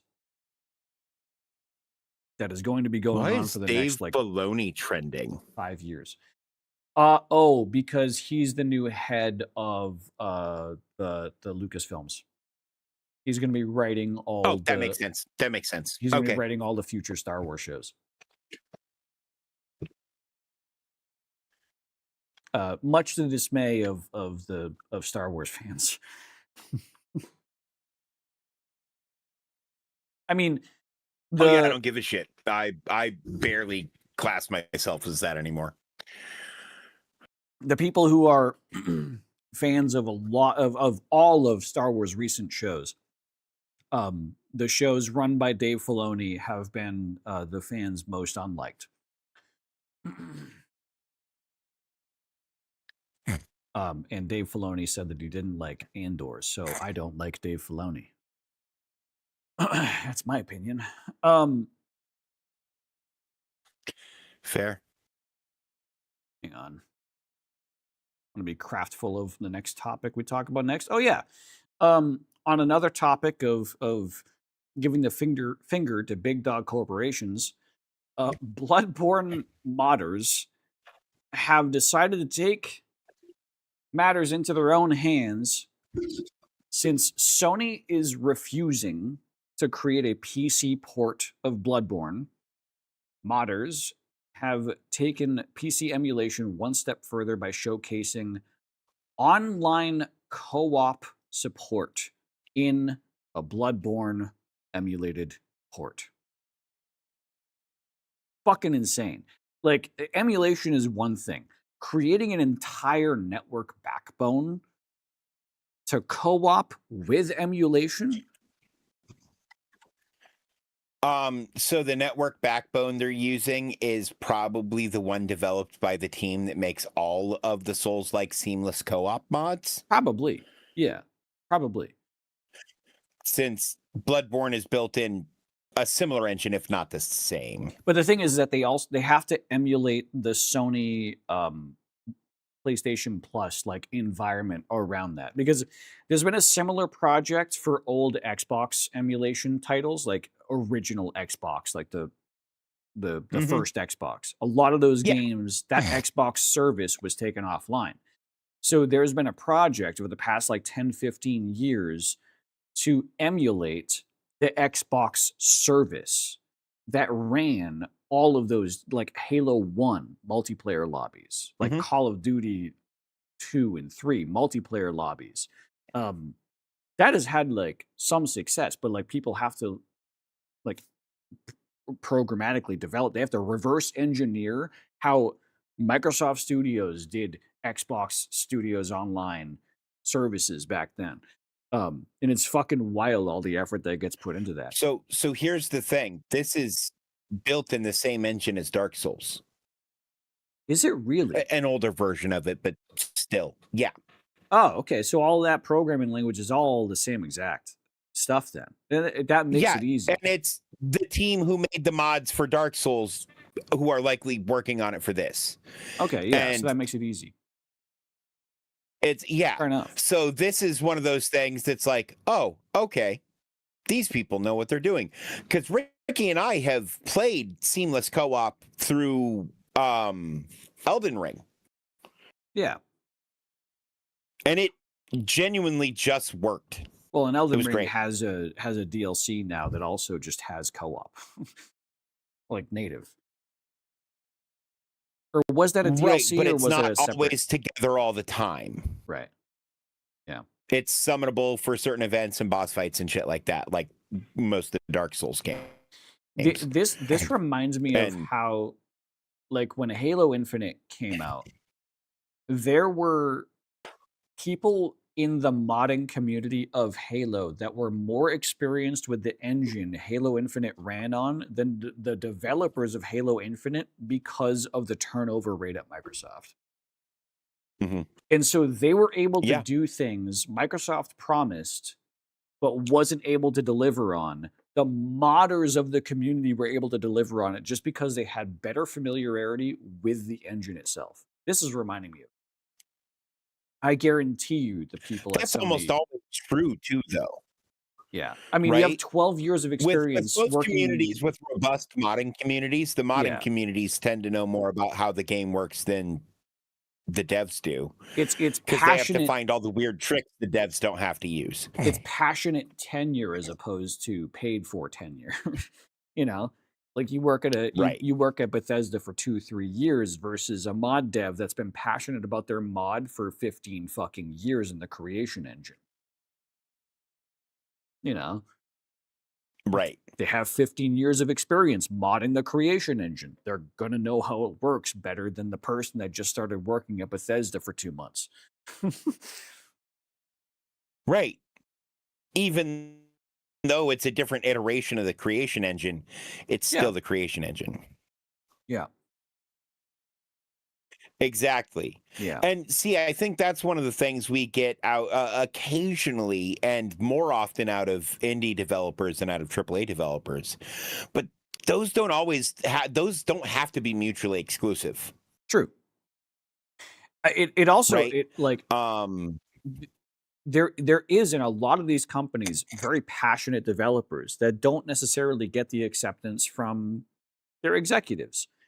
An example of that not being the case is Baldur's Gate 3 with Larian Studios, where a single Right. developer took it on his own passion project to make the Steam Deck version of Baldur's Gate 3 far improved over what the game currently had. He developed it on his own hours after like months of doing this all on his own project time, brought it forth to the CEO of Larry and was like, I did a thing. I know we said no more updates, but please, can we push this out at least? I did all the checks. I got like a second pair of eyes and everything. Everyone's cooled it. Like, it's all good. And the CEO is like, yeah, what the fuck? You did this on your own? Like, and then they pushed it out. They pushed out the update. So my understanding is, hearing the story secondhand, but my understanding is they made him work out how much time he spent working on it on his own and paid him for that. Yeah, they back paid him. Yeah. I mean, that's yeah, the secondhand reports. Because they're like, yeah, you know, this is great that you did this, but if you're working, you should be paid. And he's like, but I wanted it to work for me. And so if we weren't going to release it, I was just going to release it as a mod. And they're like, yeah, but you're a fucking developer. You work for us, motherfucker. You work for we'll just push it to production and pay you. Yeah. And then continue to support the product update with further updates for an extra like 6 months or a year or whatever. Helldivers will also agree is the Helldivers 2 development team is incredibly passionate about what they do. And it's obvious. Every single time, every single like release of new weapons and animations, they're always so clean. It's the reload animations, the way that the characters handle the guns, you can tell like someone cares about the meticulous detail about that particular gun. They're going to load it like this. They're going to have the tendency to have their hand here instead of here. But Sony's a dickbag. So I don't remember what game it was, but I watched some gameplay of a game that's they simulate one. It might have been 007. It might have been the new 007 movie. But when he checks in whatever game it was when he checks ammo, instead of doing it like this, like you always see people do in movies, he does the twist and pull. Yeah. Yeah. Which is how a trained professional would do it. Yeah. Because there's actually an advantage to doing it that way. Because doing it the other way, which direction is your gun pointing? Mm-hmm. In order to be able to see it. Yeah. Or you end up having to hold the gun weird or whatever. Mm-hmm. Doing it that way, there's no risk of accidentally shooting anybody. Right. And you can see, usually, depending on the gun, through the chamber into the magazine also. So you can see, like, generally if you have other bullets behind it as well. Yeah, you can check and clear your barrel too. Yep. Yeah, no, and that's why the one-handed check where you rotate actually where you like you got the gun like this and you like slide the slider back. And then you grab the butt when you squeeze it. I knew when I saw it back. John Wick doing the one-handed like slide check. Oh my god. That John Wick move, I knew that he fucking focused on that shit. That is impossible to do with this gun, by the way. Oh, yeah, of course. The spring on it is too tight, but that's my own fault. There may or may not be a couple upgrades in that pitch.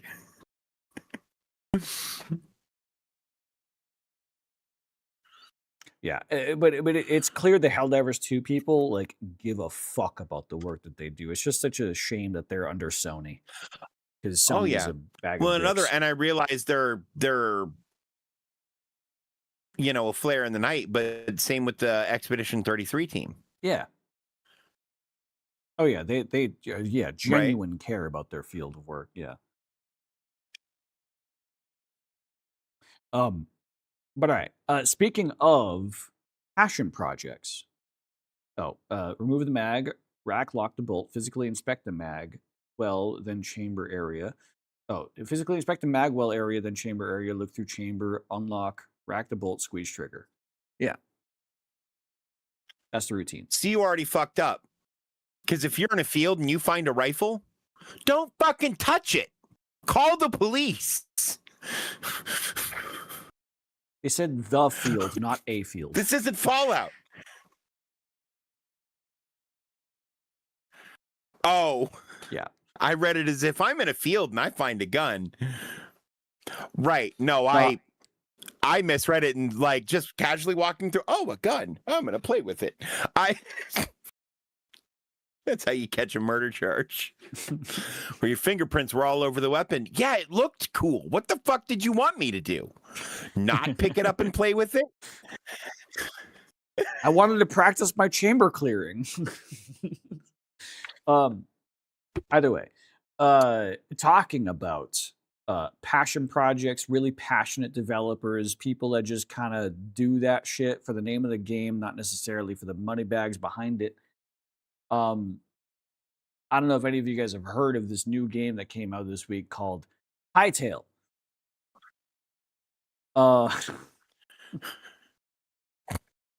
That hit a peak player count of 2.8 million concurrent players. This word is the important word in this sentence. Concurrent. Now, a lot of people... I played 24 of the first 36 hours after launch, Rusty. If you have anything else to do with your time, do not buy this fucking game. This game came out on Tuesday, and I think it's great. Go buy it. I think that I've put in about 50 to 60 hours in this game this week since Tuesday. And that's not... I don't have many other hours to do other things in my life. I've played so much of this game, it's destroyed my life. Anyways, this isn't an MMO. This isn't a single-player game. This is a game with online servers. So you might think, like, well, how does the developer know that they hit 2.8 million concurrent players? Well, nice. Because they're not going through Steam. They're going through their own authorization system. You have to purchase this game through their own platform. The same way Minecraft does. Yeah. But they don't have... Well, they do have an offline mode, but it has many contingencies to attempt to avoid forcing offline mode. So basically, they have a better read of active player counts than a dev on Steam would. Because they just get the direct connections from players straight through themselves. They see all of that traffic straight through their own servers in-house. Yeah, this game is great. It's excellent, in fact. Yeah. Yeah, 2.8 million people playing at the same time. Let's put this into context. Let me look at Steam. Let me go to the store, go to Steam charts.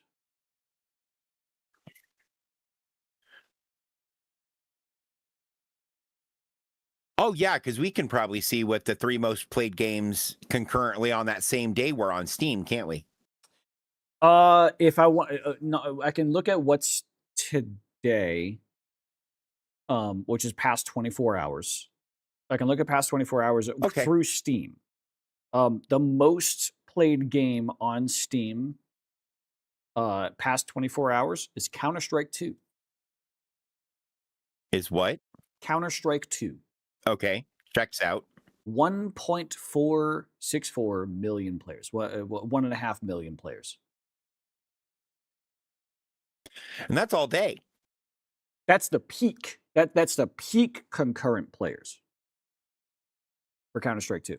Dota 2 is next at 750,000 players.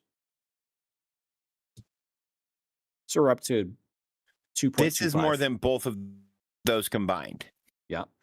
And then the next one is PUBG, which is 650,000 players. Now we've gone over just barely by 50,000 players. Right.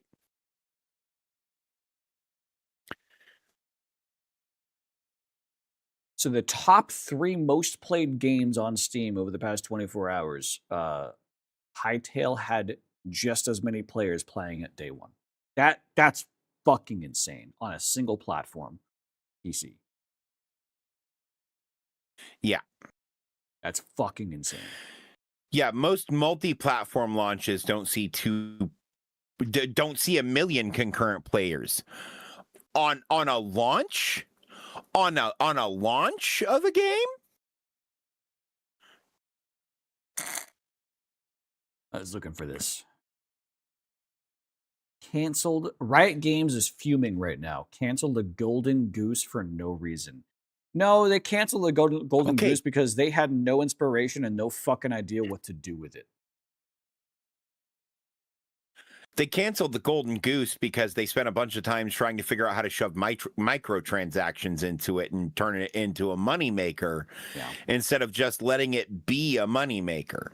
Which a lot of the work that they did on an internal like microtransaction store, the Hytale devs still have kept in the game. Actually, I can see it in the server files. There is a in-game store that can enable me to monetize the server so that people can like purchase packages and like, like, oh, you want a Void Heart? Well, pay me $5 and you can get a Void Heart. As a server admin, I can set that up.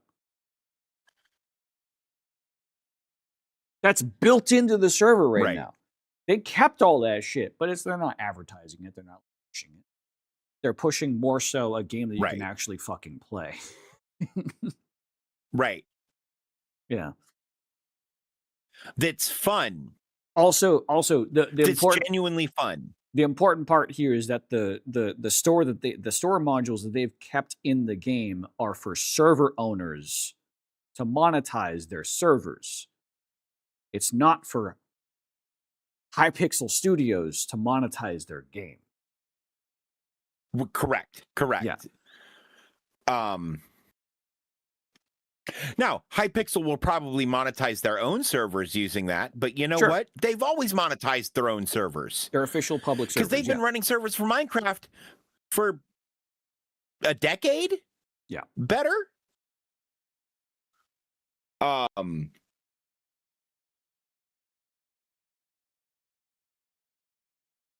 I've seen there is a crowd of people that are like huffing that copium. They're huffing that copium pack. Minecraft people that are diehard, like, no, this will never replace Minecraft. Blah, blah, blah. I've seen those tweets. This isn't. Those aren't like invisible people. Those aren't people that are just intentionally trying to rage bait. No, I've seen people that genuinely feel like that Hytale is actually just ass and like they'll just rather play Minecraft. You know what? You have fun with your Minecraft. We'll have fun with Hytale. I plan on having fun with both. Yeah. Yeah, because there's shit we can't do in Hytale yet. You know that like meme, machines or redstone. You know that meme that's like it ends with "Holy shit, 2 cakes." I think I've shown you that before, where it's like the top part is like Hytale haters be like, no, you can't. No, this one's better than that one. And the bottom one is like Hytale enjoyers be like, holy shit, 2 cakes. And both the cakes are Minecraft and Hytale. Right. Yeah. Yeah, no, we're actually planning the launch of a Minecraft server. Yeah.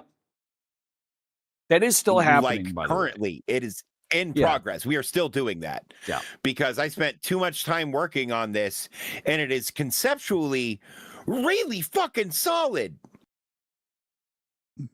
And Hightail is not yet going like, okay. We're launching a super secret craft Minecraft server with like fucking I don't know how many mods anymore. I stopped looking at mod numbers and just said, okay, Dave. 327, I think. Yeah, I stopped looking at mod numbers and just went, okay, Dave, I'll figure it out. But Hightail doesn't have like that kind of mod volume yet, and it also doesn't have that much of game yet. So it's like it still needs some time in the oven before we start to kind of make some official Really try to ventures. explore. Yeah. Yeah. It's going to make some very quick progress on that, though, given how it's set up. Because modding wise, there is already over 2 million downloads for mods for Hightail. And let me just do an active refresh right now. There's 941 mods currently for Hightail. Day 4, day 3, day 4. Day 4. It's insane. And these aren't simple mods. These are sophisticated mods that have scripting, that have custom assets, that have custom crafting recipes, that have gameplay mechanic changes, that have in part been ported from Minecraft in some cases. They've just been ripped and copied from Minecraft because it's the same exact fucking structure. There's a mod called Industrial Decor for Minecraft. The creator of the Industrial Decor mod for Minecraft went, oh, they'll probably like these blocks in Hightail too. So he retextured his models to match more closely to the Hightail aesthetic. It shifted a couple of the color tones and shit like that. If you're familiar with Dark Hacks and now there's Dev, Industrial Decor mod for Hightail. If you're familiar with Dark Hacks Dev, if you're familiar with Immersive, if you're familiar with Macaws, those 3 developers have started porting all of their shit. No Cube have started porting all of their shit over to Hightail. And Young Nick Young, yeah. because his focus is for Minecraft was always improving the vanilla experience of the vanilla dungeons, because once you've been in them a couple times, they're pretty lackluster. So he made them kind of more complex experiences. He's already working on dungeons for Hightail. And he has a plan to evolve how his mod workflow works as the developers transition how they're utilizing the version 2 of the engine that they still utilize in the game for some of their secondary dimensional spaces. Yeah. Yeah, as Dave mentioned, Industrial Decor is industrial cosmetic blocks, in case that wasn't clear. Yeah. Yeah, there's the what is it? Stone Bench is the name of the mod. I'll search the word stone. There it is. Stoneworks. Stoneworks is basically just fucking chisel. Yeah. But it uses the existing block that kind of already serves that function. And you know what? It's really cool. It's awesome. Oh, I don't know if you shared it with me or if I found it on my own. I did add a persistent map mod as well. Better maps. I shared a persistent map mod with you. I don't remember which one. I forget what it was called. It was at the time the highest rated one. Better map. They see me scrolling. They hating. Better map. Yep. It's just called Better Map. Yeah. Yep. And that's the one I sent you. I also sent you the glider. Yep. No, here. Let me just show you. Because every time you send me a mod, I install it to my local client, and then I take the mods folder from my local machine and I parity it with what's on the server. So here's you what my haven't curse installed works. all these mods I've sent you, have you? No, only the ones that I've put on the server. Okay. I understand what you're saying now. I thought you meant you put them all the ones I sent you on the server. I'm like, no, don't do that. No, I've been picking and choosing to try and be a little bit tentative with adding what I would consider and conceptually think of as hefty mods.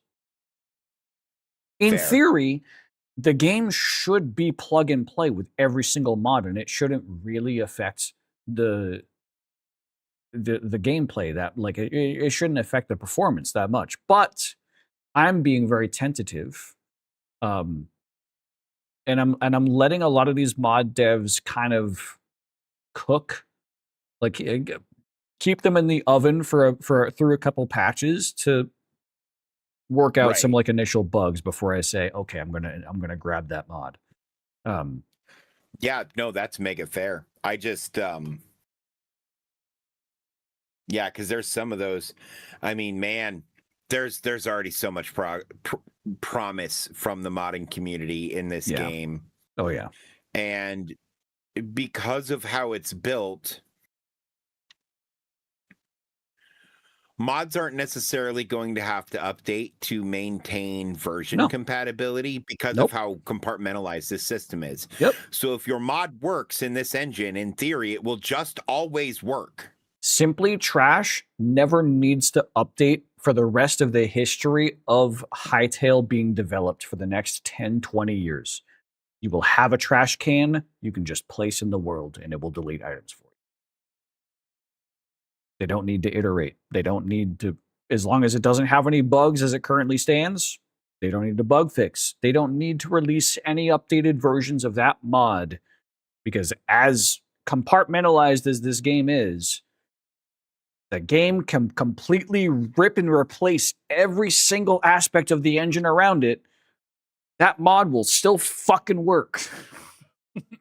Yeah, basically, yeah. Because of how they've built this thing, because it's modular. It's basically every interactable part of the game is written just like a mod, which is why they should all compile properly together without issues and work independently of each other fairly easily, unless of course they have requirements out of each other. Like I noticed there are some library mods already. To the point that, and also the server delivers to any connected clients what the current active running asset pack is. So, oh yeah, that's right. With Hytale, the players don't have to install a mod pack. Right. The server gives you the mod pack when you log in. So you'll just be able to take your client and get on the server with 0 steps in between for any servers we set up moving forward. It's not just the mod pack though. If the Hytale devs come out with an update and they say this update is going to release feature number 1, feature number 2, and feature number 3. And if I, as the server admin, say, I don't want feature number 2, but I want feature number 1 and 3, I can remove feature number 2 and it will stream to the clients that they don't apply feature number 2. It's because all of the modular. Logic is handled server end. Yeah. I can pick and choose the features that are built into the fucking game for the clients that are connected to my server to actually utilize. We could literally uninstall the module for eating food, and food would still be in the game. Yeah. You just wouldn't be able to eat it anymore. Don't want stamina? I removed the stamina feature. Fit instead. You know, that is a way to do stamina is a hardcore. little different, because if you remove the stamina module, you won't be able to sprint anymore. That's true. Yeah, there's nothing to consume.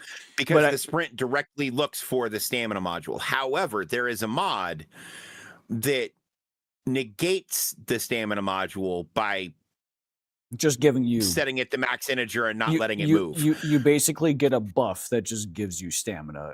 It Yeah. overwrites the If you wanted to make a hardcore world, just like turn off the ability to respawn and take away the HP regen buff.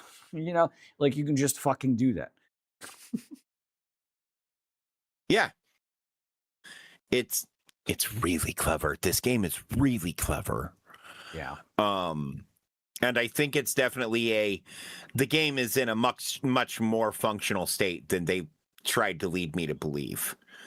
By all of their warnings of the game is in very early access. Now, bear in mind, the game is still in very early access, right? But that being said, I think their warnings were more centered around the missing content, not necessarily the missing playability. The game is entirely playable.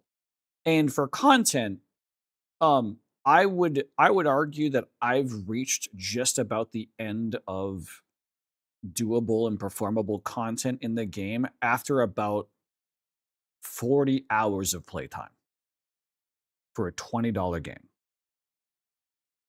Which is more hours of gameplay than you get out of some AAA titles as far as their single player experiences are concerned, at least. Yeah.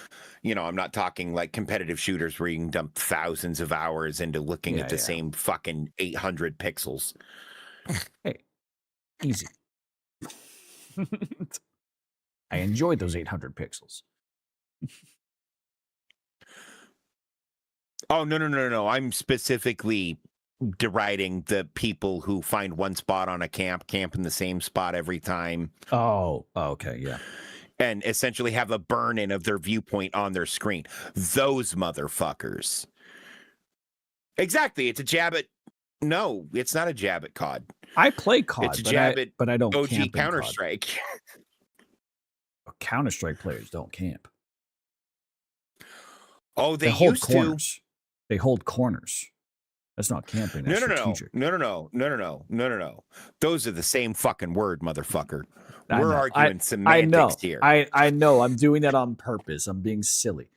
No, I'm sorry. It's not holding the corner if you have a burn-in of that viewpoint on your goddamn screen. I actually knew a guy who I'm like, why does it look like there's a door in the middle of your screen? He's like, oh, I play a lot of Counter-Strike. And I said, Rusty, I would argue all of Counter-Strike just looking at that door?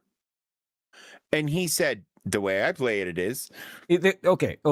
Let me actually, I will take a stance to argue this point because there is a difference between holding a position and camping. I agree that they are just about as similar as you can be. However, camping is taking a position with a shotgun in an area that you wouldn't normally look, whereas holding a position is you're in the same exact sight line as where the enemy is going to also see you.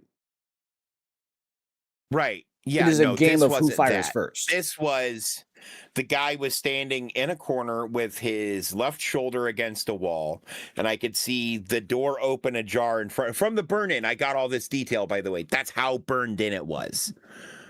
It was fucking crazy. But yeah, and then like you can see there was like a gun there, right? Right. But yeah, he just stood there waiting for motherfuckers to walk through the door, and they'd blow him the fuck away. Yeah, Call of Duty That's camping. Call of Duty camping. That is camping. Is like you're prone in a way that half your body is inside the wall, outside the map, so they can only shoot at 50% of your body at best. And you've also claymored your flanks so that if anyone tries to flank you, they get claymored, so you get the kill anyways. And you're just sitting there staring at a doorway with an auto shotgun. So at the moment you see a pixel difference on your screen, you just hold the trigger and pray. That's Call of Duty camping. Maybe the game he was playing was Call of Duty then. But yeah, no, but I don't know if he was crouched or not. But I played Call of Duty in a exactly. The way that I described the way that I play Call of Duty is I charge dick first into the enemy's spawn points and just try to click heads. You want to know how I play Call of Duty? You don't. No, I do. I play zombies or I play the single player experience. Oh yeah, no, it's fair. Because okay, so Black Ops 6 was really good. Yeah. And I've heard nothing but disappointing things about Black Ops 7. And I'm like, no, 6 was a return to form. Black you Ops, went back to the way you were supposed to do it. You know, one of the biggest gripes people have with Black Ops 7? Agree, Rusty. Black Ops 2 specifically, I think, had the best zombies maps. Biggest gripe with Black Ops 7 is generative AI art assets. Well, okay, that's not the biggest gripe, actually. Cleaned up. They're bad. They are slop. It's right? It's just AI ripped assets. It's just I asked an AI to generate something, I put it in the game. But also the secondary. That's the secondary thing that people complain about. I like the first thing people complain for about. Black Ops 1 to have my favorite maps. The first thing that people complain about with Black Ops 7 is the feel of gunplay and character movement feels like ass. Everyone just says that it just feels bad. I was gonna say it's I think the word was sluggish. I saw somebody use, and I'm like, oh. And it's like you don't want something to feel like it's dragging in a shooter. I am very sensitive to controller feel of a shooter. I'm very sensitive to that, which is why for the longest time I hated Unreal Engine games. But Unreal Engine 5 is okay. Unreal Engine always was sluggish and floaty to me in every The one game. competitive shooter I played was Unreal Tournament. I never liked Unreal Tournament. It was way too floaty. Way too floaty. See, and I like floaty, but I'm the guy, like, you know me. I'm a traversal guy, right? Yeah. So I always try to find the weirdest way to like move. Oh, Not don't get me weirdest, wrong. I guess I liked bee hopping in fucking Half-Life, but that was like Source Engine's way of momentum carrying was different than Unreal Engine's way, which Unreal Engine's way was like you're just on a little bit of ice all the time. Whereas Source Engine was like there was always a hard like point that you like slow down. You know, it's you actually have grip with your feet. But you could so be you stop hopping. in Unreal, you just run into a wall. Yeah. Right? Like that's how you solve that problem. In Source, like you can bee hop, you can side bee hop, and gain like near infinite momentum, and that's why like knife courses work. You know what game engine felt surprisingly good, especially for as much as the engine was doing in the era it came out in? Which one? The OG Red Faction. Never played. It was pretty good. Renegade's not bad either. Nope, that's a Command and Conquer game. Guerrilla is the Red Faction one.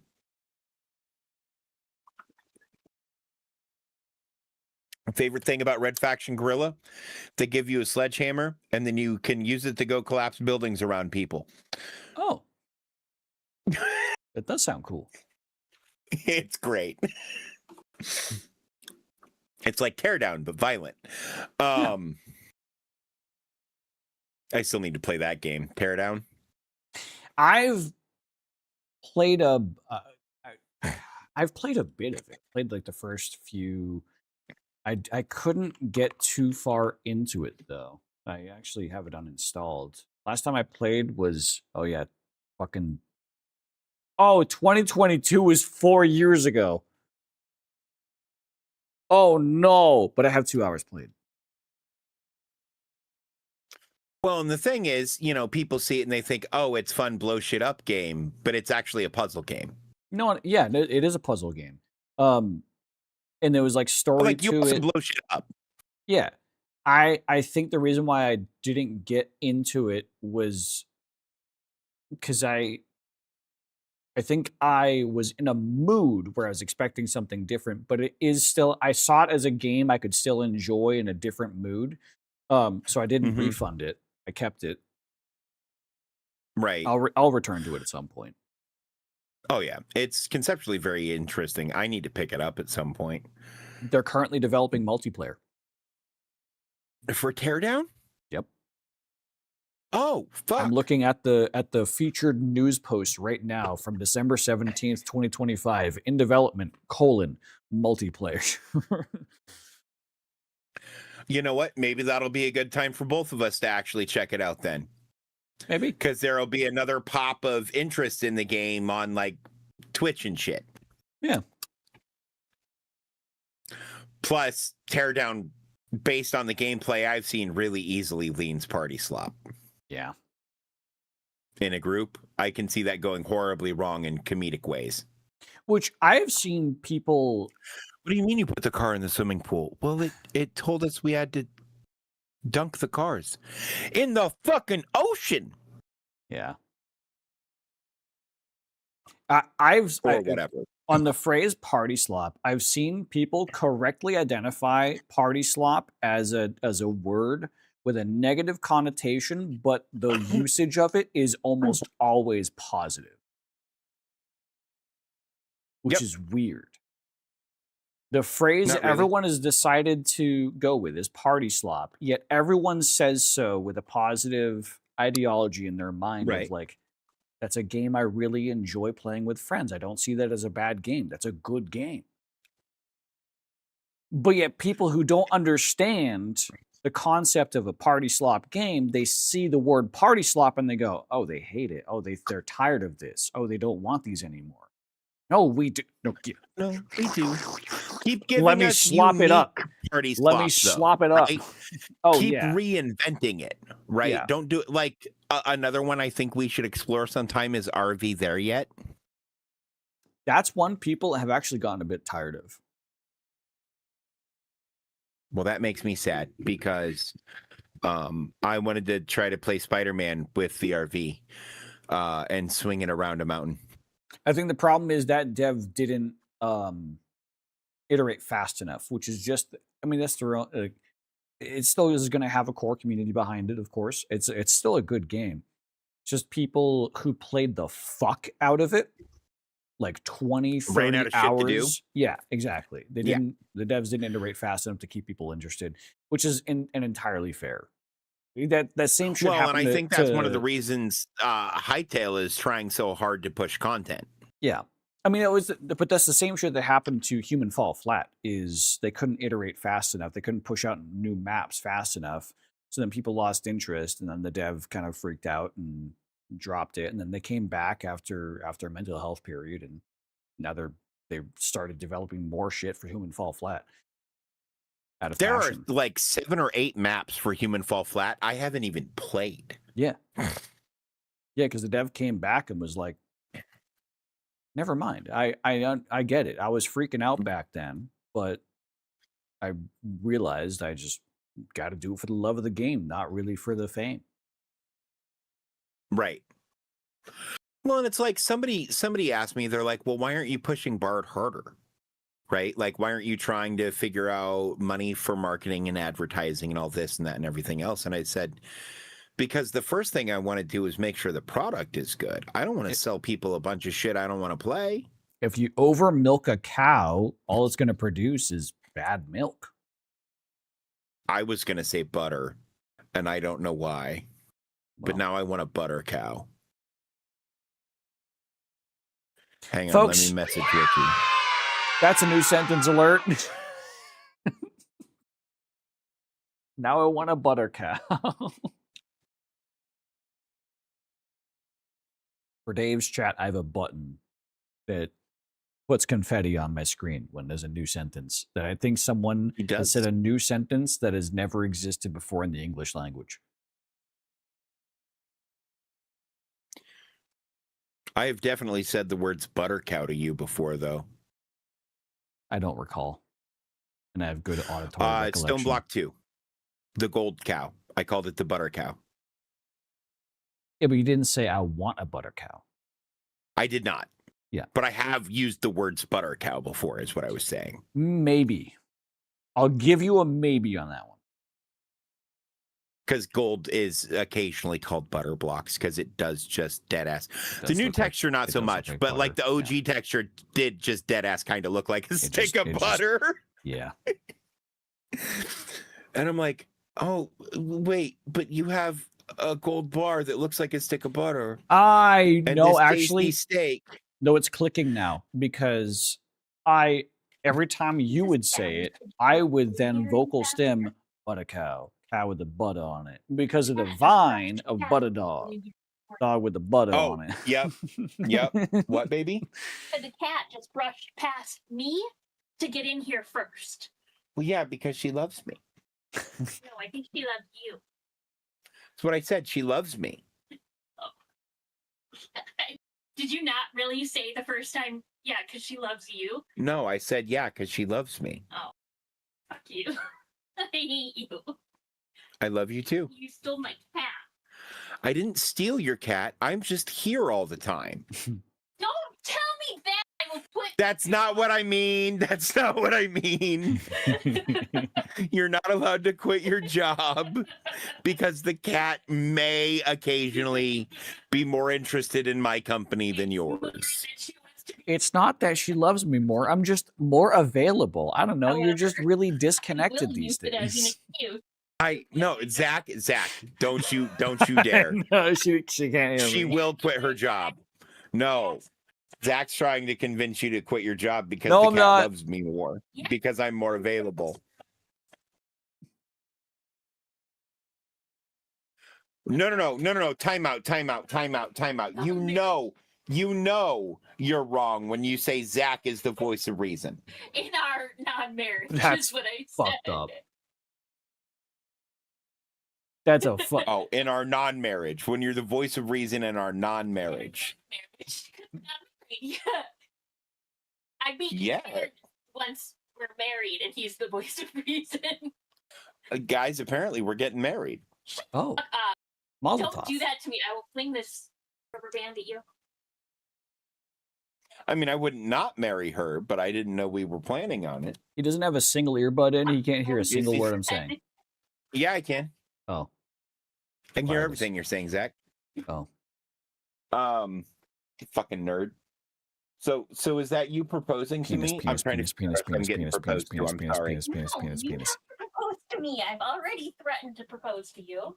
You're allowed to propose to me. You're the one who makes all the money. Sure, motherfucker. So. I mean, yeah, but you didn't propose with it. I believe I said very romantic things when I gave it to you. You said very romantic things, but none of them were, will you marry me? Because shut up. Don't make me, self-conscious about this, because I will... No, baby, don't be self-conscious. I will... Oh, no. It is fine, baby. No. You're fine. I'll come snuggle you in a minute. It'll be okay. I will come give you hugs and kisses and tell you you're pretty. I don't have any tacos. Yeah.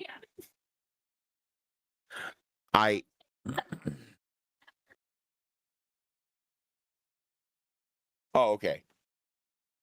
I thought she showed a little cheek with the look on your face. No, she was being cheeky. Oh. I apologize for that aside chat. I hope you enjoyed it. You don't need to apologize. That was cute.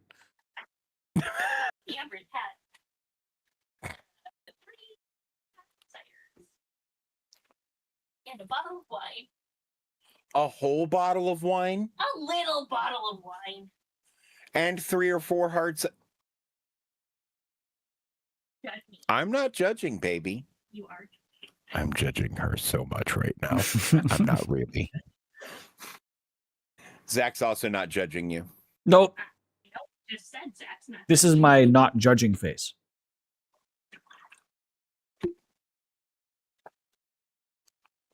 Anyway, moving on. What's next on the agenda? Was that the last bit of notes? We play Hightail. Cool. PP time. Yeah. Yeah, because it's been like 3.5 hours since the last one. Uh-huh. So, Chat. Okay, we're done with news. Next up, we're just gonna fucking figure out shit to do in Hightail. But before we do that, we're gonna pee time. We're gonna send you to our respective BRB screens. We'll see y'all in a few minutes. I'm gonna get them toes. Don't go after their toes. Fucking died. Wow, that's really sweet of him. Wow. Oh wow, so nice. So nice. You're fucking dead to him. He doesn't know you're alive. What the fuck? What? Jesus Christ. About coming from a guy named Zach. Let's fucking go. Good pace after good pace. Needs to lower those sleep hours? Nah, dude, you gotta be on top of it. And despite all that, he didn't achieve a world record.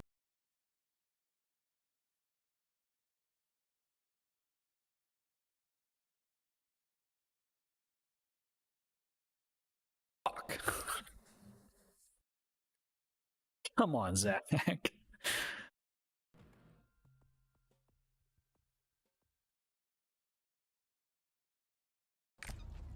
Collectibles. Oh my holy fucking Jesus cock.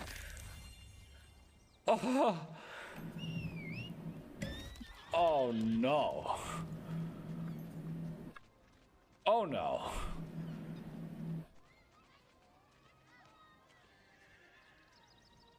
Oh my god.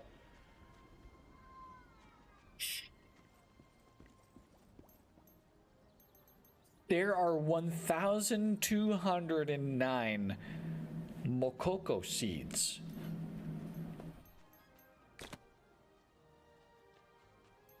Okay. Wait, did you say Ray? What? Dave, you and me, man. Same brain cell. Same brain cell. It took all a good minute to stop.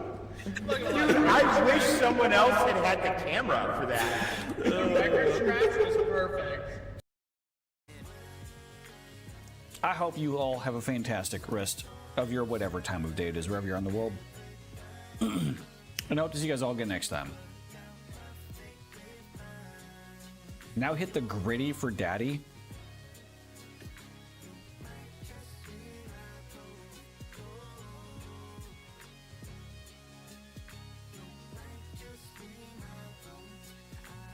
There you go. Have a good night, all. And for men, it goes. Yeah, it makes the you kegel and your dick goes Womp. kegel, Womp. kegel. Womp. Yeah, So they can like wave goodbye in the morning. Yeah, I've done that. To tell you it's time to go home. Sushi, right?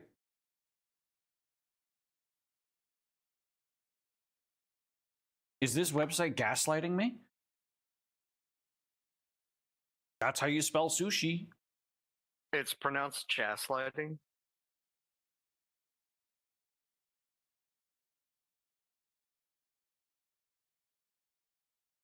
I hate you so much. I know. Thank you.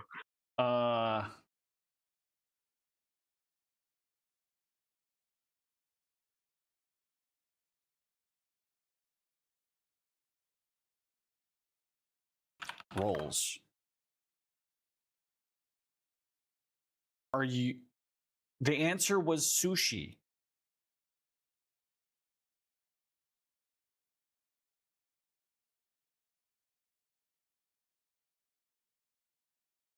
Daddy. Be on their radar. Same. Wait, no, then he'd be dead. Oh. Yeah, you're right. Dead dad.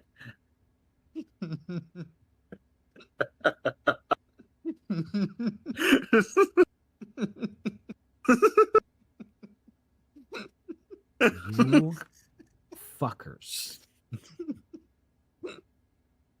Look at a dead dad. Look at it. Look, dead dad. Jingle, jangle, jingle.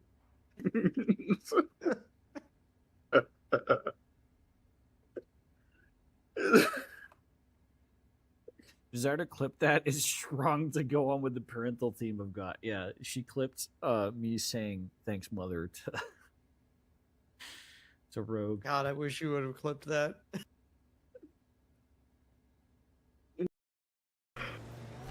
Hey, Mr. President. Whatever happened here? They hit the second tower. Got 'em all. Again, I'm looking for balls, not boobs. What I mean? You're It's just starting satisfying. to fly. Fuck, isn't it? All right, that's enough. That's enough. Is it? You can stop abusing me anytime. You turn into a fucking helicopter. Yeah, no, it's great. It Crash landed. There is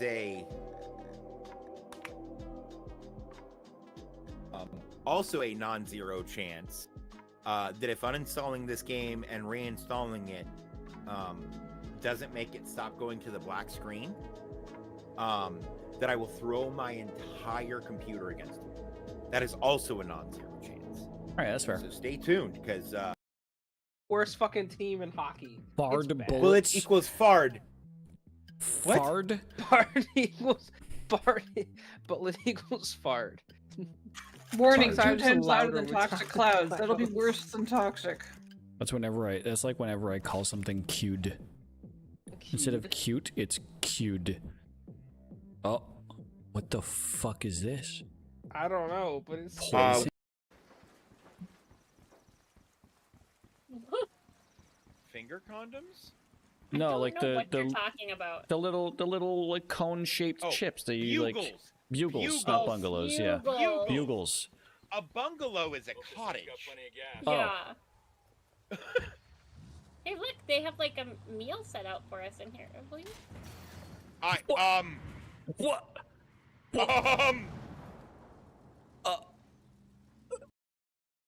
But yeah, oh, he's one of the ones that you used to accuse us for, isn't he? Wait, hang on. What does he mean by that?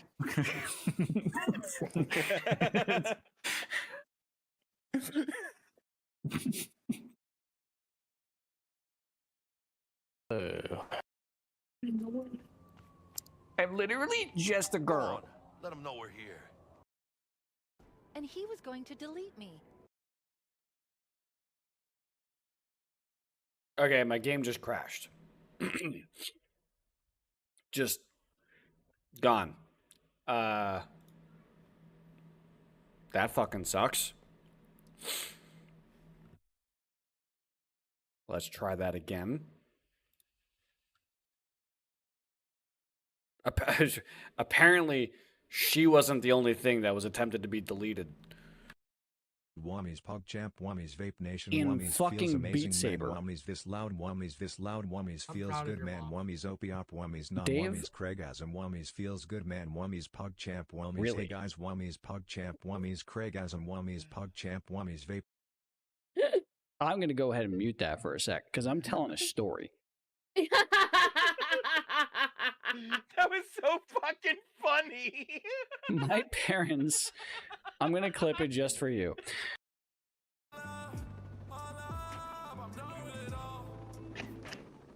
Shit. I think couldn't your get close character enough. actually kicked his fucking legs as you got close. I just see your little feet wiggle as you get close to the copter. Oh yeah, it actually did that because I was doing so in a lot of games you can do a wiggle that'll float a parachute and keep it.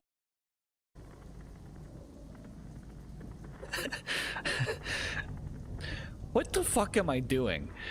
I started this stream exploding enemies with dual laser miniguns.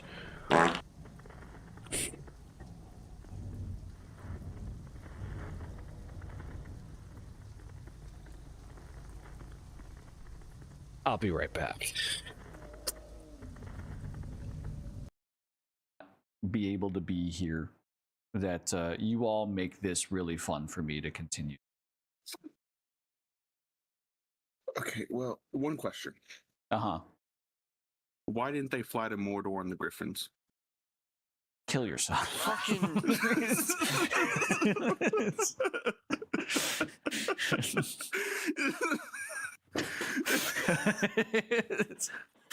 I came back at the perfect fuck because I was thinking about doing that. Fair.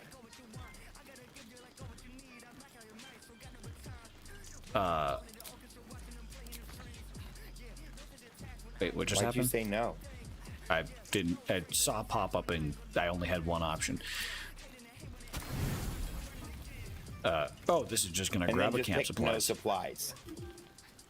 Oh, no supply. Oh, right, no supplies. Partial rest. Title card. Yeah, this is supposed to be like 2 hours into the game. Yeah. Fuck.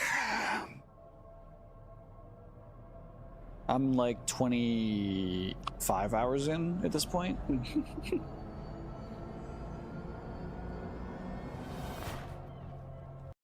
Or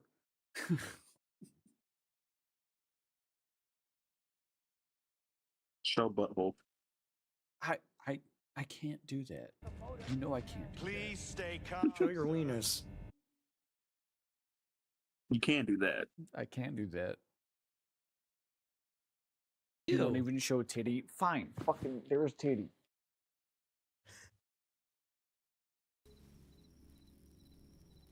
Alright, we're back.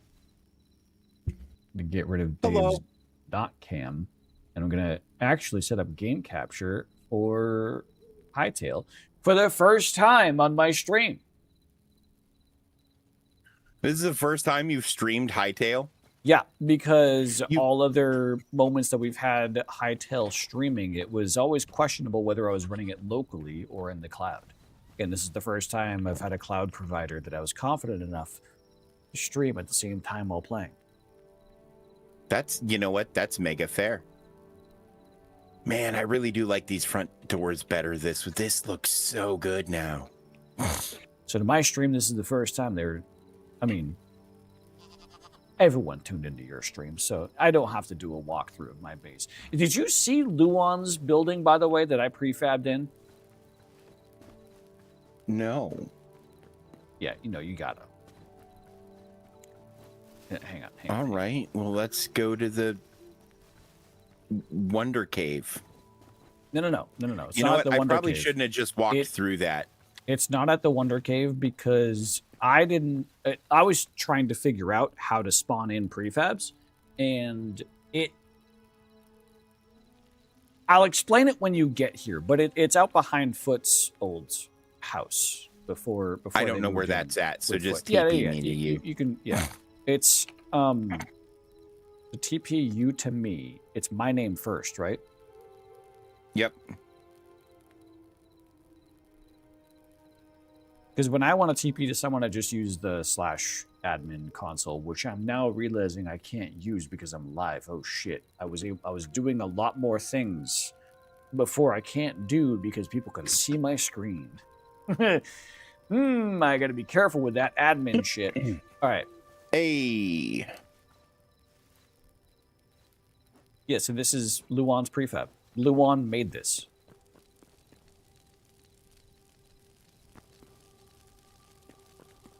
Okay.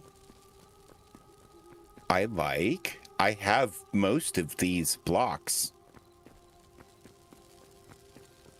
This is good. My initial critique to him was the interior, fucking love. The exterior, if you just look at the side. Yeah, it needs some work. Yeah. But if you see where it's spawned in, so the game doesn't give you a preview of what you're trying to spawn in. I had no idea what the fuck I was spawning in. Luan handed me the prefab file. I found the prefab file in the creative tools, but I had no idea what it actually was.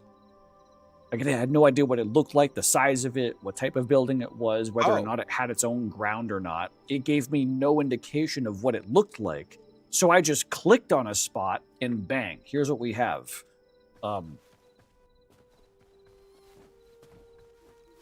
And I couldn't undo it or change its positioning. I could probably manually try to adjust it.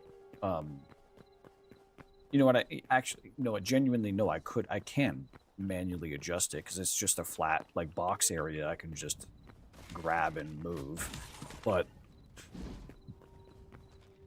is what it is. Having fun down there? I realized that these coffins summon enemies. Yeah. With like a 50% chance or some shit. Oh, higher than that. All but one of them summoned them.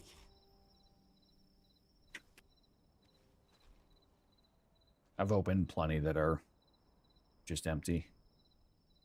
And every single time I think that they're going to open up to like some loot or some shit that like it's like actually valuable. Yeah, and that never happens. Yeah, this is cool. I like this. And as far as the exterior goes, he just needs to give all of the faces without depth. I told him like it needs either I believe I sent him a single message. I love the interior, however, I feel like the exterior could use some additional layers and or detail. Because layers are detail. Layers are the ultimate guide to making a Minecraft build look like 10 times better. You just add like 3D depth to like using vertical slabs or like stairs or like yeah, it's just a lot of creative like blocks and shit that you can use. Or the half slabs. Yeah. Because you can run them. Modern Minecraft, you can do a lot of tricks to make a building look like it has a lot of depth. And in this, you don't have to use tricks. You could just do it because vertical slabs are a thing that's native. Right. But like a good example of the kind of concept of depth, if you look at the front of... Because, and it's designed this way, this is really the only view you're ever supposed to see it from, because you'll come out here and you'll see it, and you'll either go in there or come over here, right? What do you think of the little area?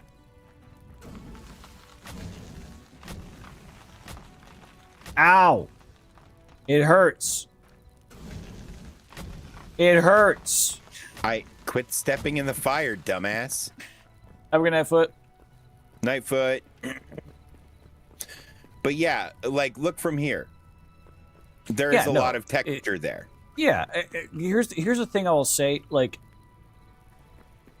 maybe the weirdest thing is the window texture bordering the door, but you have the massive door, and I like the massive door, and this just kind of, it can be convincing as a framing around the door, whereas like this part of it, right?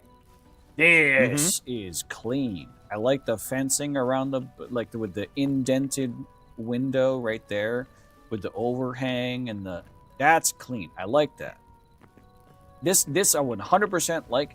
The front entrance, it's like, it's not that I don't like it, it's that I think it works. If I were to look at both the front entrance and the side of the building at the same time, then it looks, you know what I mean? Because you have the indented windows, but then these windows aren't indented. It's like, what? Okay, but you're using... Yeah, they are. Same. But it's they're in just on the same plane as the door. It's in comparison to the door, where it's like you're mounting a door to windows.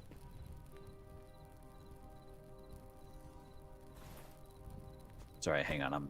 I'm hurt a little bit. Oh, you're hurt too.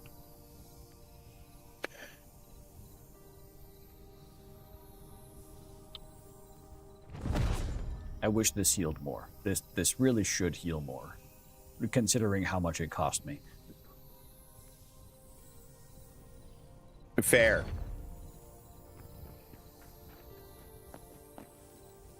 I mean, ultimately, I do like it. I'm just, if you want critique, that's my critique. So, yeah. So conceptually, what I was going for was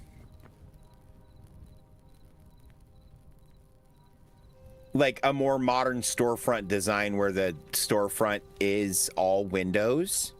But there's no But because window it's a door. tavern, we use the tavern windows, and we didn't put windows in the door because we used tavern windows because we want the light to pass through.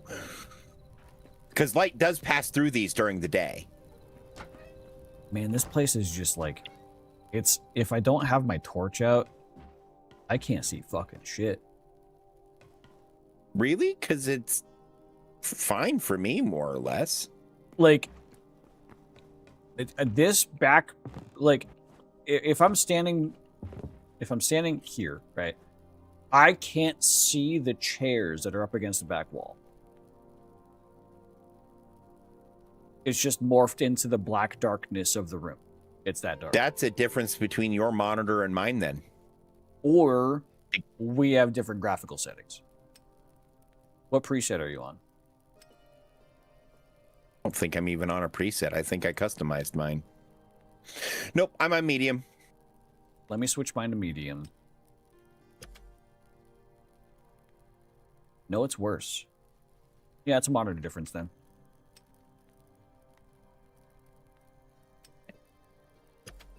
My preset is generally high. I move mine to high, but I custom move Oh, view see, if I distance. look on my, like, shitty fourth monitor, I can't see shit back there. Yeah.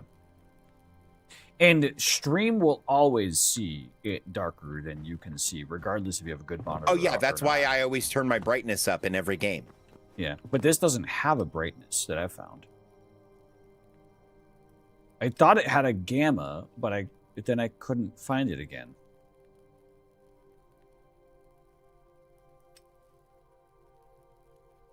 Yeah. No gamma. I mean, there might be like a command or some shit to turn gamma up, or I don't know. I like the giant bottle. Well, I know there's a tick box to turn on full bright. Oh yeah, for creative. For creative. you can- Creative. I'm surprised there's not. Yeah. I need to remember to change my movement speed for creative down to like 2x instead of 10. But yeah, I have my my graphics card undervolted by like 15% right now just to make it stable. Fair. Also, I've decided that I'm going to get rid of this pillar and I'm going to run logs across here, probably 2 rows, and then one going horizontally, and I'll probably mount the lights to the underneath side of that, and that'll let me disperse them a little better. Like a truss kind of system. Yep. Instead of yeah, I think that'll work better. Yeah, instead of the sole chandelier kind of light. Plus, like, parts of this space are so tall, it could use breaking up the verticality a little bit. Yeah. And you can like stuff maybe a cobweb or 2 up there just to catch the vibe. Yeah. I thought about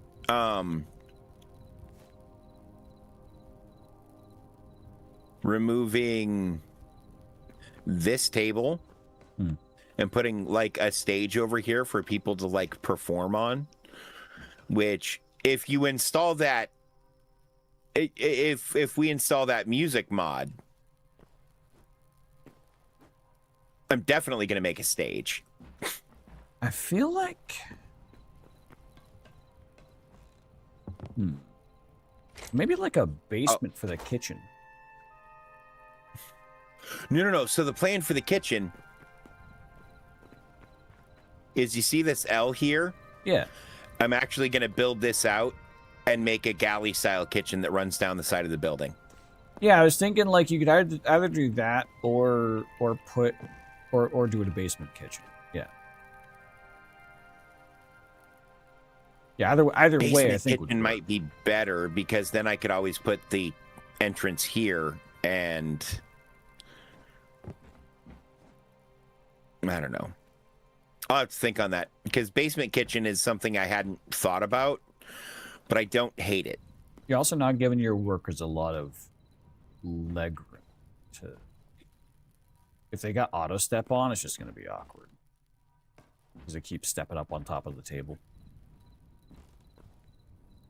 Yeah, this is all basically because like I have two different types of tables and chairs. Oh yeah, of course. Too, right? You're trial and erroring. Yeah, I understand. I'm just giving so my, I'm my kind thoughts. of testing the space, but I think what I'm gonna do is I'm gonna end up moving the bar back to this corner, right? And then the stage can be over here, and if the bar is in this corner, it'll do a similar kind of wraparound, but open up the space behind, and then we can just have this over here for like a coat check.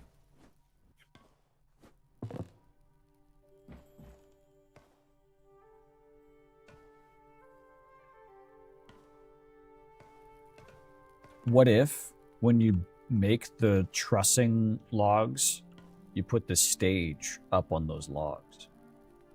See, I thought about that, but... And it's just like a dancer in the clouds. But, like, the idea is... Oh, no. I mean, like, a stage for musicians. But the problem is, imagine you're sitting in a chair, and you have to look up and crane like that to see the show. Yeah. Right? That's not so bad. While it doesn't really mean anything, like, for us as players of the game, realistically, you would never give that as a viewing angle if you could avoid it. Are these actual benches, or are these two chairs that when you put them together... These are actual benches. Oh, okay.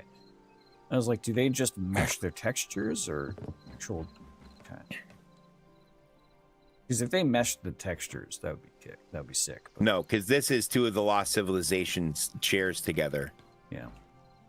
Okay.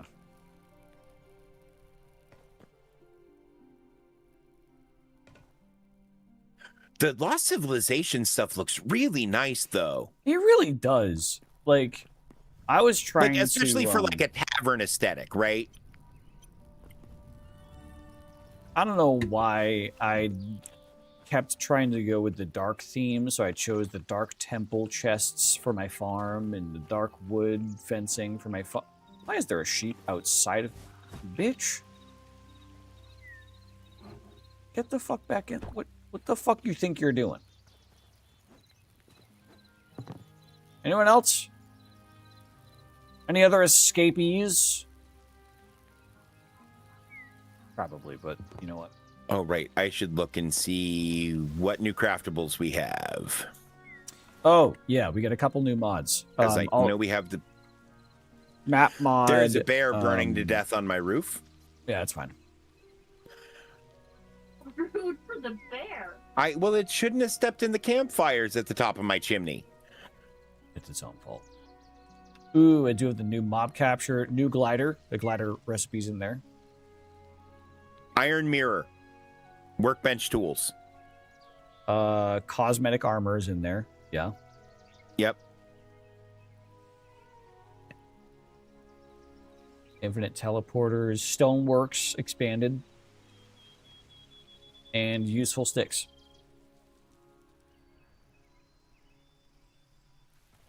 Yes, the stick repurposer. Also, I don't know if you've seen what Ricky's been doing lately, but it looks like he's gonna be summoning some fucking Eldritch Horror shit that I'm down for. Well, he built to build height on accident. I don't know that it was on accident looking at what he's building. No, it was because he sent me a message that said, well, I hit build height 5 blocks before I was ready to put down my... Oh, fuck, bear! I forgot the bear existed.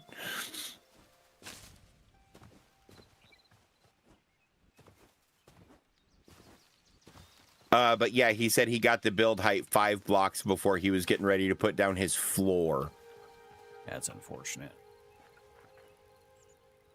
I haven't seen it yet, actually. Let's go take a look. I can see it from my base, and so every once in a while I just look over and I'm just like, oh, well, that's certainly a structure. Well, right, I'm in creative. Why am I worried about falling?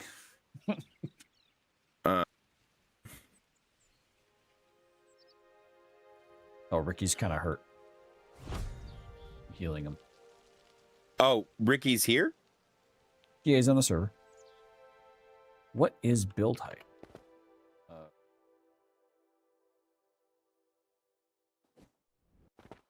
0. Oh, chunks are vertical as well. Yes. Okay, but vertical build height is 320. Okay.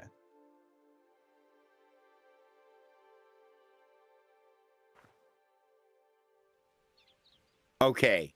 The only names in the warp are Luan's Ashy Taint, Fenn's Naughty Place, Snow, Davelandia, Mount Gonorrhea, and the Goon Cave. I can warp to neither you nor Ricky, even though you should both have warps down. She's laughing at the names of all of these teleport fucking...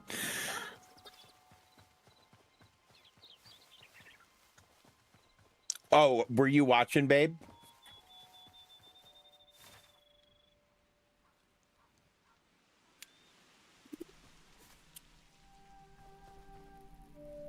Oh, I'm looking at making I'm going to be prototyping out of wood sanity and health trackers for Bard. That if they work, I may talk to some of the people that we know that have 3D printers and know how to 3D model about building a print and place model of it that we could just make available for people to use as a physical health tracker if they're not using the virtual tabletop. I can't get to your base because I'm at your base. I'm so fucking dumb. What in the shit am I... Ricky, get the fuck in here. If you're available. If not, it's fine.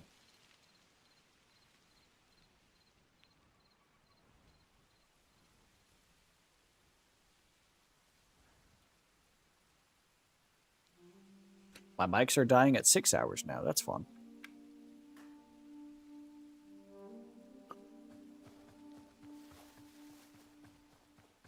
You can hear me, right?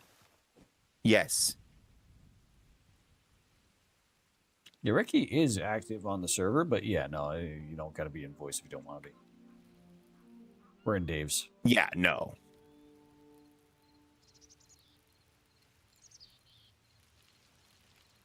Also, his model is in bed mode. Oh, that's fun.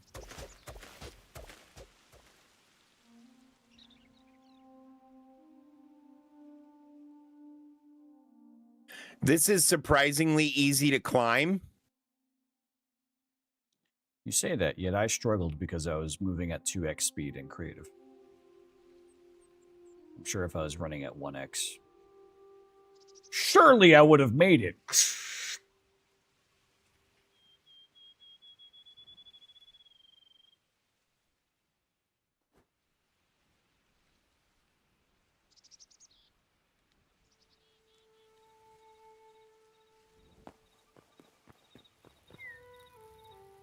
Here, let's see. Move speed. Thanks.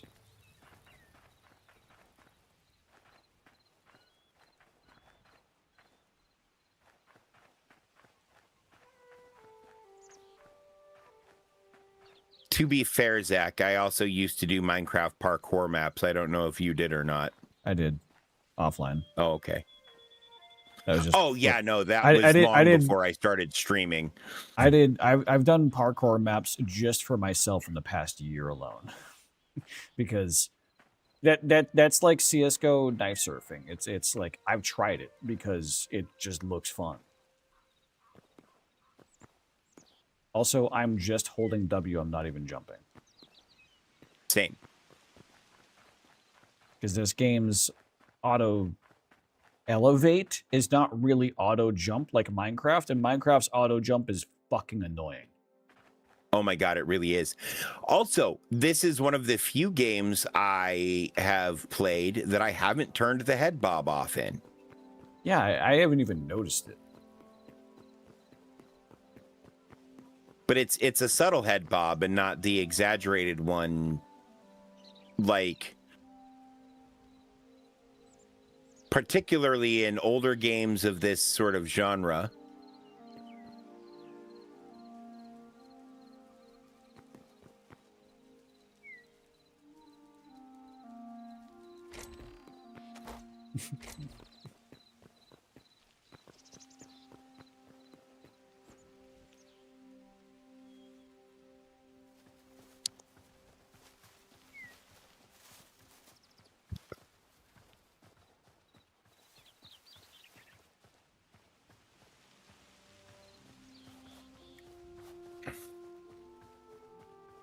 What are we salmoning? What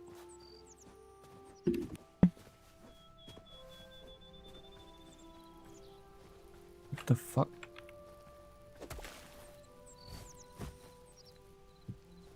Summoning.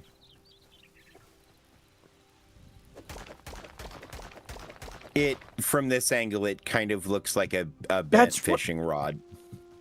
I was gonna say, like, what he looks like he's building is like a fucking eldritch horror summoning portal shit. Oh, he's summoning Celine. Okay. Celine Who's Dion. that? Nope, she spells hers with a C like a psychopath. I just realized I was placing blocks in creative. Oops. I'm placing grass. I'm not placing anything expensive. I don't give a shit. Welcome back, Rusty, to Hightail.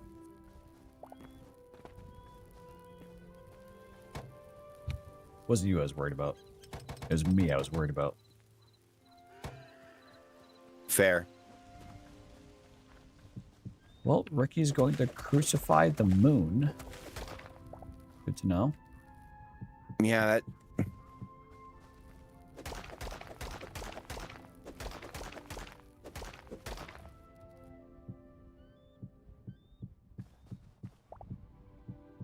Sounds good.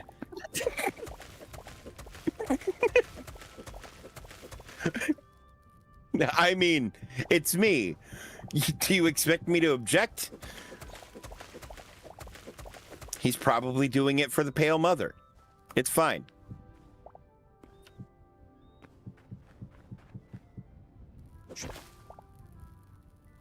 It's pain, only pain.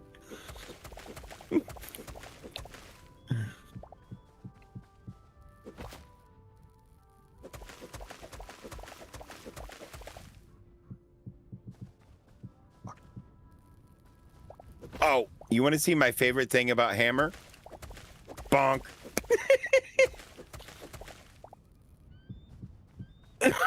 It kills them so fast, they make the "oh, I'm dead" sound long after they've fallen.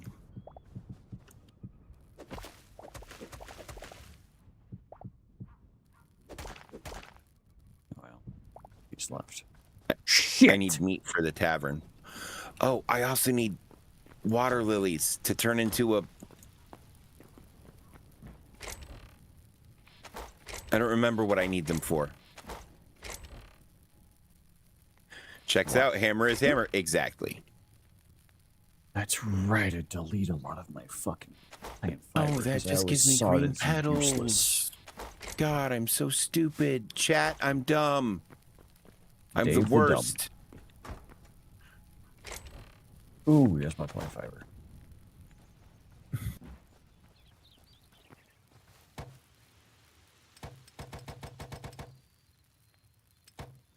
Yeah, it turns out they're making a sequel to Dumber and Dumberer. You know, the third It's one. It's starring just called Dave. Dave and Dave. And it's just called Dave. And you can watch Dave himself all Dave long. while you Dave yourself. In fact, if you're not daving yourself right now, you're missing out. If you're not daving yourself right now, Dave yourself.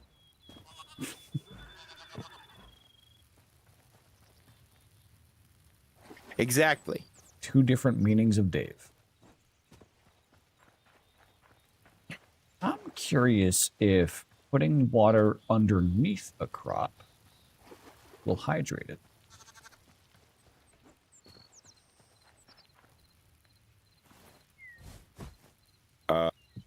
Something killed Ricky? Oh?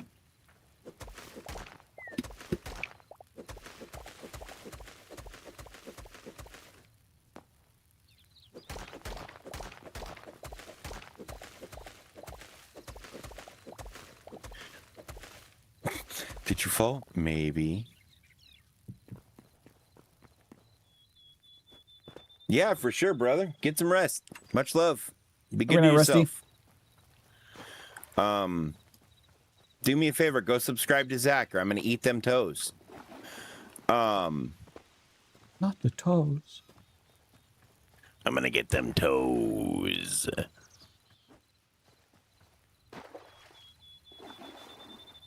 That is the least threatening part of a person to threaten. Thank you for the follow, Rusty. I appreciate it. Hey, good job. I no longer have to get your toes. Your toes are saved for the time being. For now.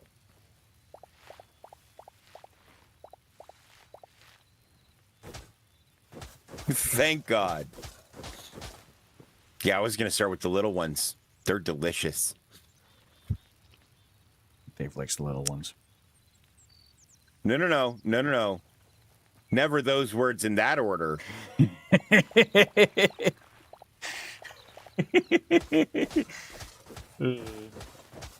Okay, water underneath does not hydrate. My toes require a subscription. Hey, what's up?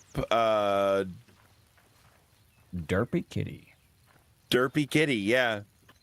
I'm like, that is what that is, right? Yeah. But like, my brain was going through, could any of that be a real name that somebody's going to be offended if I call them Derpy Kitty? You know, and like I misread the name and it's Darby, you know, or whatever, right? Because, yeah, I've done that shit before. And most people are chill, and some people, like, get really offended, and it makes me feel bad. I am also silly. Zach is also silly. We're all silly billies. I wouldn't go so far as to say I'm a Billy, but for sure silly. Shut up, Billy. Oh, right. So there is a thing that I am going to grab out of the creative menu to use as cosmetic armor. You're gonna love it.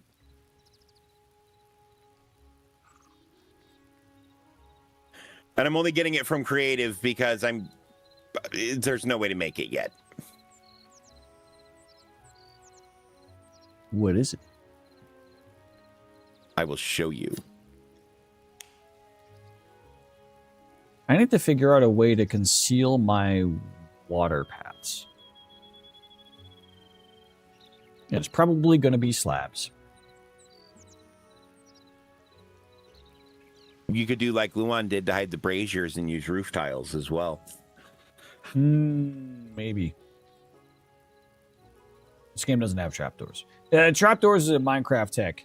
The game does have trapdoors. Does it? Yeah. Builder bench. I haven't really played around with that too much.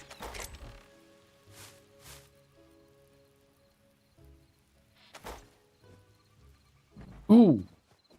My apple tree is fruiting apples.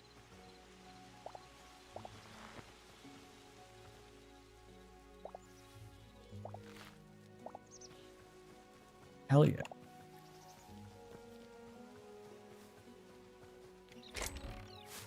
Gonna need 100 of those. Oh, hey.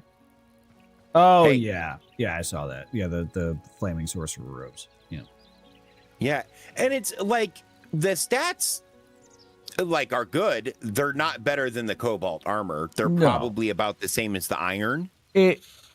There's prep like when they get developed into an actual mechanic, they'll probably have like, oh, it boosts like fire magic stuff. Oh yeah, of course. But like for the time being, I'm surprised somebody hasn't made it, because I've been looking for one, but made a mod to make it craftable. Yeah. Because it's got to just be made out of cindercloth scraps, which you can already acquire. Yeah. So, but I really like the way it looks. It's so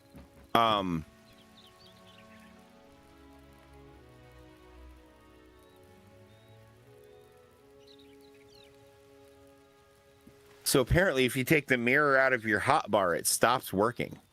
Oh. Oh, good. That actually feels like a fair and interesting balance point if you're using a magic item to change your appearance, which is what this is functionally representing. Right? Because I appreciate them attempting to give it an in-world, sort of like explanation. Yeah.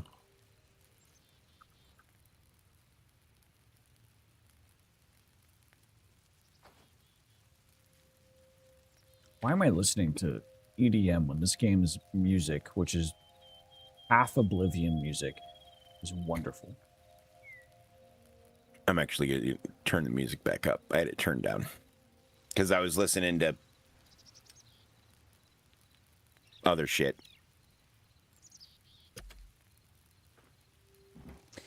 Yeah, no, look at this. Look at how badass this is. It does look really good.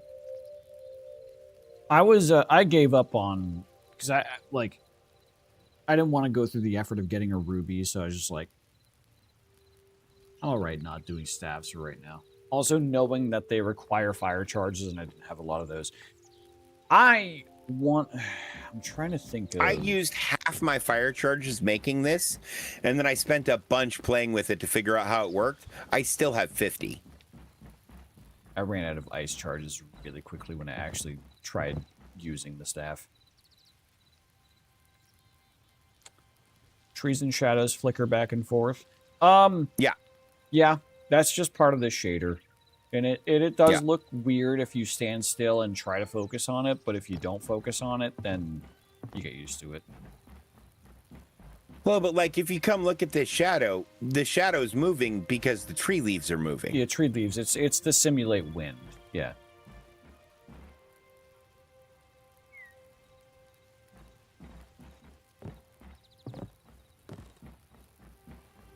See, I want to have like a full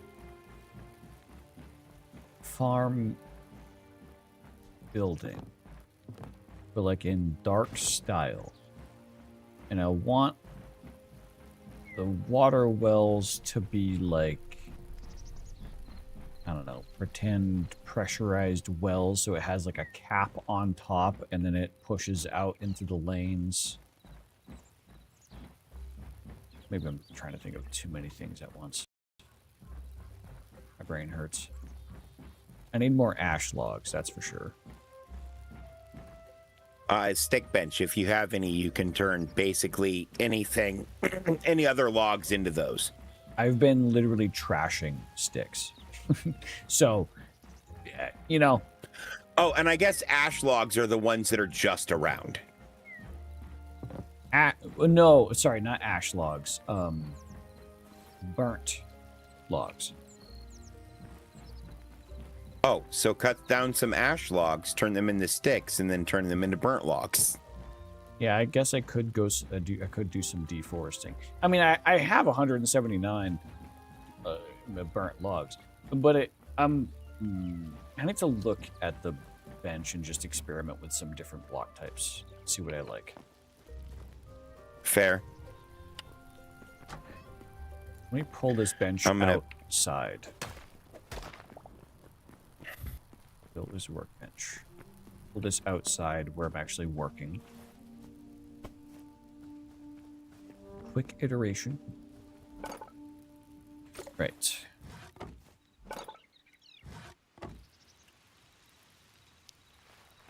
Maximum booster. Ooh.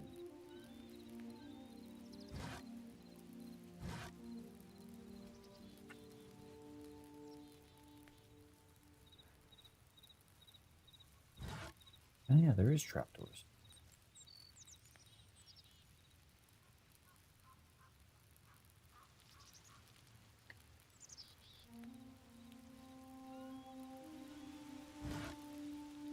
Now, if I grab a plank, plank will give different results, won't it? Yeah, a little bit different. Not exactly different, but a little bit.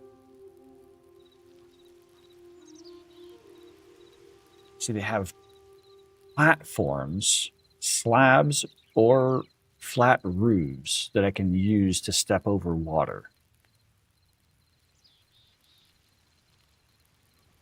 Slabs are way too chunky. Platforms meet that thin aesthetic I like, but they look. It's an ancient platform because it's burnt logs, so it looks like shit. Is my problem. Right. So instead of using the ancient platform,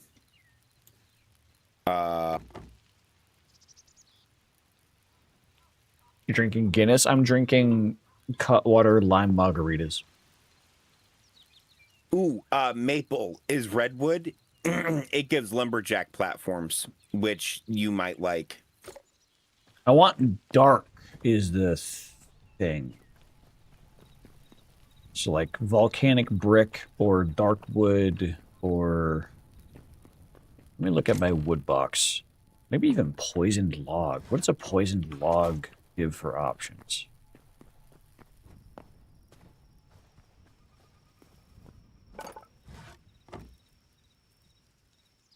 Deadwood. Ancient platform. Yep.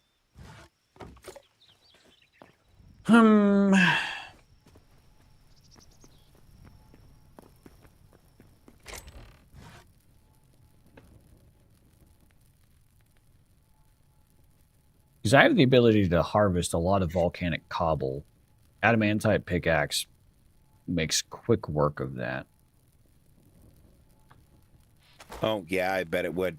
And if I smelt... Oh my god. If I smelt volcanic cobble...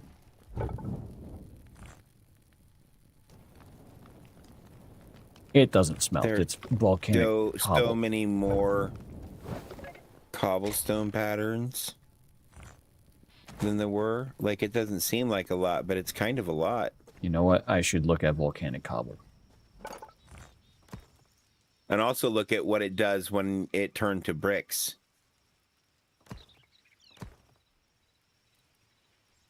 There's slab, there's roof. But if I swap to brick... I don't think there's that many differences for volcanic. Maybe let's look at regular cobble. Oh, it's just for cobble. I mean, it's a start. It was a mod that started getting developed after the game launched. Yeah. And it's been out 4 days. It's admirable to have done that much so far as I'm concerned. Yeah, no, you're not wrong.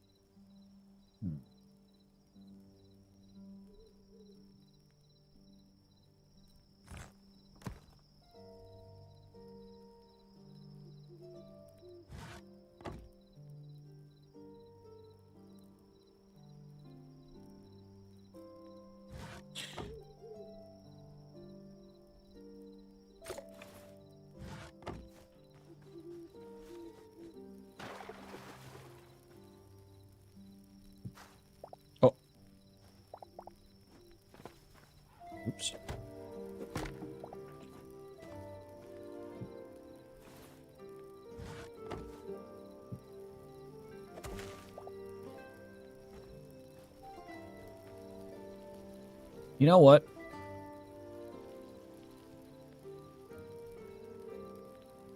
I think I'm being picky, and Blackwood Roof isn't that bad looking when I place it in there.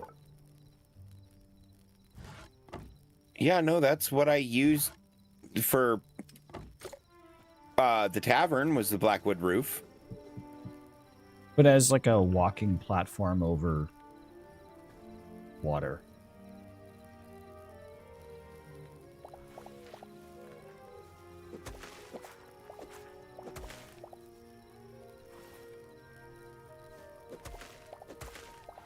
Thank God these are eternal sprouts.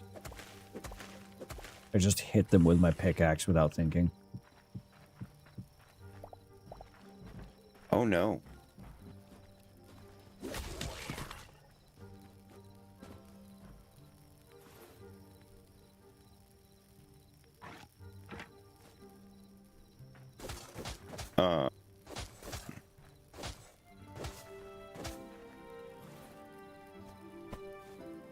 But because they're eternal sprouts, they survived the altercation. Good.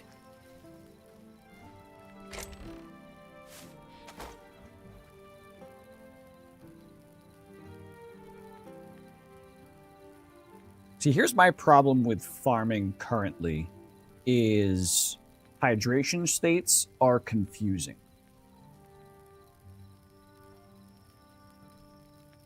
Okay.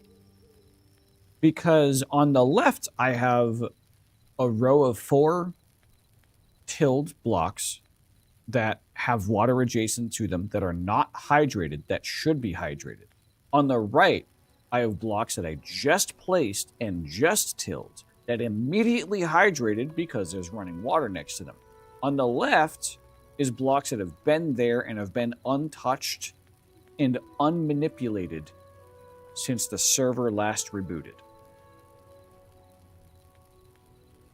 And when the server last rebooted, these blocks were dry and unhydrated.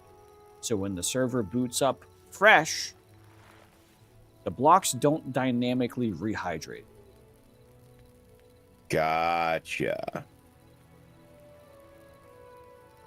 If they're hydrated when the server goes down, then they stay hydrated. But that could just be visually, because sometimes it visually looks hydrated, but it's actually not hydrated until you sit there with a watering can and then you pour water on it, and then the plant's like, oh yeah, I'm fully grown all of a sudden. Farming is very finicky right now. Fair.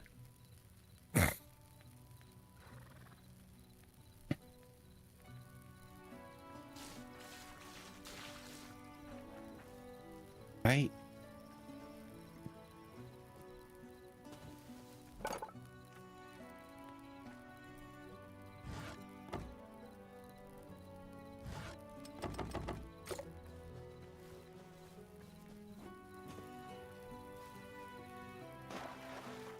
I have no idea where I put that.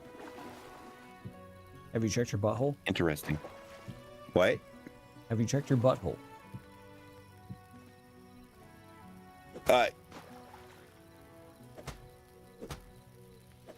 It's not in my butthole.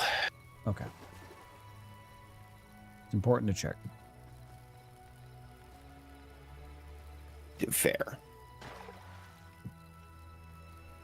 Also, chat, this blank spot in my farm is for tomatoes, because tomatoes, if you walk away from your house, refuse to grow any more than the state that you left them at. And if you come back, they're just permanently stuck. Tomatoes are just currently bugged. Correct.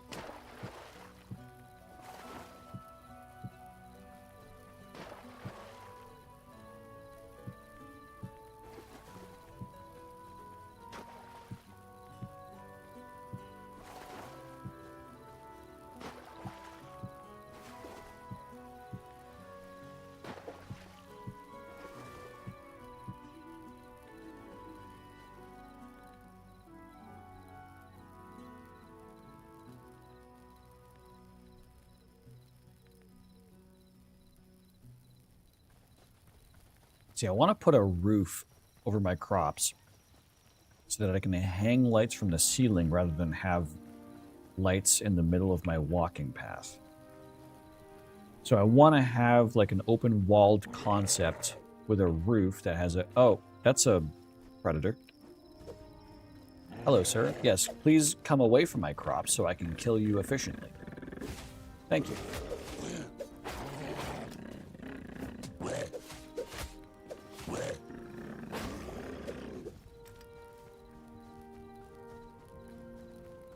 Come on, hit me! Bitch. Stop trying to hit me and hit me!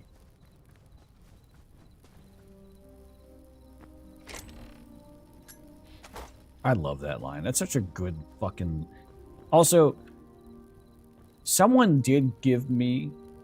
Sorry, I got distracted. Someone gave me a penis when I was offline. They put 2 lanterns as the testicles and a post with a torch on top as the dick. And I just want whoever did this to know that I appreciate it. However, you could have made the dick thicker.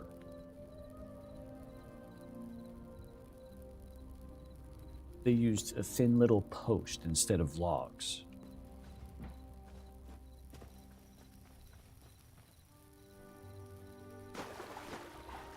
Where? Out in front of my farm. That's right here. I see it. Yeah. So you want to see something fun? That's glider. Yep. Have you seen it in use yet? Yeah, I used it. I built it and used it immediately as I got the mod installed in the server.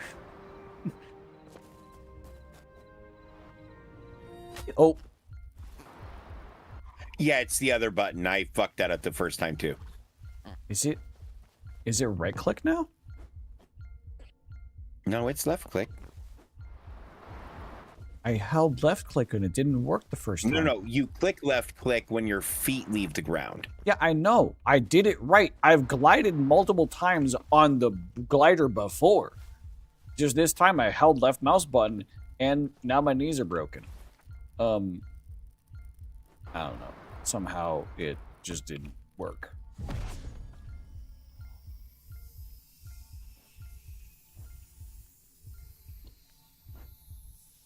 Also, the recipe felt like it was a reasonable cost. Yeah. Oh, yeah.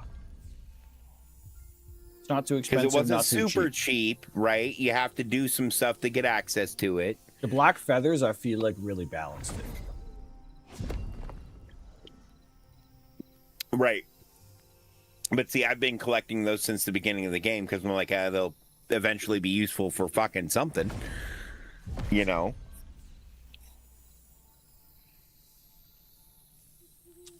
I feel like I really need to, like, tweak how this fucking healing totem works. It needs to... For how many healing fuck...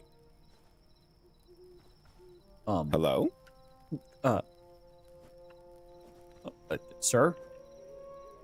Well, that's just gonna stay there. Alright. Yeah, cool. Alright. I got a friend now. I got a neighbor. Cool. But for how much what this are you fucking... gonna name it? Bob. Bob? For how much Fuck you, Bob. this cost, I feel like I shouldn't have to slam it down on the ground 5 times to heal back to full. Maybe 3 times back to full. Yeah. Yeah. Yeah, I was gonna say 3 feels... How much health do I fine. have? Right? I have 163 still, right? Yep.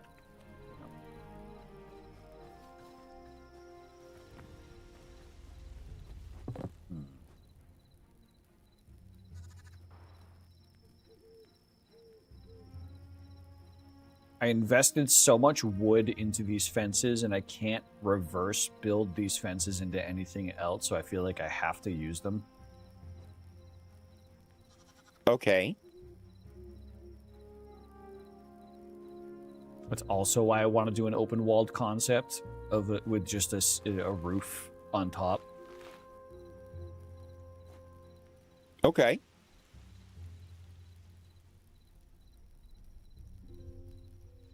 What do I... My biggest problem is the water. I want to, like, how do I come up with it? I was thinking like a pressurized cap on each source block of water. Like, in terms of, like, making it look realistic. But I don't know if that exactly works. I thought about trying to trail a river in a way that makes the irrigation look like it makes sense the whole way around, but I feel like ultimately that wouldn't look realistic. Instead, what would be realistic is a plumbing system in this case. So, like, right. Something you can't see is being done.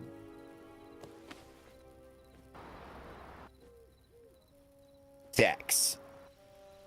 So, like, putting an iron cap on top of these source blocks that are outside the fence as, like, a pressurized, like, cap.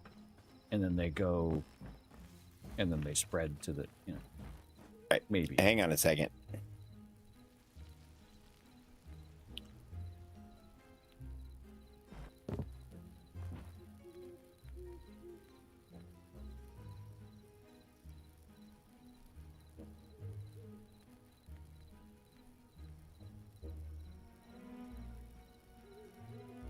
Chat, it's been more than a second. Those will be helpful for him. Are you, you piece of shit? Hang on, I gotta look at game tool, though. I'm curious about the server stats. Server process is only using 4 gigs of memory, but the system the server is running on is using 15. Interesting.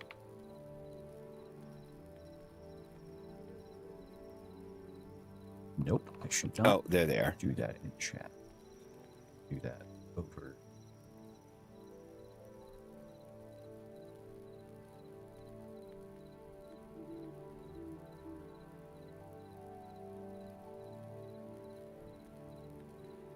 I have a potential solution for you. Fuck, that does show up in the in-game chat.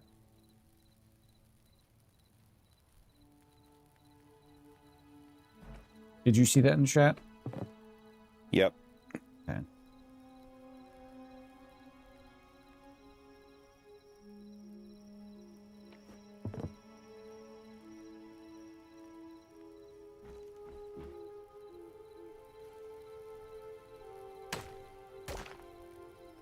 Just don't mind. Just we're just gonna move that away so no one can see it. Okay. Yeah, I mean, no, this is the general idea. Well, no, but I mean, these look like pipes. Yeah. You know, hang on.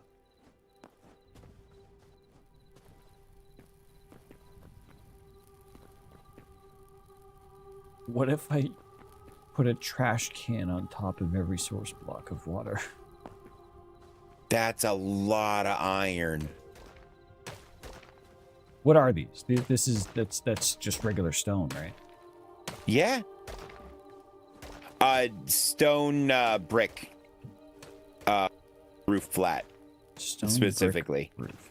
Because you can see with the this is the flat dark wood. Yeah.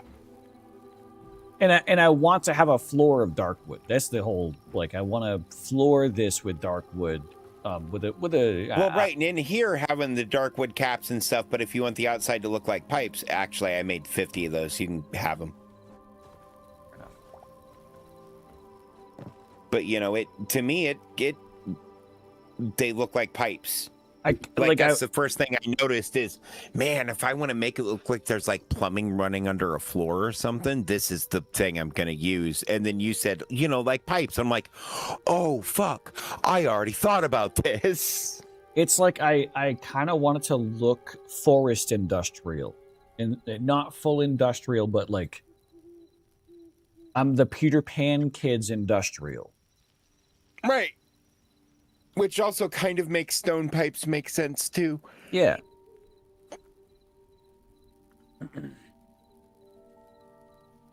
Now, it doesn't make the skull with horns on the chests make sense, but you know, we'll get to that. Actually, I have some Lost Civ chests that match your color palette, but don't have the skulls on them. I can remake these into those.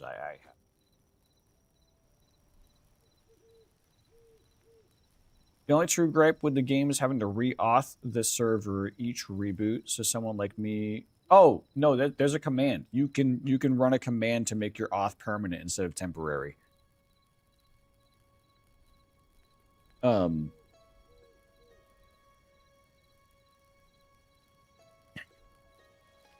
Auth persistence command. Yeah. Just 1 second.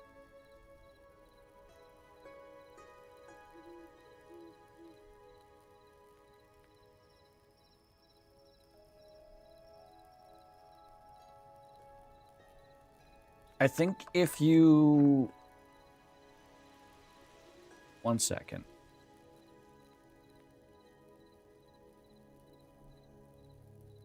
Yeah, if you /auth help, it'll tell you what you can do with /auth, and one of those options is /auth persistence. And you can type /auth persistence help. Oh no, you can't do that.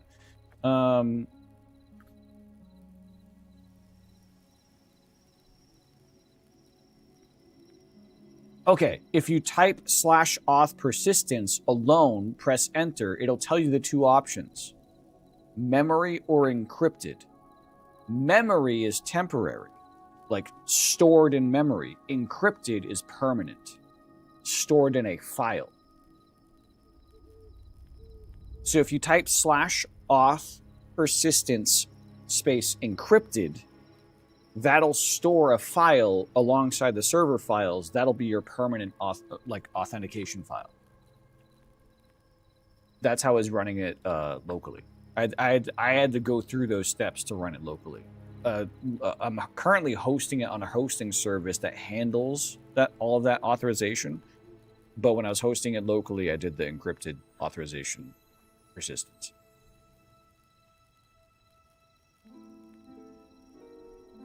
See, I need a button on Touch Portal that I push it, and then a video pops up that goes, G.I. Joe, and then it's the old G.I. Joe cartoon, and it's Duke saying, and now you know, and knowing is half the battle.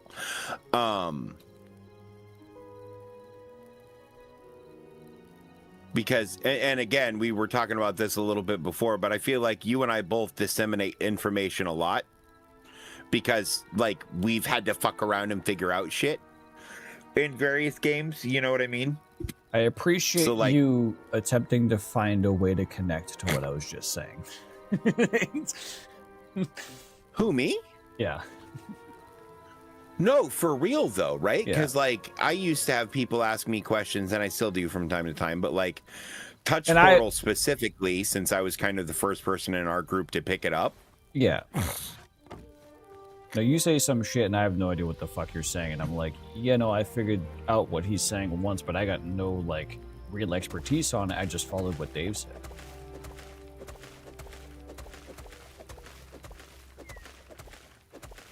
No, Hightail, that was part of my, like, day one discovery of server ownership was, like, I wanted to host locally knowing that I didn't have exactly the best resources to host locally, but I still wanted to do it to understand how the server operates, how it works, like the ins and outs of managing a server with Hightail locally. Because having that level of understanding is personal. It's a connection. It's like I can then approach a host and say, I know how the fuck this shit works. You don't gotta teach me how it works.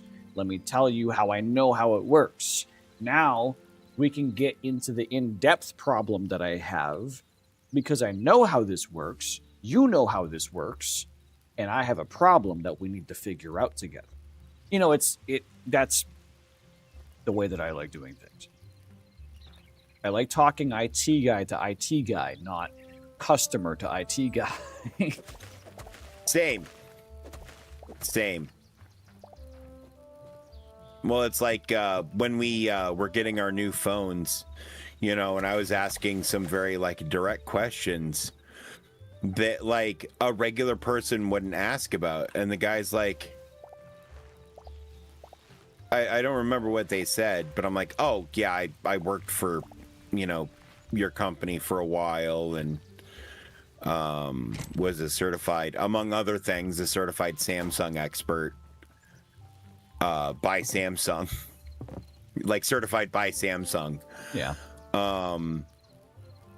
You know, he's like, oh, so you know exactly what you're doing. I'm like, yeah. He's like, okay, cool. So what can I do to help you not have to be on the phone anymore?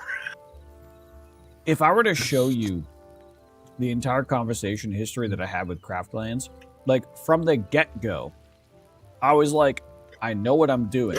This problem is beyond me. Probably beyond you. Like that was like the subtext of what I was trying to explain in my initial problem statement. And they just treated me like I was someone who didn't know how to like port forward. Oh fuck. Like, brother, right?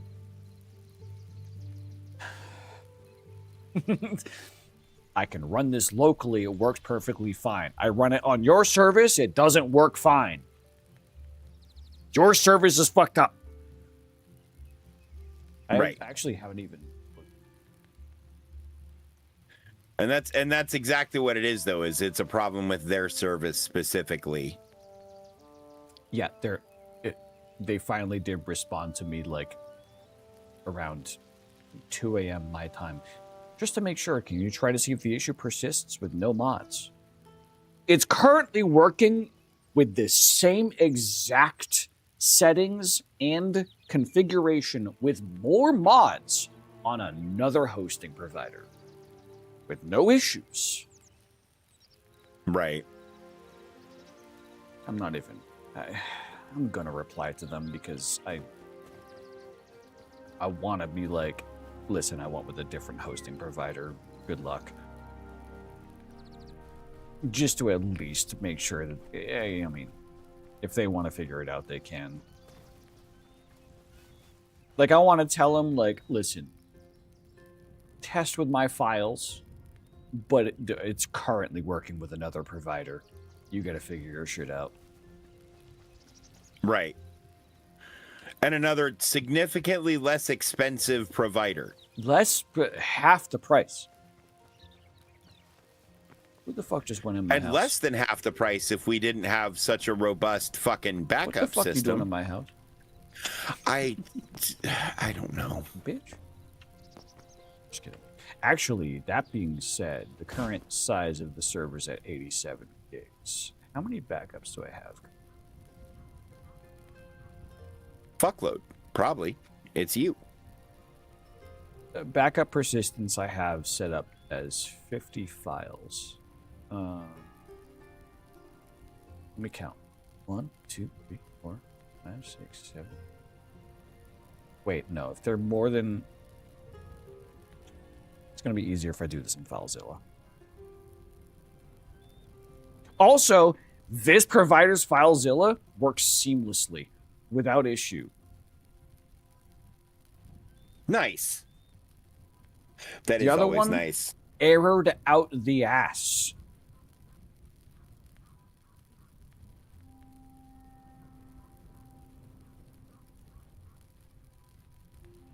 That's a Zach question. I actually don't know what you mean by AMP. Zach does server boy shit.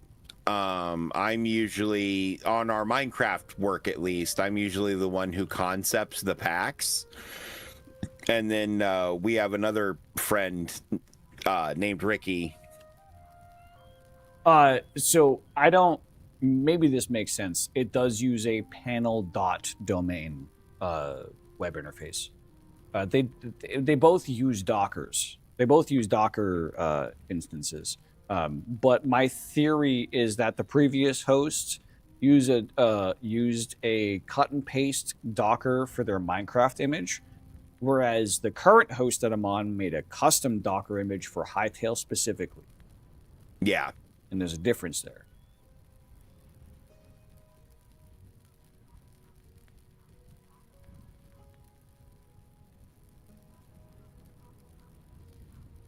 But yeah, okay, so we're at 87 gigabytes out of 100, and we are fully saturated with historical backups. My current historical backup setting is every 30 minutes up to 50 backups. It's 25 hours. 25 hours of backups every 30 minutes, and I have a backup service that runs on the hosting platform every 24 hours. So we have 3 days of backups that split every 30 minutes, in theory. That's fucking insane. I am insane. Yes, correct. You're right. Yes.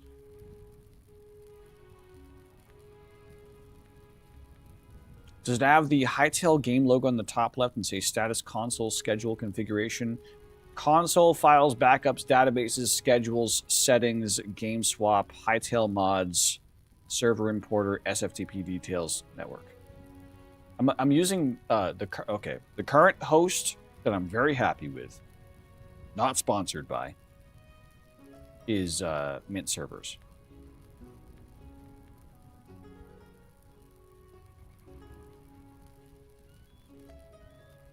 So far. Yeah, and if we really had half as many backups, like you could realistically get a fully functioning server off the ground for about $15. 10? And that includes like taxes and potential fees and shit.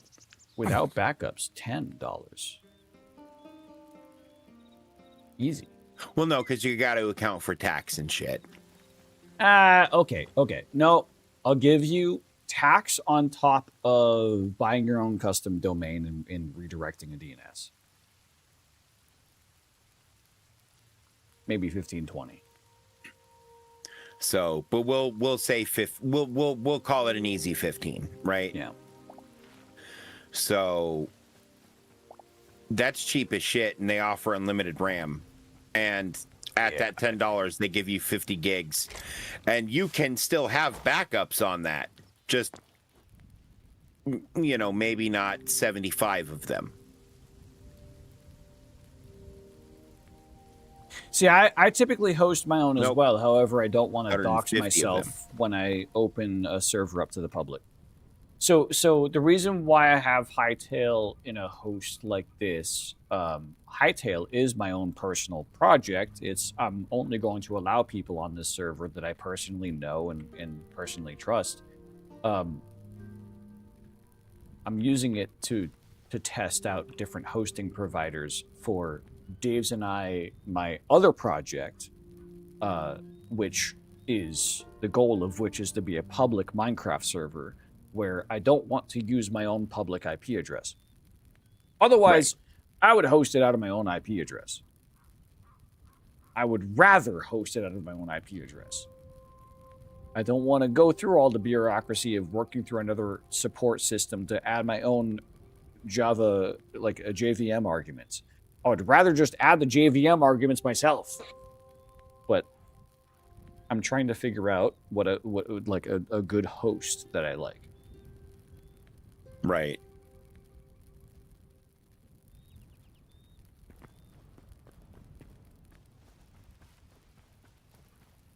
Yeah, no, the first Minecraft server I ever played on, Zach, did backups every 12 hours. That's insane. And they saved 6 files. So still 3 days of backups. Yeah. And this comes from how long ago was 2010? Oh, it's easy math. 16 years ago. This comes from 16 years of Minecraft server hosting experience of losing an hour's worth of work and going, holy fuck, that's what I did in an hour? To then me understanding I need sub-hour backups. That's why I like sub-hour backups. Incremental. Fair. I like incremental backups, like tiered backup stages.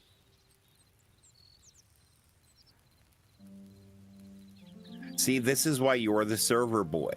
Advanced backups, the mod that we use for Minecraft, allows for true incremental backups where it only backs up the changes per hour.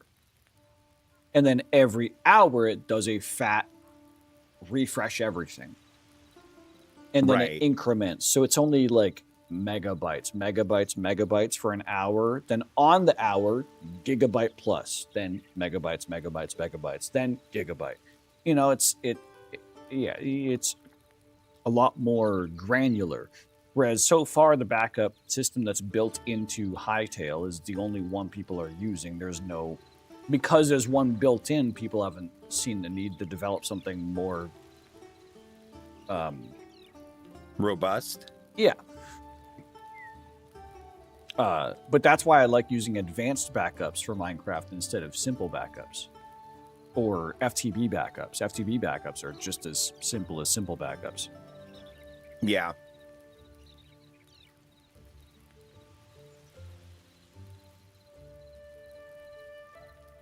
Oh, I use Backblaze for all my for both of my computers. Unlimited cloud backup storage. No matter how many hard drives I have inside my PCs, Backblaze will just suck it up and back it up online. Now that does consume my upload bandwidth, but that's another problem that I manage. I currently don't back things up, which was recently a problem. I say recently, it was like probably approaching a year ago now. Like, no, it was like 6, 7, 8 months. Oh yeah, no, that would have been like June or July. Yeah. But yeah, no, my computer blew up and I basically had to rewrite all of the tabletop RPG I was working on from mostly scratch. I had a lot of notes stuff that I had been able to recover from like messages with other people working on that project, which Zach is also involved in a couple of different ways. He's played the game, for instance, multiple times.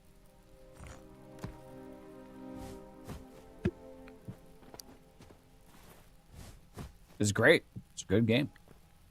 Yeah, no, I'm having fun kind of tutorializing the mechanics to teach my mom how to play. That is a good... And she's been enjoying playing. It is a good test basis. Like to have someone that's a good sample size to test and experiment. Oh, that's any. Well, and so I have a group of 5 players, and their experience ranges from Danger, who is the most experienced tabletop RPG player at the table aside from me. Yep.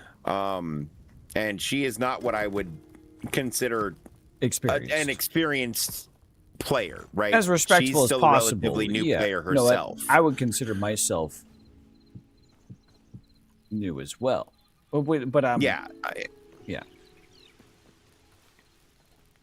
I try would to too. Fen has a little more experience than you do, and Luan and I have both been playing random bullshit games for Luan's more a variety experienced amount than of me. times. I just 100%. happen to have been playing them for almost as long as Luan's been alive.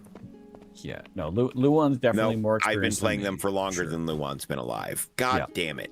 Yeah, he's oh, what is he? Is he an 01 or an 02 baby? Yeah. I forget. Something like that. God damn it. Yep.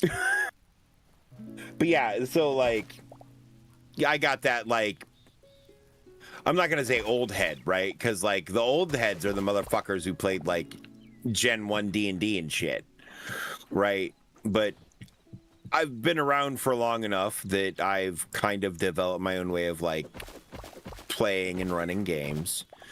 And I decided to codify the methods I use to run games into sort of a game system where everything is super modular and driven by player choice.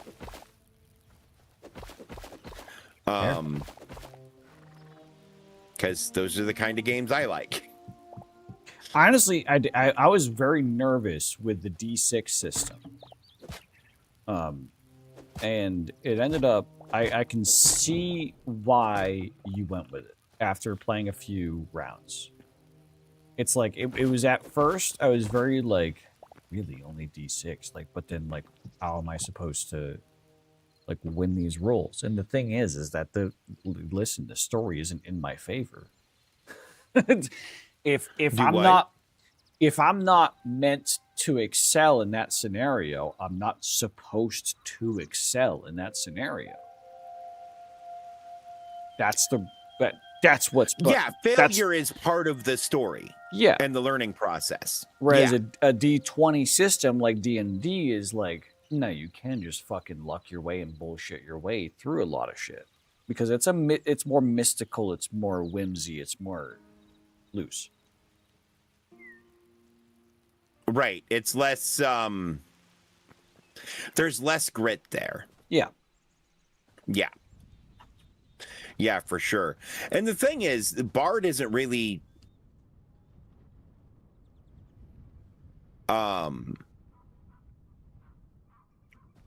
so it's gritty by kind of intent, but not by nature. So you can kind of turn that dial up or down to suit your party. I'm currently working on the first expansion that we're gonna call Scald. That outlines, non-agent players and what their character creation looks like.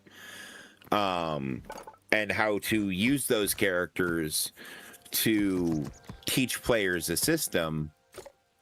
And then the, kind of last part of that is them sort of rewriting their starter characters, which will all be based on archetypes, right? So that people can understand the system and then eventually make their first agent character, which could be an agent version of the character they played through the tutorial if they choose.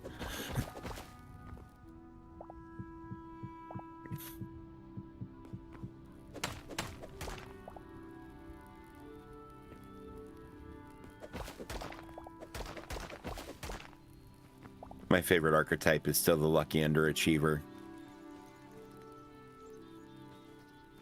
The flavor text on him is, I literally have no idea how I'm still alive. I did. Yeah. It's so silly. Oh, and I'm changing the flavor text on the jock to, they say I'm strong like ox, but smart like sidewalk. I don't understand. Beautiful. What was it that reminds me of Deadlock in some of their character flavor text, where it was like, yeah, they have some really good text too. This dude, he's an asshole, and then you look at that dude, and his flavor text is literally just, he's an asshole. Like, The person calling him out for being an asshole is like 3 paragraphs long, and at the end of the 3rd paragraph is like, and he also hates this dude because he's an asshole. Then you look at the other dude, no paragraphs at all, just 3 words. He's an asshole. Perfect. Perfect character design. Yeah.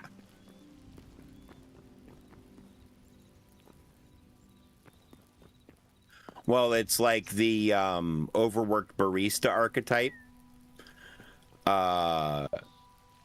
Says, hey, I've taken 5 drink orders during the middle of a rush. I'm pretty sure I can handle a mummy. And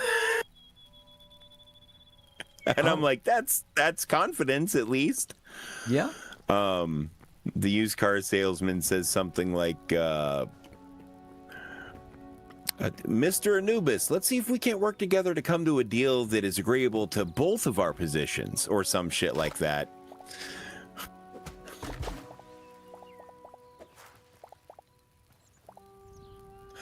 Oh, I will say that my daughter, I love her to death, called out to anyone who would listen for help. Oh, so Constantine showed up. Oh. I was about to ask, like, in the game, then you said, oh. Yeah. Oh, no. And I explained Constantine to my mom, like, why he is the way he is. Because Constantine is a demigod of sorts. Yeah. But his perception of the world is strange. So you have a concept of the multiverse, right? I'm sure most of you in chat do too. Now imagine if your one singular conscious mind was aware of everything happening at this moment across every instance of yourself across the entire multiverse. She'd be there's a phrase for that, as a being type for that.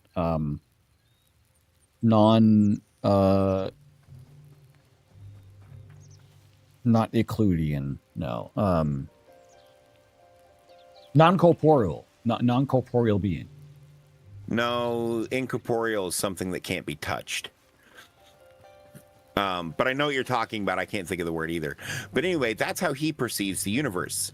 However, he started as just a regular dude, which means his brain isn't wired for that kind of perception. So he just kind of has to deal with it. He's fucking crazy. Fair. He's well-intentioned. He wants to help people. He has access to a surprising amount of power. But he usually fucks shit up.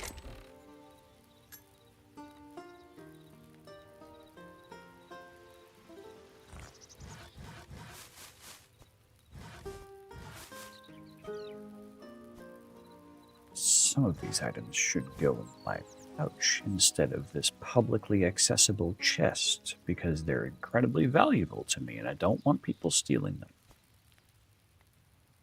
Damn, I was gonna go poke through your stuff and steal stuff from you. Shucks. Whatever will I do? On this, homie, we're not on a public Rust server. You know, it's still, I've been burned. You're going through, you're trying to fight through 10 years of being burned on public servers. You're not going to break fair. That's fair. Sorry. I just will never trust like that ever again. I just will never trust like that ever again. Jesus.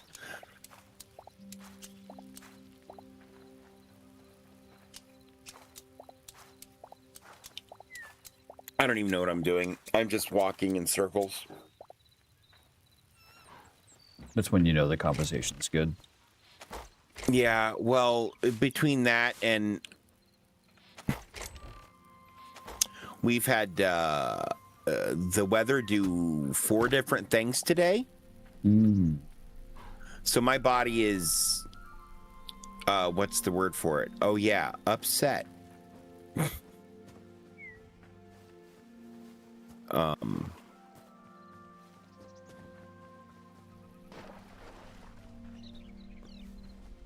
Gotta preserve those water source blocks, chat. Gotta make sure you don't delete those because there's no way to create water source blocks as of this moment. There is no infinite water. So if I've moved a water source block from one location, I don't want to delete it. I want to move it to someplace else before I fill in that location. Sorry, I'm talking through what I'm doing. No, you're all good. That's super important. I actually think... Oh, fuck. My eyes are so goddamn itchy.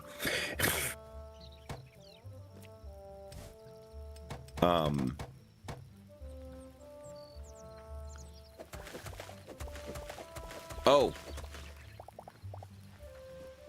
That's the other thing. And I have some ideas for some builds and stuff, but I'm not starting any of that shit tonight. That's fair. It was one of my, like, I mean, I was trying to think of like, what are we gonna do tonight? And I was like, maybe we could do a shared build together where I like resource farm and you kind of design it and I try to help. But also, I'm trying to, I want to prettify my farm. So that was I'm trying to have that, bud, because I'm probably gonna have to pull off soon. Because I'm fucking. I mean, it's 2 o'clock in the morning. No, it's not. It's 3 a.m. in the morning. For you, it's 2 for me. But I'm the real time. You're Looney Tunes time. Like 5 my time, off and on. And I only got about an hour nap. I'm beat. That's fair. Much as I tease, I get. Hey, I get. Yeah. I get when the sleep deprivation kicks in. How much gas? Okay, hang on. Can you come over for a second? I need an opinion. Yeah.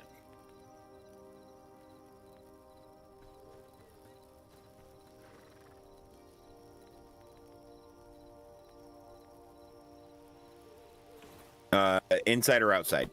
Farm. So, I'm stuck in Minecraft numbers. So my crops are all in 8, and if I wasn't stuck in Minecraft numbers, these would probably be 10. However, I want to mirror like I was trying to keep to the same fencing on both sides, so I squeezed some of these crops to be horizontal and some of them to be vertical. You understand what I'm saying? Like they're kind of perpendicular instead of parallel. I want to turn these sideways crops into the same exact formation as these crops. I want this to be the orientation of my crops.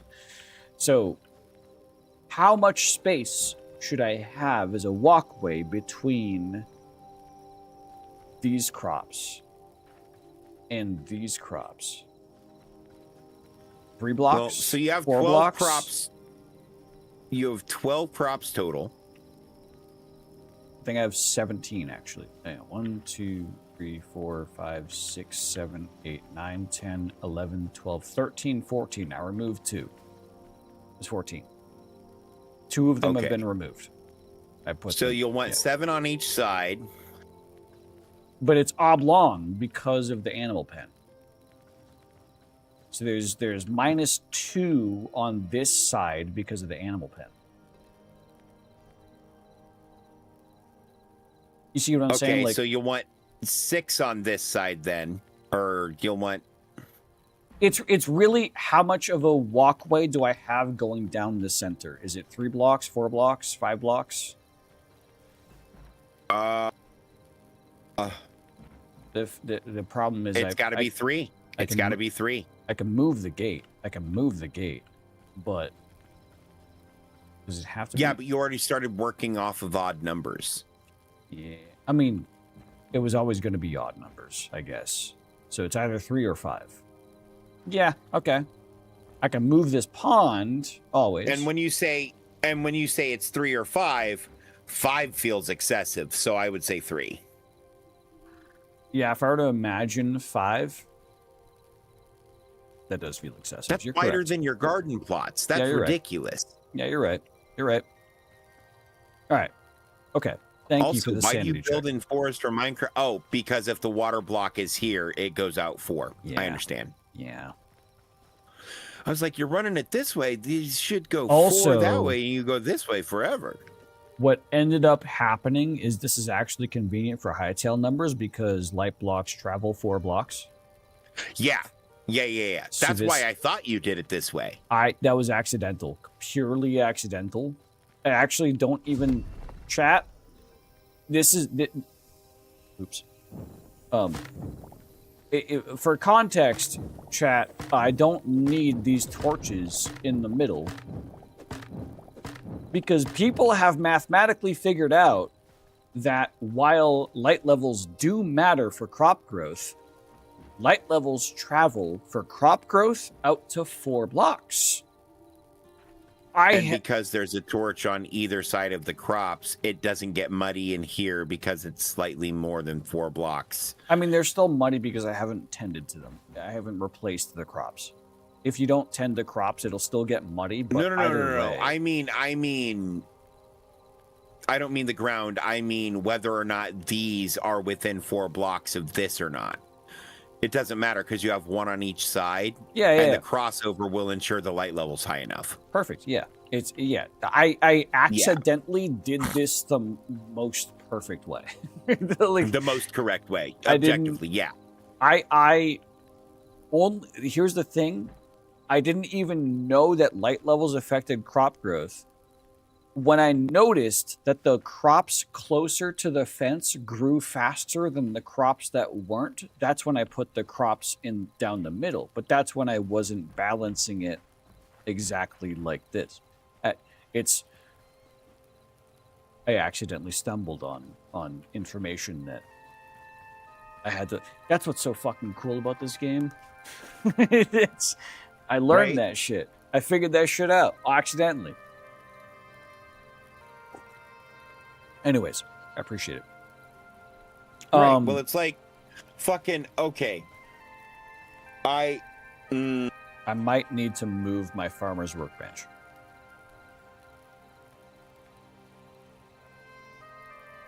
Look, I'm gonna tell you, I 100% believe that the farmer's workbench and the storage for the farm needs to be on the outside of the farm structure. Really? You feel that? Okay. So as a person who grew up like around farms. Yeah. Okay. I didn't. You never store the stuff you collected in the same place you collected it from. Keep in mind, because then if something happens, you lose all of it. This is going to be a pillared roof with no walls. So okay.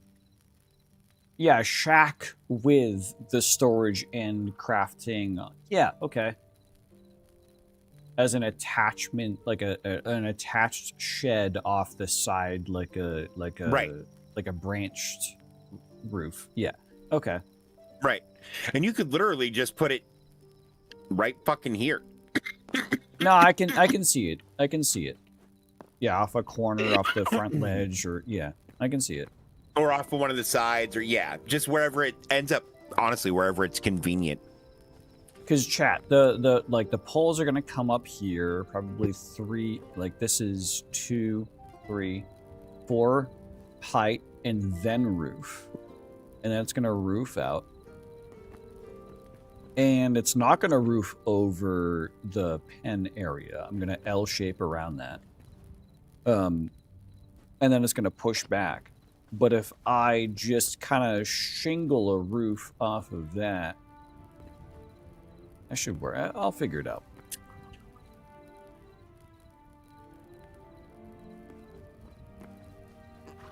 Because ultimately, the crops are gonna. I want to like. It's like, you know, fence lands. Let's see. If I push this back one more block, then this is 1, 2, 3 walking space. 1, 2, 3, 4 crops. And this is fence. Oh, well, that's. Yeah, the direction you're facing matters, not the orientation the fences are in relation to each other, which is unfortunate.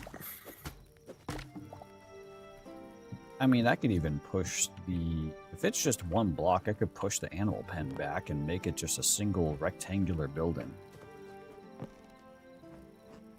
Because if I push... Here's my thinking. If I push all of these crops one block in this direction, so that I don't have to move my fence post, my gate. Okay. So I push all these crops one way this direction. Then I grow in one way this direction. I squeeze the pen one way this direction. Then I have just a rectangular farm building covering over my plants.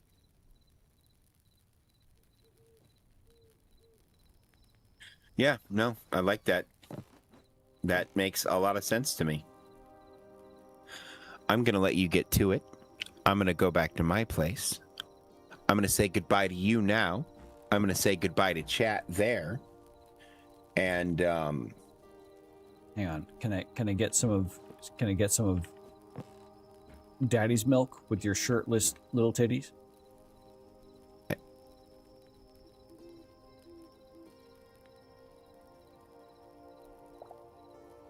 Oh hell yeah. Thanks. Bone fragments. Appreciate it. I threw you a bone.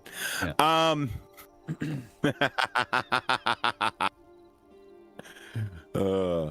This man, and the thing is, you know, I've seen some people be like, man, you know, you kind of run out of like unique stuff to do pretty quick as far as progression goes.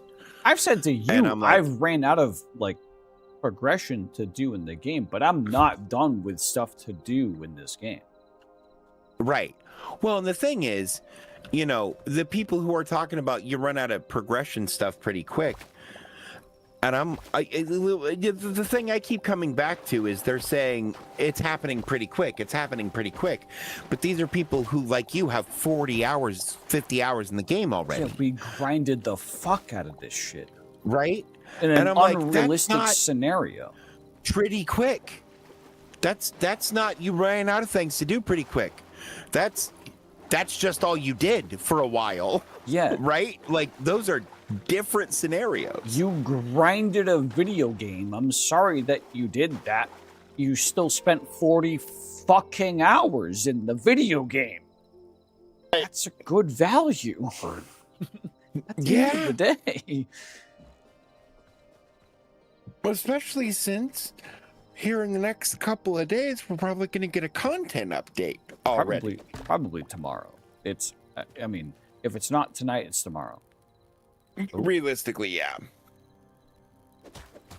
But that's kind of, you know, like my whole jumping off point with all that is, man, they do a real good job of peppering stuff in, right? Yeah. Also, I mean, I know what's coming in the next update and you don't. It's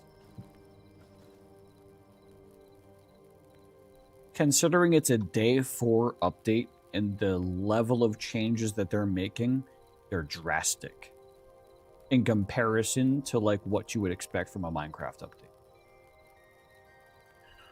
Right. So I've only told you Yeah, no, that's fair. some of the things that they're doing. They're doing some shit that's like, oh, that's just a feature ad, but it's like just lightly being tossed into a patch. Like, right. Like they're rebalancing like the mining sounds. The satisfaction sounds that you get from their that's the level of like It doesn't sound right when you mine things, and it's not satisfying enough. So we fixed how unsatisfying it was to be more satisfying. Right, which is ridiculous. Oh, I didn't even know I wanted that, but you know what? You're right. It's like...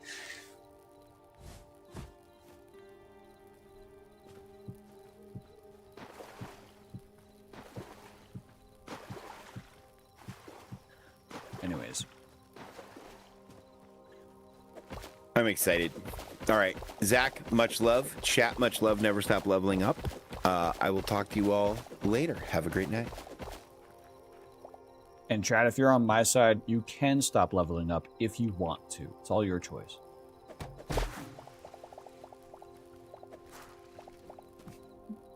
He left. He's gone. Now it's just you and me.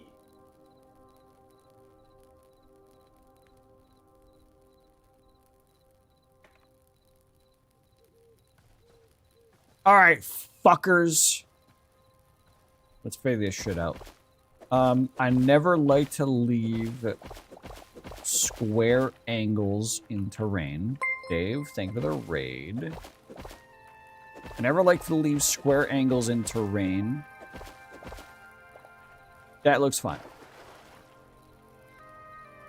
You can see in the, like, this is how my brain works. I saw this.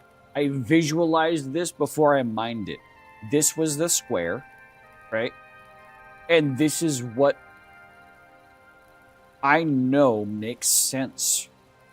That I didn't even math that. I just did it. I hate this, though. That's fine. Dave, thank you for the raid. Have a good sleep. Yeah, we're just gonna have to rip this.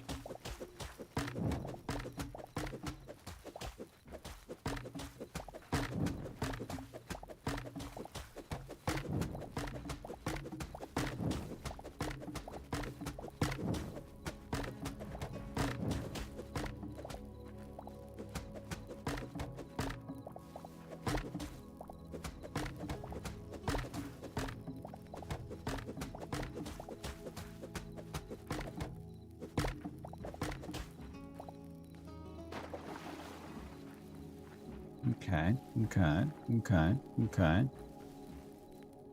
Looking good.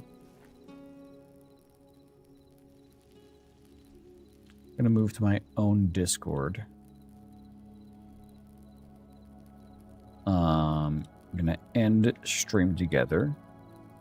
No longer needed. I'm probably gonna be only live for another like 30 minutes, but who knows, because this game does tend to suck the hours dry. Right. Lanterns. Oops.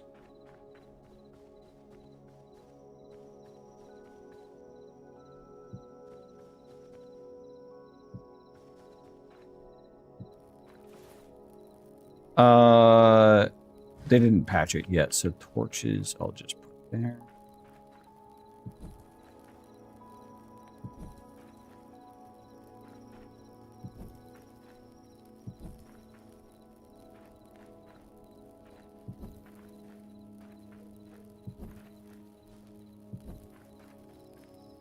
Right.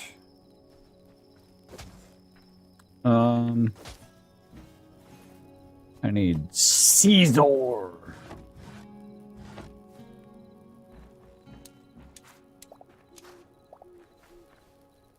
Bang, boom. And I need to do that fucking, oh god, how many times?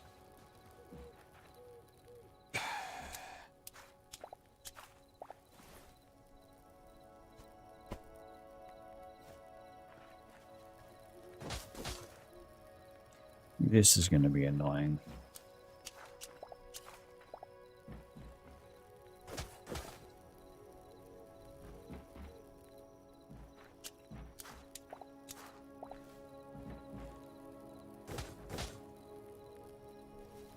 Mainly because we're going to have to clean out my inventory at a certain point.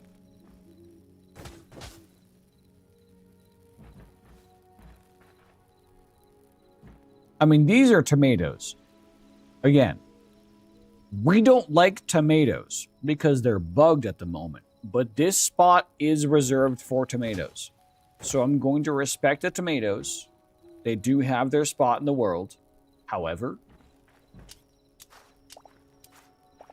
until they're fixed, they will not be an active participant in my farm. Thank you very much.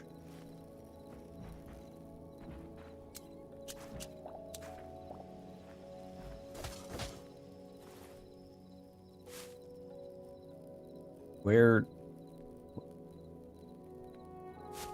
Oh, sprouts, right.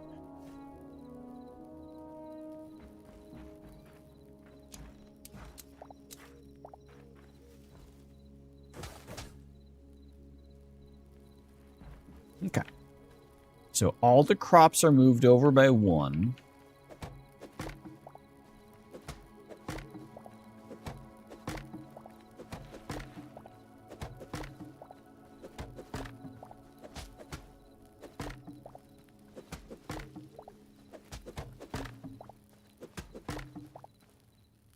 Okay. Grass.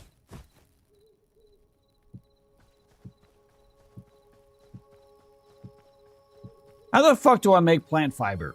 Can I make plant fiber?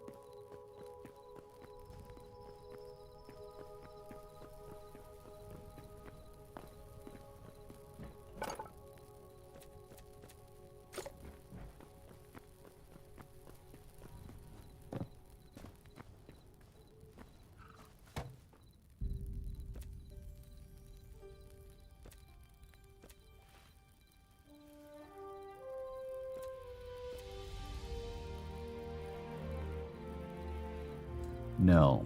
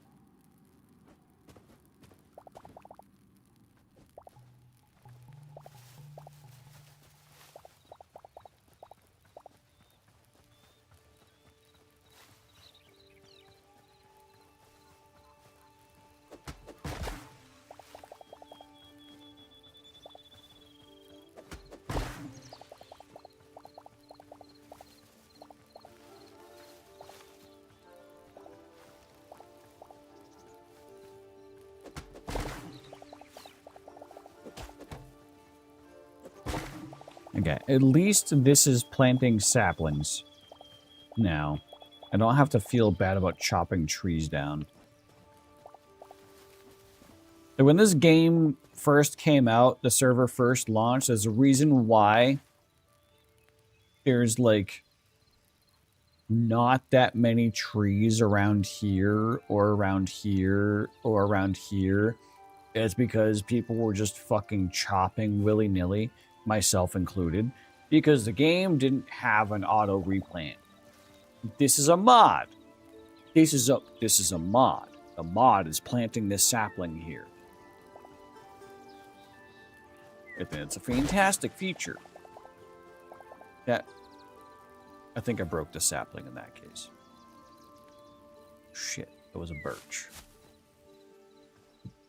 Oops. My bad. Fuck you, frog! There we go.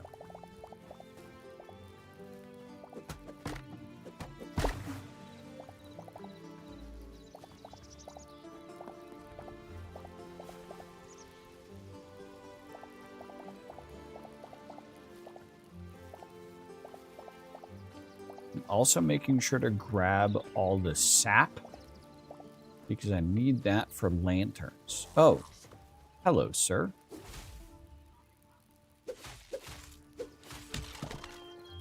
Fuck you.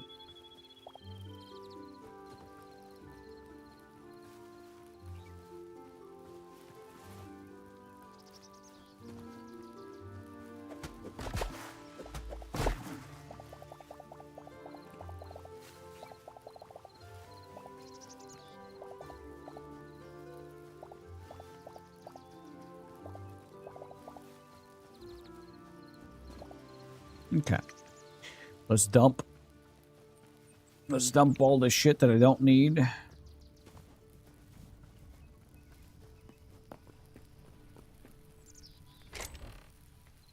What do we got? Don't need you. Don't need you. Don't need you. Don't need you. Or, nope, I need you. Or, you. Right. I can drop off all the veggies that I picked up on my migration. Nope, not you. You're not a veggie. You are sap. You don't deserve to be with the others. You're not worth it. Okay. The whole point of grabbing plant fiber... Man, did I only get 56 plant fiber out of that?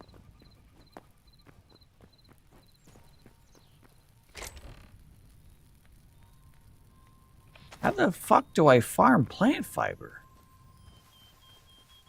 I mean, I can break this. I guess. But I don't wanna.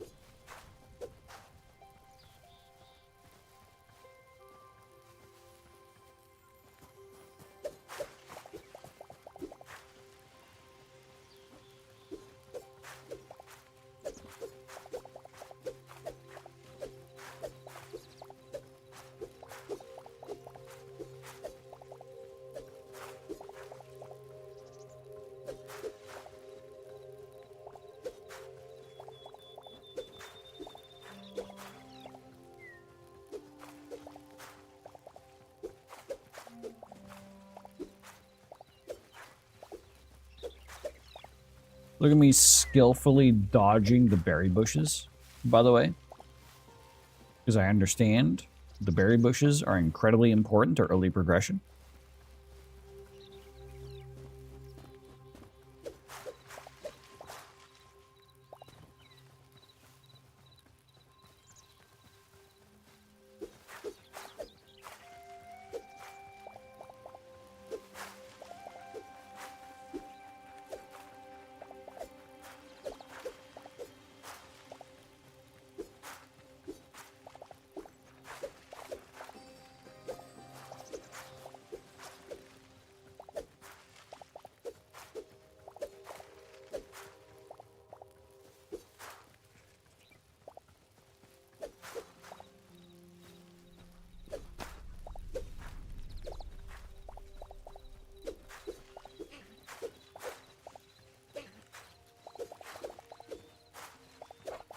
Okay, I may have just chopped a berry bush. I don't know.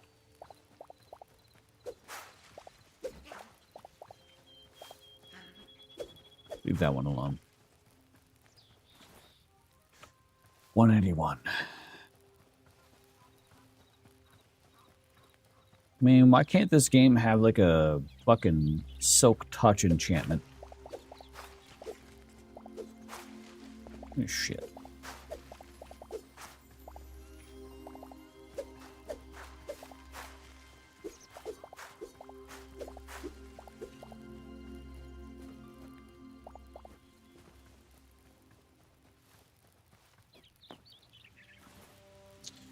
$2.15. All right, we'll see.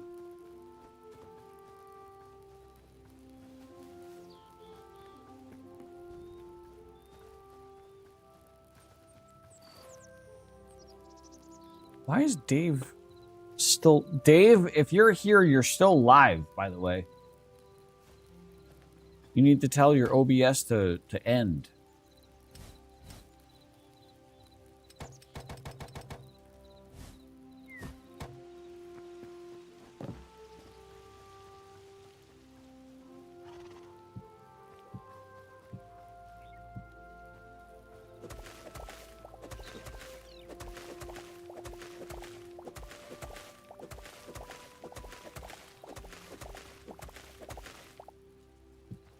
course, I'm replacing this all with grass right now, and it'll eventually be replaced with some sort of wood or tiled block.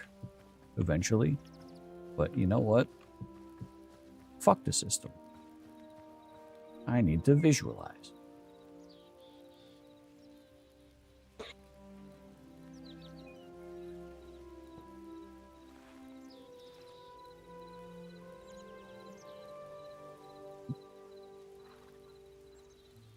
Hang on.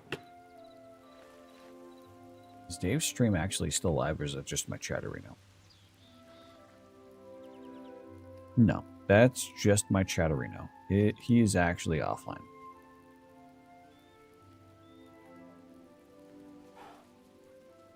Cool. Alright, I was about to call him to be like, yo, you forgot to actually end stream in OBS. I've done that before. Don't, okay, hey. He is not the only person that may or may not have done that before. It's me. Hi, it's me. I'm the person, it's me.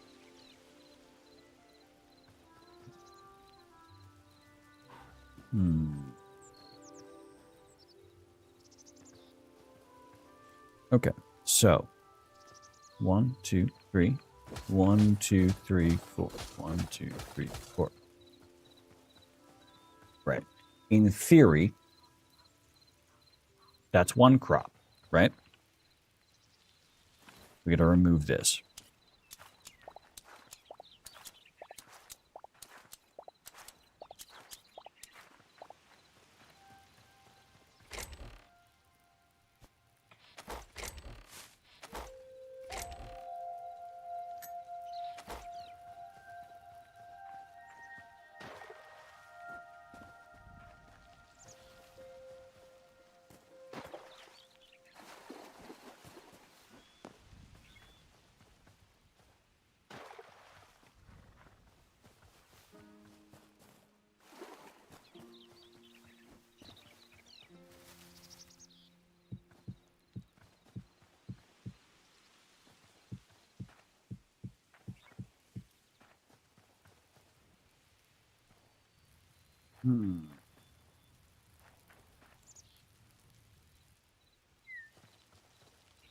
Two, 3 for path. 1, 2, 3, 4.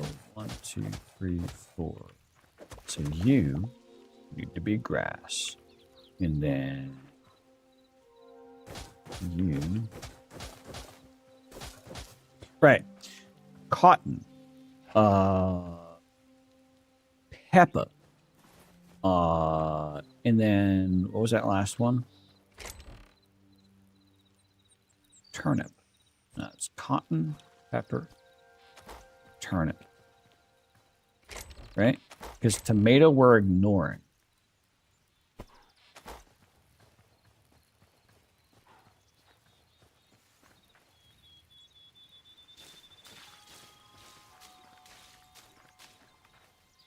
And then pepper.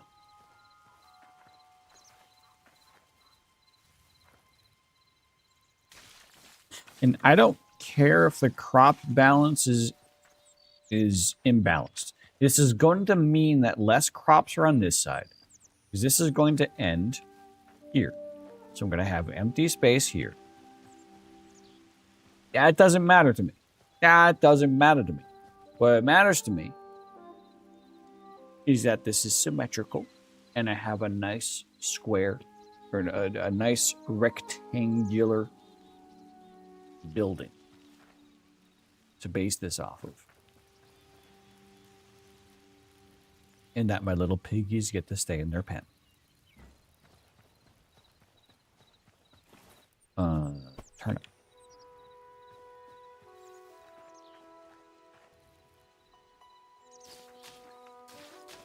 And I'm only watering these so that they get to grow. I really don't need these to grow. I'm just watering them so that they do grow so that I can tell what the fuck they are when they are grown.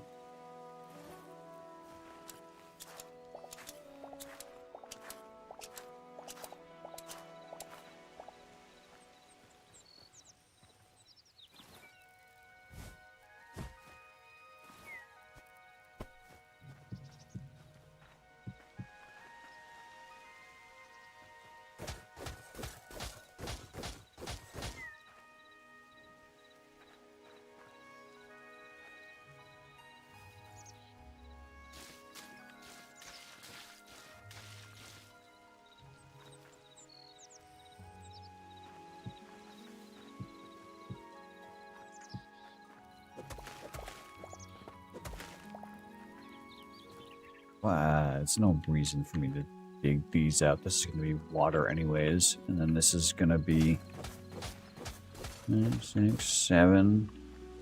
That's a water source block. I'll just move that right there. 8.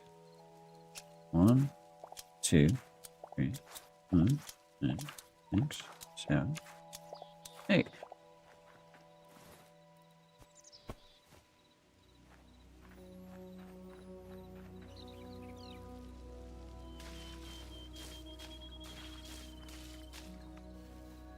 Right.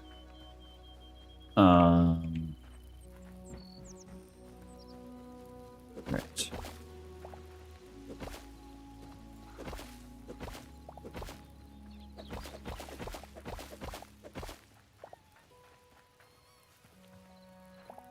Yeah, I realized partway through this that I'm spending all this effort on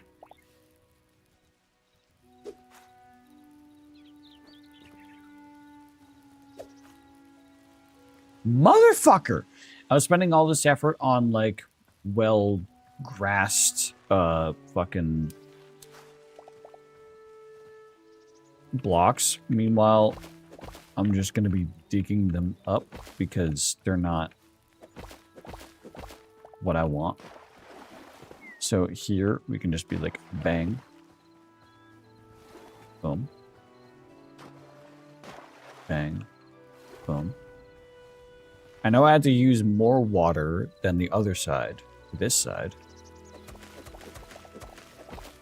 So that's helpful.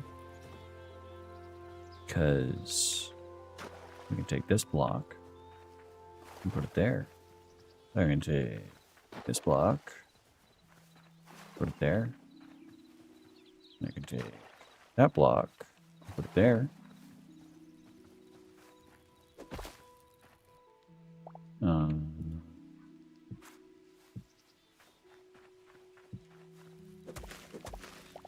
And I can take that block and put it there. There we go. All hydrated. Those are all the crops. Yeah. So that's all we are working with. This tail bit on the end is not needed. Let's just break this out so that visually we don't get confused that there's missing crops. Right. So, yeah, no, and this is fuck.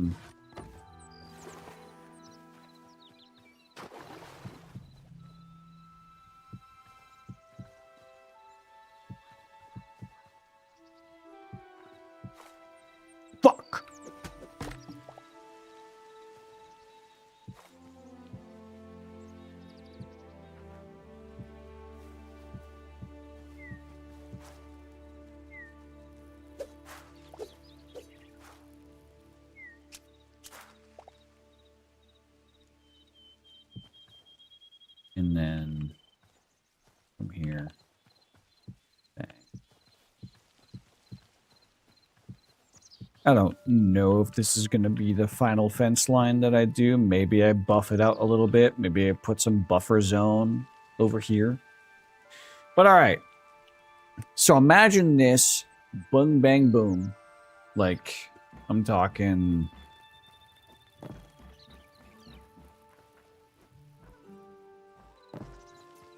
I'll do it back here. That way I don't have to interrupt my lantern. Oh, I should put torches over here.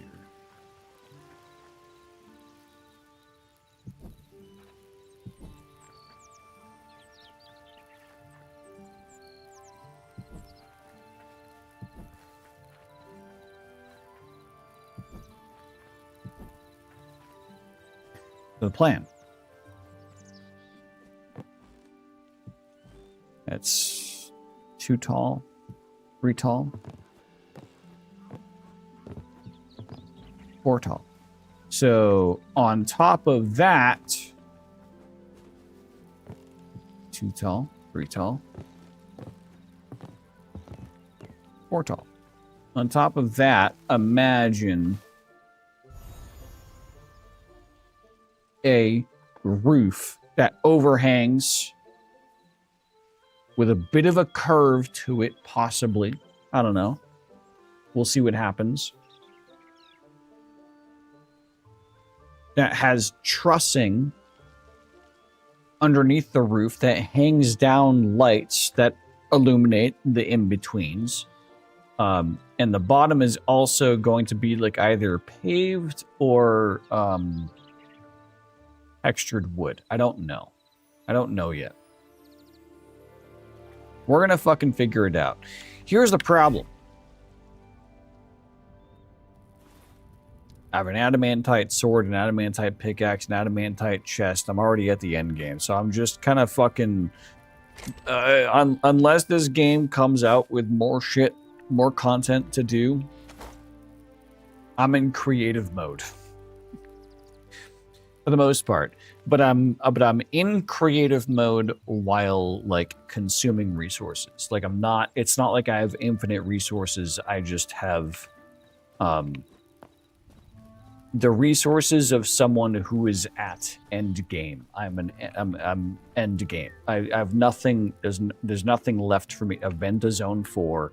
I've done all the portals. I've etc.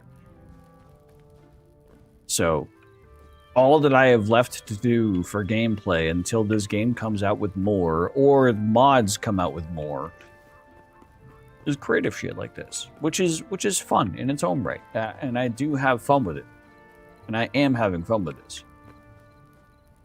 But I'm going to be ending here tonight because it is 4 a.m. for me. Is there anyone currently on the server? Nope, it is just me. So I'm going to give the server a reboot, just to be healthy.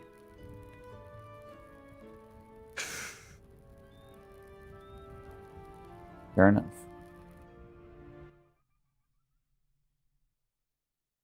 Fair fucking enough. All right. Well, chat, that is going to be it for me this evening. I should be live tomorrow, and tomorrow I won't be playing this. I'll be playing some Cyberpunk. Return to form. This week, this past week was a bit special, given that this game release was a bit special. I had to take a special focus on this game release because it was so monumental. It was so fucking groundbreaking. That Tuesday I had to like do something completely different than what I usually do. But as of now, we are returning to normal. Saturday is going to be Cyberpunk. Also, probably something I'm going to announce a few times. This isn't going to be the only time I'm announcing this because probably everyone who's watching me right now is either asleep or have me on lurk. But I have been gifted Elden Ring. Hellcat PR has gifted me Elden Ring. So that means that I at one point will have to play Elden Ring on stream. My plan for this is to take a week off from work and to plan somewhat of an Elden Ring marathon of my own to play Elden Ring for a week straight and see if I can beat it. By never playing Elden Ring before. That's my plan and my hope. I don't have any like semblance of a date. It's not going to be this month. Probably not going to be next month. It's going to be sometime this year. But I have been gifted Elden Ring by Hellcat PR, and I told myself if I ever bought Elden Ring, then I would have to do a stream marathon for it. So that's a thing. But anyways, tomorrow, Cyberpunk. We continue Cyberpunk. And for this evening, folks,